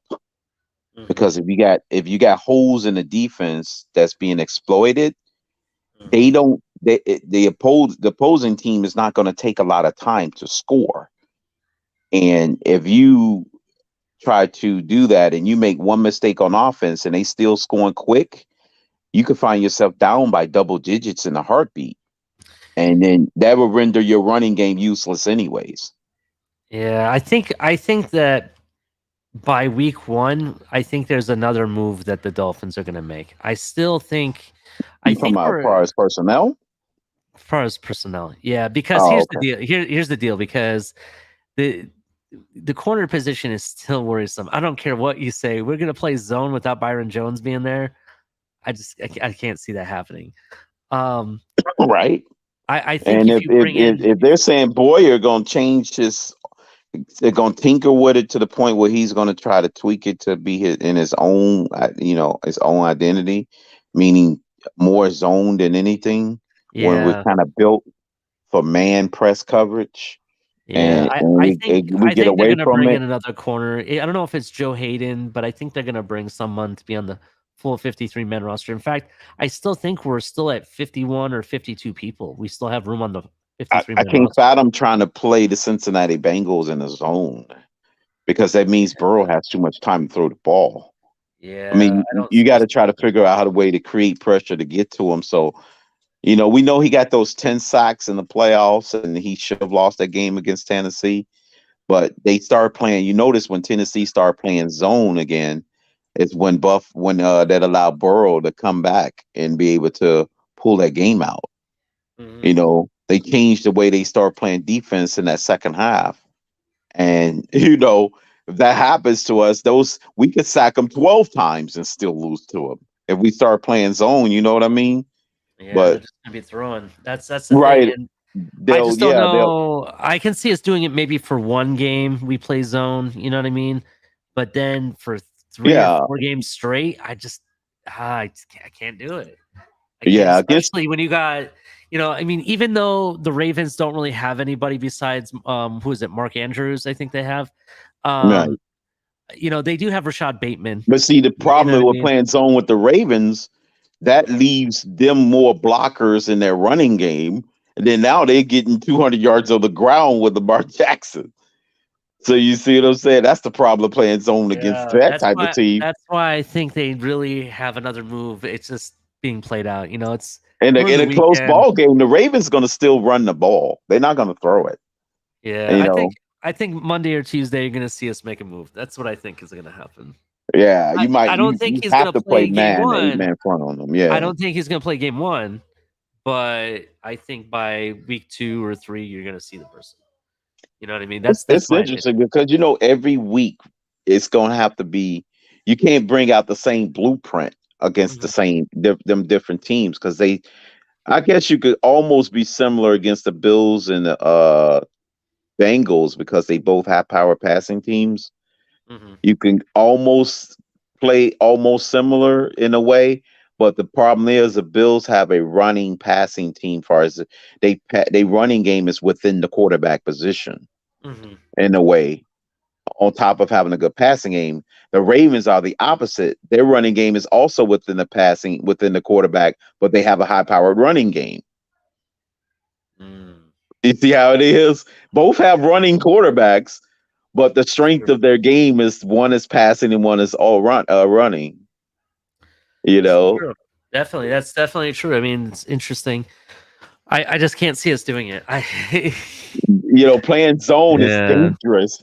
I would be almost scared to play zone against the Ravens than I am against the Bills.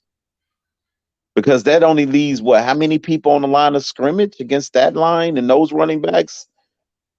Yeah. You can't play a 3-4 man line against them. You're going to get destroyed. Here's the other flip side. I wonder if that's why we're seeing Jalen Phillips and Melvin Ingram go back into coverage quite a few times during the preseason. Did you notice that?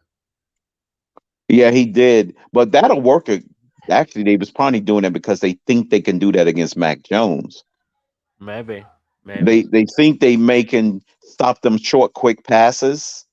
Do you know how Mac Jones like to throw the short, quick, flat routes and like that interception he threw the other night? Yeah, right. He does it to X. It's an X.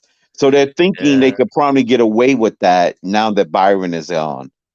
Yeah, that's true. That's probably what they was kind of trying to prepare for that in a way, trying to sneak on a sneak way. You know what I'm saying? Like throw that in there. Well, maybe the Patriots may do this. So I'm gonna try it against the Eagles, even though we're kind of thinking the Patriots might play this way. So they made those guys drop back in like a blitz zone blitz type situation where they drop the D lineman for a short period and then blitz a cornerback or a safety. It's basically a zone blitz where you have the D lineman or somebody on the line of scrimmage drop back in coverage for like maybe 5 to 7 yards, but yet you're blitzing secondary people. You have them closer and have them go in and try to get to the quarterback quick. Remember, Jones got to the quarterback about 4 or 5 times last year, right? Doing that. Yeah, I'm pretty positive. Brandon Jones, right? So they may have been, McDaniels may have been, well, actually Boyer may have been experimenting with that. Speaking of the safeties, and this is my last thing I ask you, I'm sorry. Let's say we were to use Eric Rowe back there for coverage, and then you also have Brandon Jones. Are you okay with moving Javon Holland into the corner position? Can he play the corner position? I'm safe. I'm safer with Jones playing safety than I am with Rowe. Mm-hmm. Rowe is good in the slot, but I like Jones better as a free safety, as a safety. Then I don't know too much about Hollins playing a boundary just in isolation. I don't know because they don't use I haven't seen it. That's what I'm asking. Sometimes the Patriots have one wide receiver routes or with 3 tight ends or 2 tight ends. Mm-hmm. So I would say, Ali, if they do that, then Boyer can go with what you just said, because I believe Holland is good enough to shut down Parker in that situation because he's more physical. You know, that may be something that they can do to change up, to kind of confuse Mac Jones. Maybe he could throw one of those errant passes, and Elijah Campbell could take a pick 6 to the house again, like he did the other game. But I would be willing to try something like that on occasions, where you just to see what Holland can do in isolation like that. We'll see. I think he's talented. I think he's talented enough to do it. But will Boyer try it? I'm sure he'll do it with that's kind of why I missed Mika being here, because when Mika was here, Mika could play corner and he could play safety. He could do both. Yeah, Mika could do both. And that's kind of why I wish he was still here. And I don't know why he wanted to be traded so bad. The rumor is that he didn't want to be able to play all these different positions. He just wanted to stay at the one position. But when he went to Pittsburgh, he's playing all these different positions. I don't get it. I don't understand. Because he was just letting you know most of that stuff was off the field. It wasn't really about football. That's true. It was. He turned out that he was really that Swiss Army knife in the secondary, anyways. Yeah, that is definitely true. That's what he doing that anyways. Yeah, you know, true. He made the Pro Bowl, right? Didn't he make the Pro Bowl that very next season? I think he did. He made the Pro Bowl doing that the very next season. I'm like, well, I'll be damned. He doing exactly what we wanted him to do here. He went there and gave him a Pro Bowl season. But Ali, I think I'm just that does make me nervous, because if they do that soft zone, we play some teams where those slot receivers can get off the ball in time, and they can exploit that. You remember when we played the Buccaneers last year, when Antonio Brown was just carving the crossing routes, those rub routes he was doing across, when Tom Brady kept sending them over the middle with rub routes and against that freaking zone. That's another like game that. We should have won. Yep, I remember. Yeah, and they just caught up, and the next thing you know, we got behind the 8 ball. We actually could have won it. We actually was up by 7 points in that game. I think we actually held them to maybe 1 touchdown in the first half. It was like in the first half, well. Yeah, it was pretty good actually. That's another example of the defense getting hurt because all these 3 and outs by the offense. That's basically another example of that. Another example, the Tampa Bay game. Yep. A lot of 3 and outs cost us to break down, because I remember when Myles Gaskin scored that touchdown, I was like, oh, we got a shot. And I'm like, remember that. Yeah, I was like, we actually could beat the Bucks, But I was like, damn, the too many 3 and outs, and then it was like, like you said, the defense eventually gave in. They pretty much broke in that second half. It was the floodgates was open after that. And Antonio Brown was cooking right over the middle of the field. Once again, he lined up in that bunch formation, right? They used the stack bunch formation a lot. And Brady sent him on a rub route, sent him right across, and he had just enough separation. The next thing you know, 60-something yards, he's in the freaking end zone. I'm like, I'll be damned. Yeah. They were crazy. Anyway, or crypto. Go ahead. I'm sorry. Hopefully, we don't fall victim of that nonsense in the against the Bengals and Bills, or even the Ravens, because I don't think what's his name? Bateman is good though. I mean, he's okay. He's having a good preseason. They got a rookie now that's up and coming. Hopefully, they don't do that nonsense Boyer don't let them get away with stupid stuff like that. That's And true. he does his homework and say, hey, we got to cut this out. And kind of, you know what I'm saying? I'm interested. I'm worried, but I'm excited to see Boyer actually prove the doubters that he really can be a defensive coordinator. You know what I mean? I want to see what he does. I want him to prove the doubters wrong, just like how I want Tua to prove me and the doubters wrong. Yeah. I want the same for Boyer. They're in the same boat. Basically, we want Tua to become the franchise guy. I do. Because the only division is because he hasn't established himself as the franchise guy. I think if he's established himself as the franchise guy like more than half the league, then it wouldn't be no bickering. Look, in the 11-5 season, and then the 9, was 11-5 or 10-6 2 years ago? 2 years ago, 10-6. 10-6. In the 10-6 and the was it we were 9-8? We were 9-8, right? In both of those seasons, had we made the playoffs, we wouldn't even be talking about Tua right now.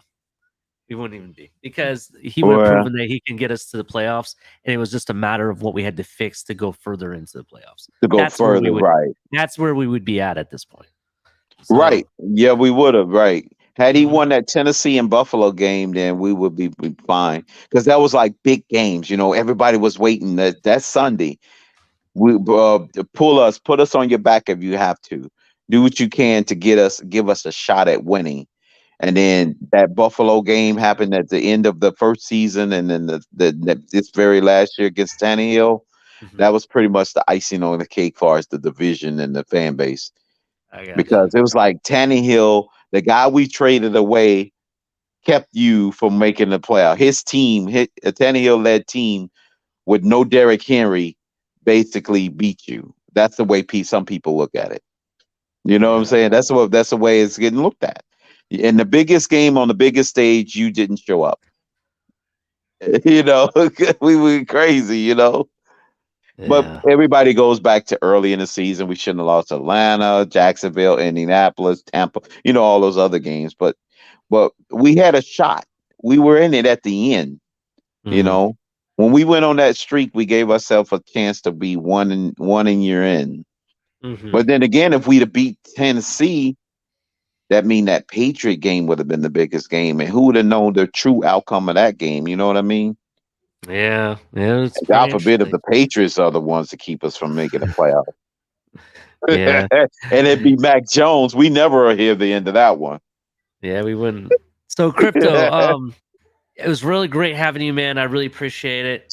I'm gonna put you in the back and close this down. And all right. Color done pulled an Alex on Stephen B. Yeah, show. I wonder if he fell asleep here. We're gonna find out. So he's in dreaming about Tua. Maybe. All right, man. I'll see you backstage. All right. Color, are you really asleep? Or are you there? Color commentary. Hello. All right, we'll put you in the backstage too. All right, ladies and gentlemen, thank you for a great show. Thank you for everybody that showed up. Thank you to the Bills Mafia fans that showed up. I asked for more Miami Dolphin fans. I kept throwing out the thing for you guys to come up here, but it is what it is. I really do feel that the Dolphins can and will beat New England. I'm not going to say it's going to be a super blowout. My homer hat say that Tua's going to throw for 3 touchdowns, and it's going to be a blowout. But I'm going to be smart about it and be more cautious because of some of the defensive problems that we have. I am super excited for what the ceiling is for this team and what we could be, and seeing if Tua can lead us there. I'm also excited to see Jalen Phillips on the defensive side, because I predict at least 15 sacks. Yes, that's my homer hat speaking. I think he can get double digits. It is very possible. But yeah, we're here. It's after midnight. We're into week 1, week 1 technically, or the week before week 1. It's going to be really interesting to see what happens. I can't wait to see everybody at the tailgate. I can't wait to start cooking and everything. It's going to be a lot of fun. But make sure you check us out next Saturday. That we're going to have, I'm going to do all the stops. I may even have a raffle, some type of raffle giveaway. I'll talk to you guys more about that during the show, so you make sure you tune in for that. I want everyone to show up. We'll make a big thing out about for the night before the game and hype our team to victory. So to everybody, good night, and I love you all, and fins up.